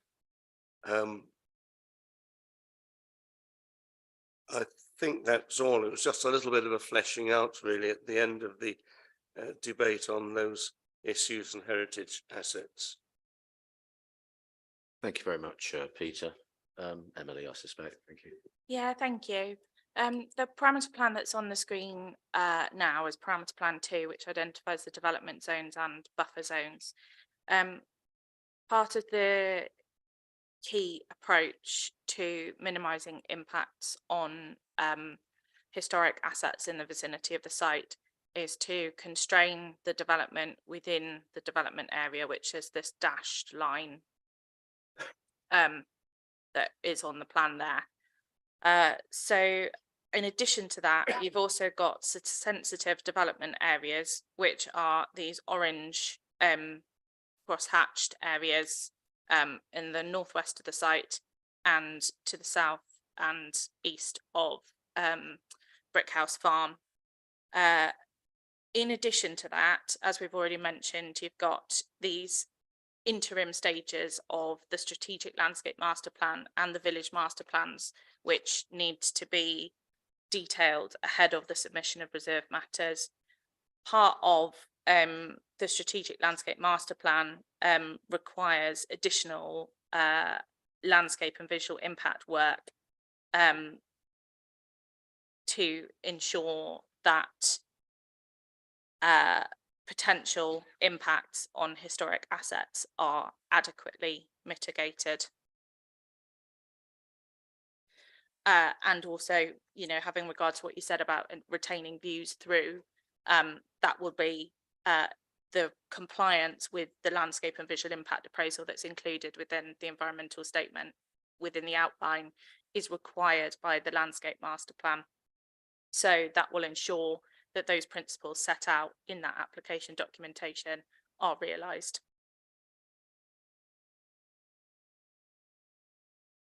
Okay, thank you very much, Emily. No, okay.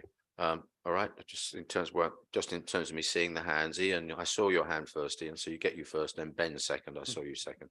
If you put your hand up, Rishi, I didn't see your hand at all, so, you know. Well, quite a lot of my questions were stolen as well, but I'm afraid I've still got a few more and a few thoughts as well. Firstly, thanks very much to the officers for all the comprehensive answers so far. And I think drawing on some of the things that the objector said, looking at the whole thing, 7 in conjunction with 1 to 6 as well. And it was suggested that we should drop Village 7 and just build 1 to 6 first. But it seems to me actually that 7 is in many ways a more sustainable and accessible location than say Village 4 in particular. It's close to a main road, it's closer to existing bus route 724, it's closer to 2 railway stations. So it seems to me there's still a good case for 7. The next question is the affordable housing. We would all, every one of us would love to see 40% affordable housing. But we've seen the independent viability assessment that says it can't be done. It's not just the developers pulling the wool over our eyes, it's our own independent assessment. If we don't go forward with it, what are the alternatives? Are they any better? Unless we get a friendly billionaire or a huge government grant from nowhere, it probably means we've either got no houses at all or much fewer. And then that's less affordable housing. It's less housing overall. It reduces the amount by which we do reduce the pressure and the alternatives that we give to our local residents to at least have somewhere to live. And if some people can buy, then that reduces the pressure on the rental sector. It was suggested that Village 7 was almost like an afterthought. My impression, I hope my recollection of the district plan is correct, was that these 1,500 homes were always scheduled in and were also scheduled in for this first period up to 2033. Perhaps the officers could confirm that. So it's not just something that's been tacked on to villages 1 to 6. So looking at those, I have one other joined up thinking question. And it's about the second Stort crossing, which was where it was said that that will be put in when there's 3,250 homes, which is towards 2033. But actually, here's another 1,500 homes. So that's actually nearly 5,000 homes. So shouldn't the second Stort crossing be considered for prioritisation much earlier? Did that 3,250 mean the total from villages 7 and 1 to 6, or did it just mean villages 1 to 6? Have we missed a trick there? Is that something that might need to be rethought if there's total gridlock in and around the whole area? And bearing in mind this is an outline planning application, things I'm not going to talk about in detail, but would just like to flag up. The first is the link to Roydon. Roydon Railway Station is useful, but it is actually not fit for purpose. It was built the wrong way round by the Eastern Counties Railway 180 years ago. And the result is that pedestrians and traffic can be sitting there for 15 or 20 minutes waiting for the gates to open. It needs a footbridge if that's going to be sensible as a commuter place, because otherwise people are not going to use it. Or worse still, they might be tempted to try and nip through the wicker gate and run across the railway and get mown down by a train at 80 miles an hour. And I'm not joking. If you look at Elsenham, you'll see that was exactly what happened in a tragic accident a few years ago. That now has a footbridge. Secondly, the air source heat pumps, splendid to see that, and that there will be no gas to the village. But the proposal for district heating does worry me. And I know it worries at least one other experienced councillor as well. Something like 30 years ago, I did a comprehensive study of Basingstoke Hospital, which covered a similar 1 mile site. And it turned out that 50% of the heat being generated from central boilers was being lost around the district heating system. That is not green, that is not energy efficient. So it's not something that would be absolutely decided on at the moment, but it's something I would urge careful looking at to make sure that there is the flexibility to be able to have localized systems. Thank you, Ian. There's quite a lot there, so I'll come back to others. I think some of Ian's points are, if I understand correctly, points to be noted for ongoing purposes, but nevertheless, any response will be very welcome. Thank you, Chair. And just on the Eastern Stork crossing trigger, yes, so as you alluded to, the 3,250 dwellings applies villages 1 to 7, so it's Gilston area wide, which is an extra control from a comprehensive delivery perspective, and it's intended that the 106 will then apportion that between the two developers to assist monitoring and enforcement. But from a planning, harm and highways perspective, it's the 3,250 that's absolutely vital, and it covers the whole Gilston area, so hopefully that assists. It's not a question that was asked, but I think to the same point, the Central Stork crossing is the same. It's a village 1 to 7 requirement of 1,500 homes. So kind of labours the point that we've got all the triggers in place. I'm expecting, of course, officers have noted what Ian has said about Roydon and more general comments like that. Okay, so I'm really sorry, I'm just losing the track of the sequence in which hands have gone up. Rishi, did your hand go up or not? No, it didn't, did it? No, so I have a question, but I'll come back to it. Very good. So who have we got next? Terence. Terence is pointing over here. I'm pointing at you, Terence. No, you've got it now. Off you go, Terence. Thanks, Chair. So I'm almost embarrassed not to be talking about sustainability, in this committee tonight. I have got a general point for future negotiations, or just an idea, strategy idea that I did talk to Roger about a little bit earlier. In terms of the barrier to people using active transport and sustainable transport systems. And whilst I welcome the £500 voucher for the first homes on this development, and obviously that'll be happening in 1 to 6 as well. But possibly thinking about strategy going forward and management fee discussion with the stewardship company would be whether there could be a levy put onto all of the houses, and a nominal figure, let's say 20 quid hours, 30 pound a month, that gives people access to the buses for free on these developments, so that they're already paying for it, they're more likely to use it rather than if they have to pay for it at the point of use. And that would encourage people. And Roger did make the point, well, buses aren't just for the residents, but then everybody else would pay for it at point of use. So, but just as a point to think that could be a creative way forward of getting people to use the system more comprehensively going forward. And then a quick question as well for Emily, which I think I know the answer, but just coming back to Carolyn's point, in terms of the biodiversity net gains, do we have a review mechanism in that post-construction to make sure that that's been delivered and that the diversity has been met, and if it hasn't, that we can mitigate that to be improved as well. And then just the other point was, I think for Tim, I believe the travelling show people are Village 4, aren't they? So that was already decided last week in that respect. And do you know what? No sustainability from me. Thank you, Terence, very much indeed. Okay, thanks. Yeah, thank you. Just to add, on the late representation summary, there's a new condition proposed, H5, which requires monitoring and verification of the landscape ecological management plan, which will include biodiversity net gain.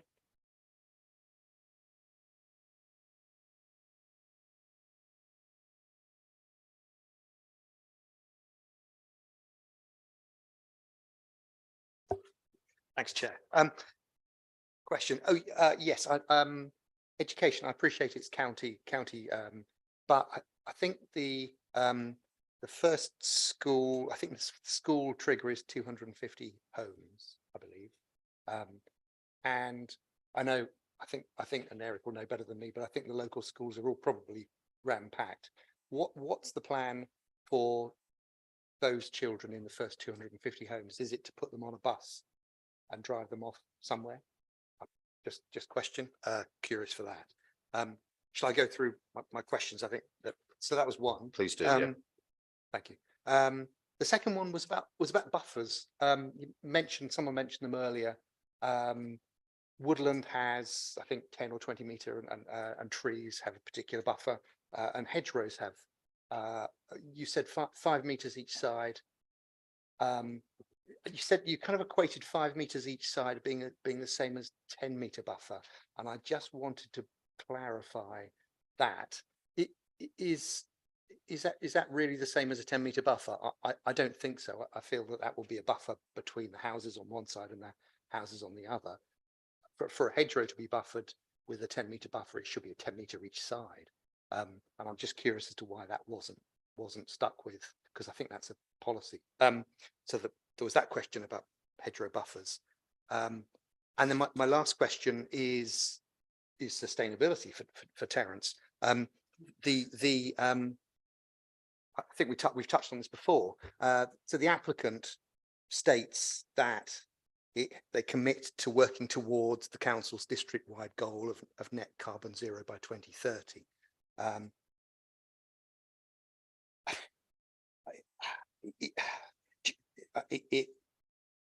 Do you think that those aims, that statement, matches East Herts Council policy?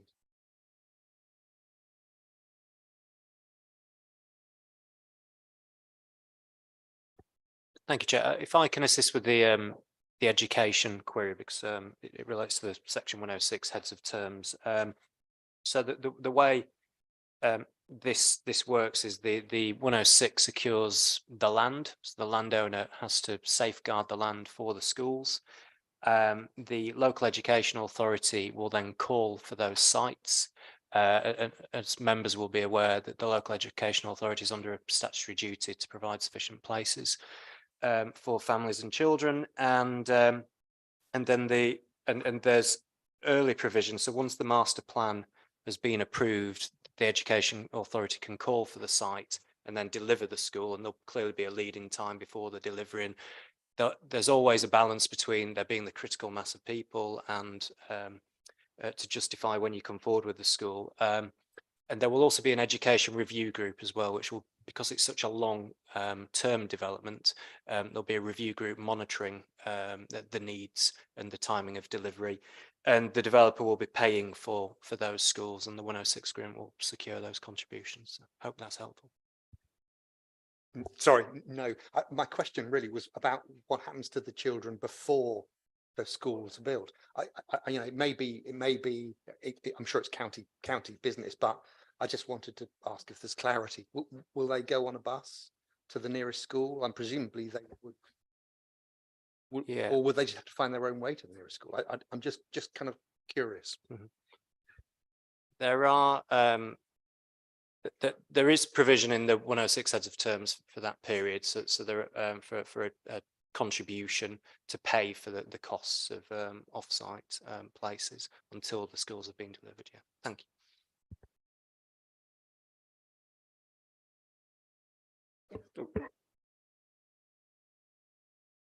Sorry, there was the buffer question, hedgerow, and then the sustainability aims of the sorry, Ben, I'm development. just so keen to get to Rishi. He's Sorry, giving I me. know. We all are. He's giving me looks now. Yeah, just to clarify in respect to the buffers, you are correct. It is 5 meters either side of the hedgerow. So I was trying to be clear in terms of that it was that there was a buffer either side, but yeah, it is a 5 meter buffer either side rather than strictly a 10-meter buffer. So hopefully that's clear to everyone. Obviously, the application has been reviewed by the relevant consultees in respect of trees, landscape, biodiversity, and the buffers are considered acceptable.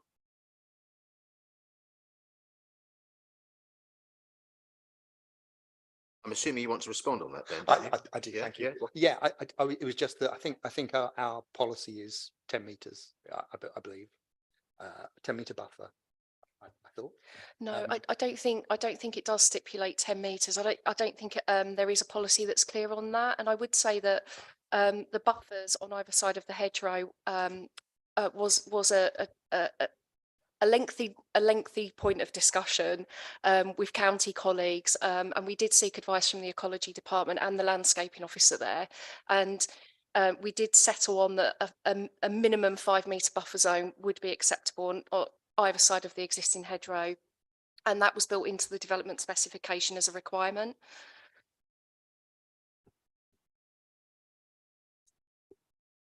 Are you okay? Yeah. And then the last question was really about the sustainability of the site as a whole. That the developer really states that they commit to working towards the council district-wide goal of net carbon by 2030. Is that the same as actually committing to a zero carbon by 2030 goal?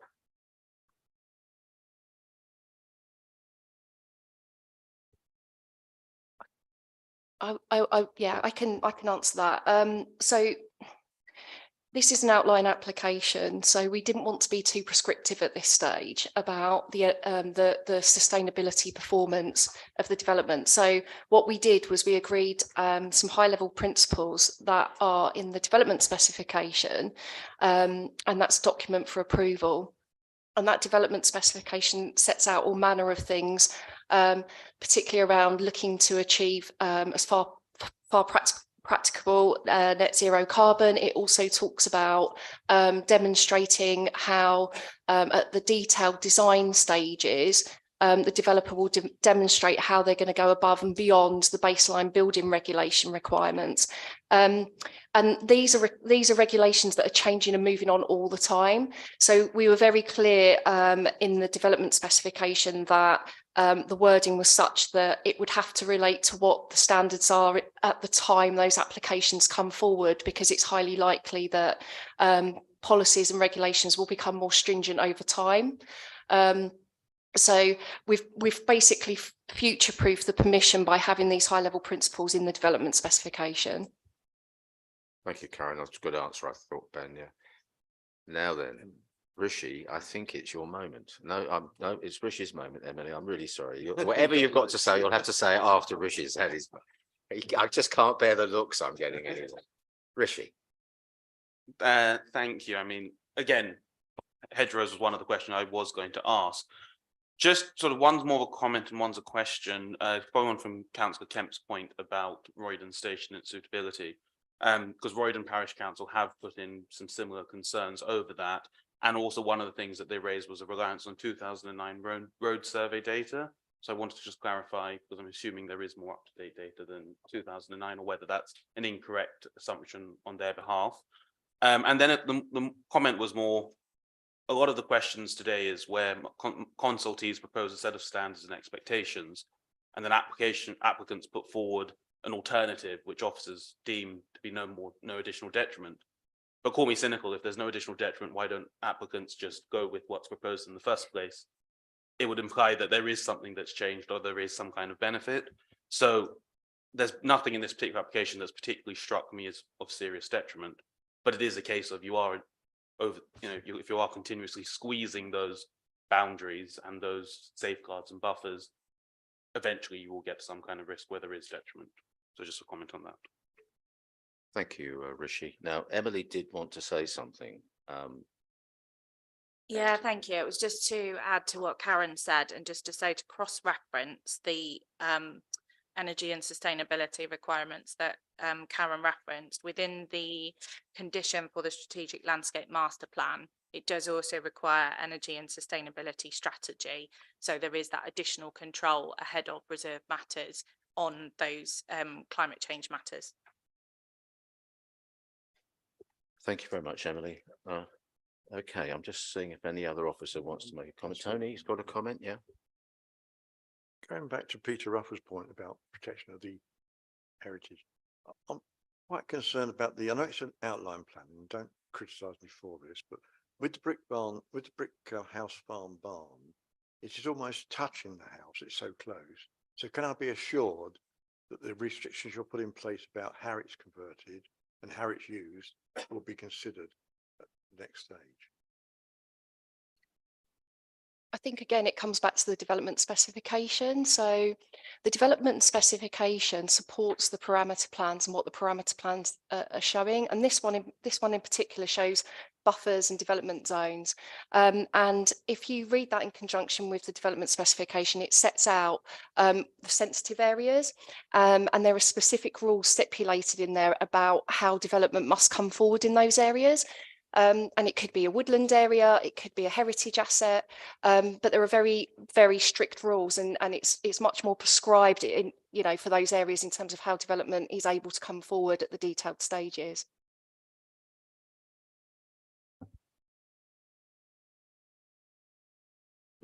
Thank you, Chair. I wanted to actually, I was going to ask the education question that Ben asked, but I wanted to carry on from that. I'm actually, and I know you probably can't answer it, but I'm just interested really. Why did as Herts Education not made any provision for state nursery? It states early years, but the early years in your numbers of 630 is only a reception class. It's not a nursery class, because 630 is reception in years 1 to 6. So, and I'm just curious really, because I know you're providing private nursery provision, but I wondered why we haven't provided state nursery provision.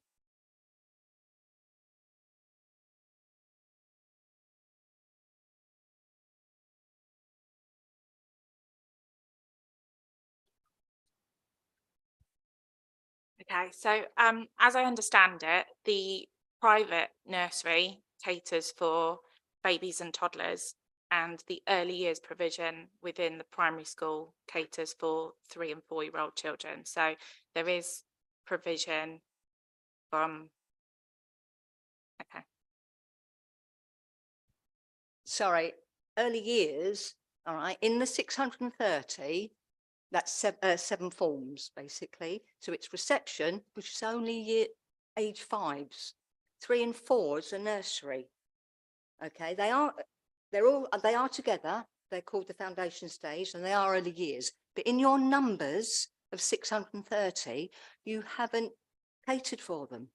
630 only cover reception class and then years 1 to 6.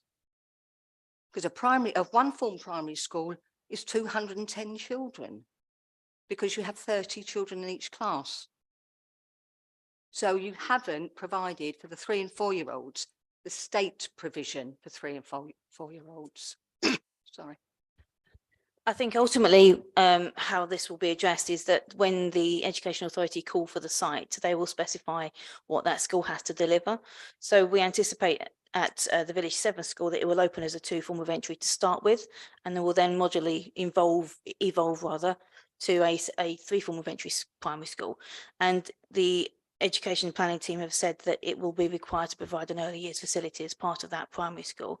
I'm not sure about the numbers. My brain doesn't cope with this length of meeting with with numbers and number of forms, number of children and pupils in each form.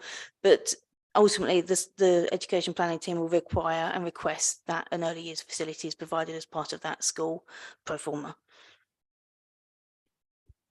Yeah, okay. I mean, we all understand the point Ruth's making. Would it be fair to say that, so without being dismissive of the point, that it's a point that can be picked up as this project goes forward, if it goes forward? Is that fair news? Okay, right. Okay, so I'm looking around the room. I think we're obviously getting somewhere near. Carolyn. I was only just going to correct Ruth. I think early years is reception and year 1. It's not necessarily 4-year-olds or 3-year-olds. It's just reception, but they're rising. Yeah, I understand. Yeah. But anyway, there is a point still there, and if it can be picked up at some point going forward, that's fine. Ian. Thank you, Mr. Chairman. I'd like to remind us that we do have an outstanding point that was asked to officers something like 2 hours ago, which was regarding the constitutional aspects. Yeah. And I've also just checked up what we resolved last time, for the 1 to 6 application, and that was for officers to report back to the committee in 12 months' time in relation to the subsequent monitoring of the development, unless there was a constitutional reason why this was not possible. So if we are to align with villages 1 to 6, we should have a similar provision here, but I'm not sure if that actually covers what was being asked for in terms of. No, it's very helpful comment, Ian. I'm sensing that we are at that stage now, so I was going to move into a sort of a recap. So, Rishi? I'm honoured. No, it was just from my point, I had a specific point on Roydon Parish Council where they stated there was a reliance on 2009 road survey data. I don't think. Yeah, I had you a didn't response quite on get that. an answer to that, did you? Thank you. I don't know, but can any officer answer that point? To be Or honest, Chair, Roger I even? can't say with absolute surety that what the data was. I don't know what that reference was, but it doesn't sound right to me because I think most of the modelling was 2014 onwards. So 2009, there may have been some information from 2009 at one point, but we've not relied on it. Well done, Rishi. Sorry, we didn't. Yeah, okay. So now going to move into a recap. So we, as usual, we've had a really good discussion. I thought we had some really good points made by the objectors. I hope we've gone through all of those. We are here today dealing with an application for outline permission. It's obviously a very important part of the equation. And we know that there are going to be various stages going forward where this will be looked at in various different ways. From a planning point of view, ultimately, maybe the most important next stage is reserve matters, but there will be master planning processes, et cetera, et cetera. So we have an outline planning permission application. I was certainly, Ian, going to make exactly the point you've made, which is that there seems to me there have been some broad thematic points that have come up. One, I think, has been the extent to which Village 7 might be stranded because the sustainable travel corridor couldn't be completed. I think we've had answers to that. The sewage point was made by Mr. Trow with some force. I think we've had responses to those issues. And therefore, Ian, I do completely agree with you, and I know you speak for everybody, that we just need to try and arrive at where we are in terms of this sense that we have that in some manner we would like this to come back to us in some manner, in some way in the future. I think it, if I might say, this my legal colleagues tell me I'm wrong. I think there is a relevance to the regime that we discussed for villages 1 to 6. I mean, these are clearly neighbouring villages. So the way I left it earlier was that officers had a chance to mull it over. I'm hoping that you've mulled. I was going to suggest, can we have a 5 to 10 minute adjournment to mull It's absolutely fine. collectively? So now, just before we do, I think I have to take a vote on an Yes. adjournment, don't I? So do I have the sense of them? Hang on, Ian. Do I have a sense of members that I've kind of addressed the mood of the meeting the right way? That we do need to get some understanding of what will come back to us and what that mechanism will be. Okay, in that case, I'm going to propose a 15-minute adjournment, and you're seconding it. Okay, all those in favour? Good man. 15 minutes. So that'll be 7 o'clock. We come back at 7. Thank you.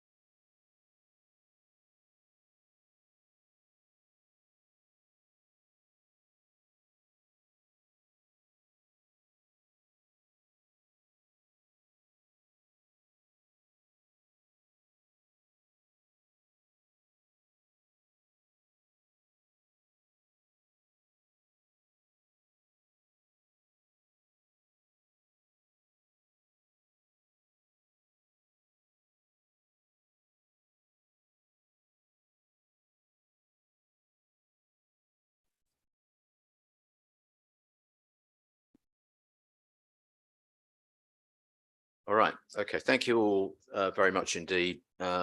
We've come back more or less at 7, which is good.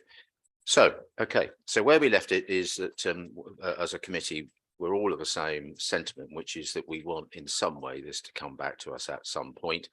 And Ian was absolutely right to remind us that we evolved a mechanism in villages 1 to 6. There seems to be the obvious thing seems to be that would be at least a starting point, doesn't it? Which is that we would replicate this time what happened in villages 1 to 6. So just allowing for that, if I could ask officers, I think, or maybe not officers, Lee, if you would like to lead in your comments. Thank you, Chair.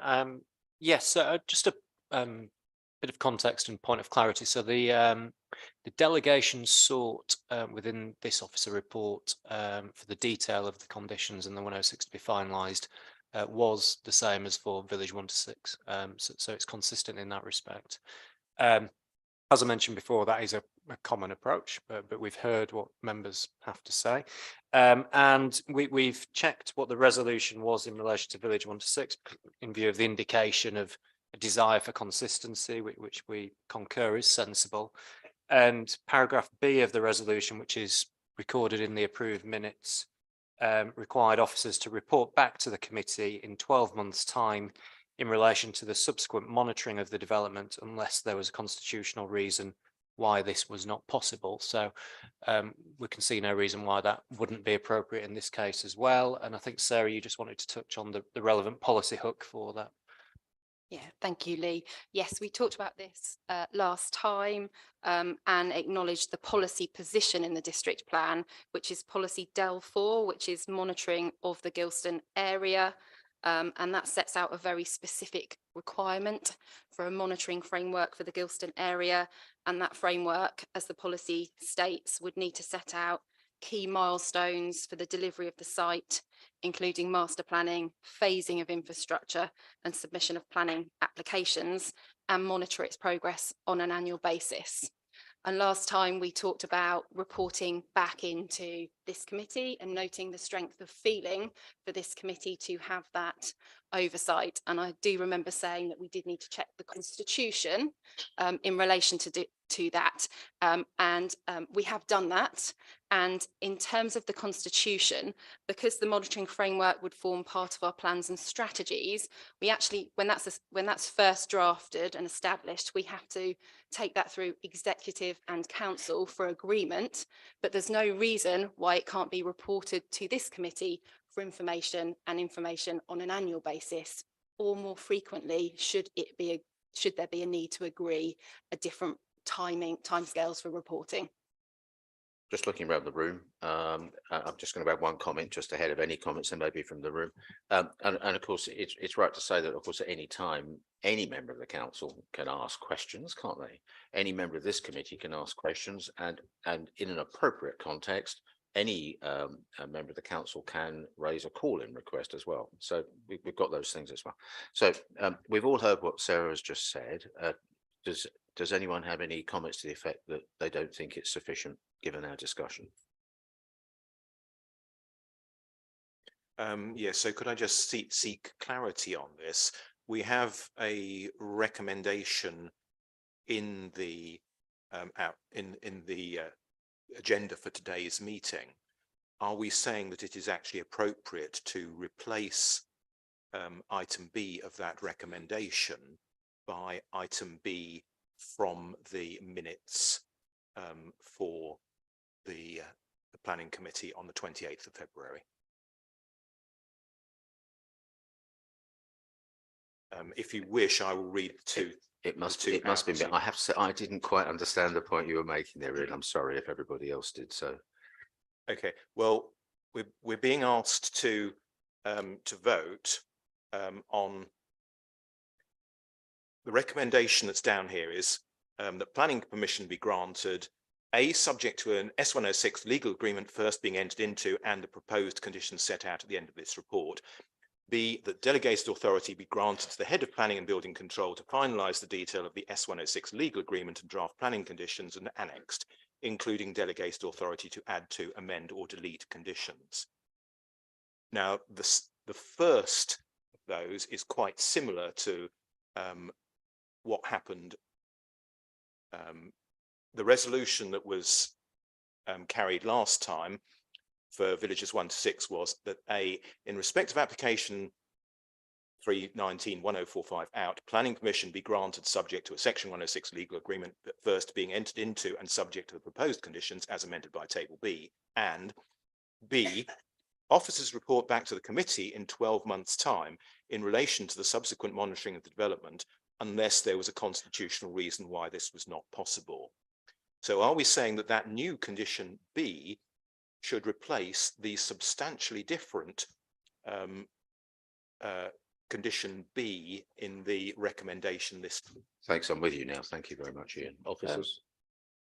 Well, yeah, I think I think it's slightly superfluous because I think section 106 and conditions are delegated to officers under the constitution. But I think as part of the resolution, it was to go in with officer recommendation for village 1 to 6 at the time. And then there was the additional requirement for officers to report back. So I think if it was, perhaps the minutes haven't fully recorded that bit because it was the same recommendation as what we've got here. Perhaps the minutes don't fully record that. As I say, it's slightly superfluous because it will be delegated to officers in any event under the constitution. So I think we would view the limb B should actually be limb C, which would be officers report back within 12 months. I think it would be you vote on the basis of the recommendation. There'll be delegated authority, but there will be the reporting back within 12 months. Hope that's it. Okay, just to make sure, I think I'm completely with, well, I think I'm completely with you now, Ian. So, and I think what Lee has said is if we look at pages 10 and 11 of the papers, that's where the recommendation is set out in paper. We have a paragraph A, we have a paragraph B, and I think, Lee, you've just said that we will add a paragraph C, which replicates the reporting back paragraph from. Okay. Tony, did you have a comment you wanted to make? Only the fact what Sarah said, should we also add on for information only to make it clear? Yeah, it would be useful because we've sought that clarification in between the meeting for 1 to 6 and now. Yeah. Okay. Tim? I'm not too sure on what we're looking for here. What do we expect to be able to do in 12 months' time on the report back? What power will we have to change anything at that stage? And if we don't have the power, why are you reporting back? Perfectly fair question, officers or Lee? It's a reasonable view. I think we're trying to listen to concerns that are being expressed from some members, and I think there's a general feeling of a desire for general oversight and being kept abreast of what's going on. And clearly, if there's issues with what is fed back, then you'll make your views known. Some members may take the view, well, is there any point in that? But that may be important to some members to have that reported into Development Management Committee. So I think it. Having regard to that, it is a reasonable proposal and it's consistent with what we did for villages 1 to 6. But what will we achieve in 12 months' time? I'm not against reporting back, but I'd like to know what we expect to be able to achieve. I think the point of the monitoring framework is to give that overview of the framework and the key milestones and subsequent phases as development comes forward. So what it will give is an oversight to you of that programme and the various phases within the programme.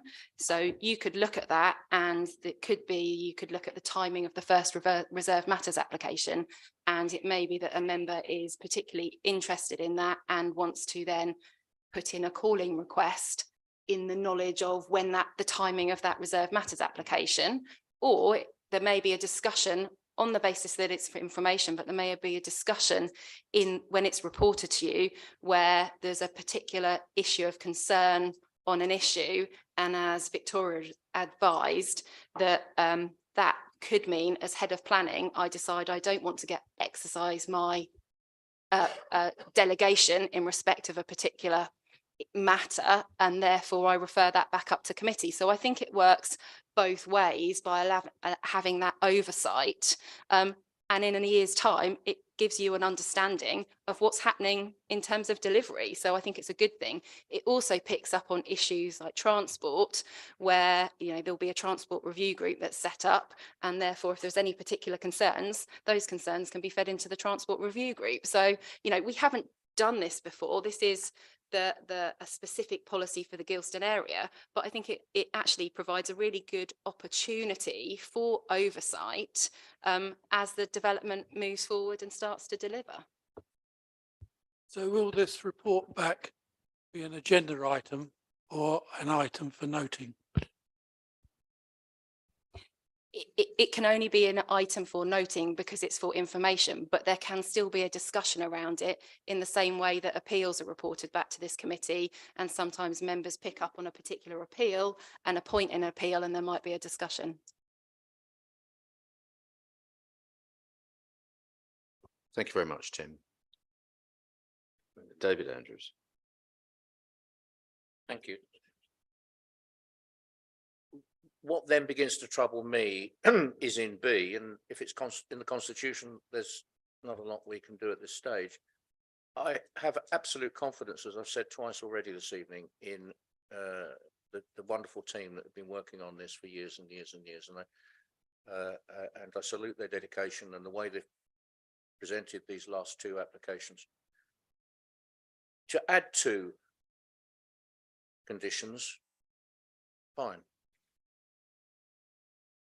To amend or delete, not so fine. We are facing, all of us, peer group review very shortly. And the construct of this council and this committee may be, and almost certainly is, going to be very different in a few short weeks' time.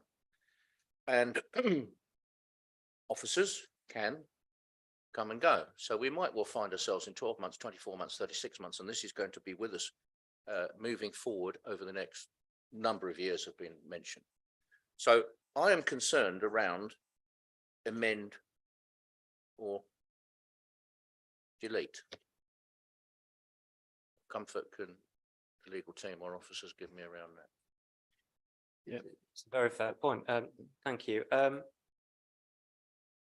There is a principle, as we've mentioned before, that if there was a fundamental change, it would need to come back to committee. This is really, there are so many conditions. There's a lot of detail there. There is the potential for duplication with the Section 106 heads of terms on certain matters where officers have been so diligent, they've included it in both. And really it's it's directed at that sort of thing. So we wouldn't have to bring it back to committee because we've taken something out that was a duplication. It's that is really what it's getting at. But there is principles from case law that if there was a fundamental change which could affect the decision, it would need to come back. Otherwise, it could be challenged in the court's judicial review.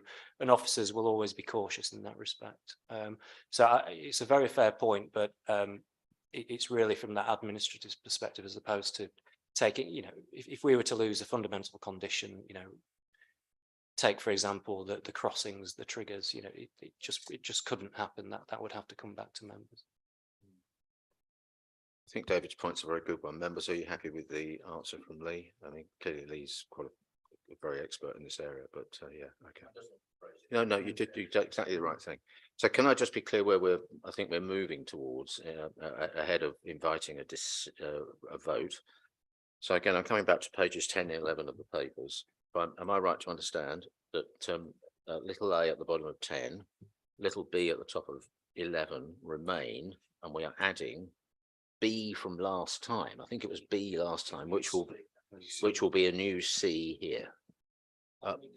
Yes, Lee, I think you should, just a second, Terence. Lee, I think you should read out the paragraph that will be added as the new C to page 11. Please. Perhaps if I read the... Or all three subparagraphs, if that's easier for you, Lee. Yeah, just find where I am. What page? They're barely playing at all these days, David. It was, but it's not my fault.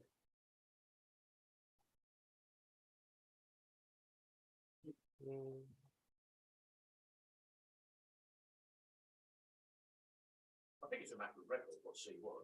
Well, yeah, It but is, are you okay to do this, Lee? Do you Yeah, think? that's fine. If you are, I think it would be a good idea. to So do the, this. Not least since we've the got members. recommendation is on the front cover, so it's that planning permission be granted subject to 106 legal agreement first being entered into, and the proposed conditions at the end of the report as amended by table 1.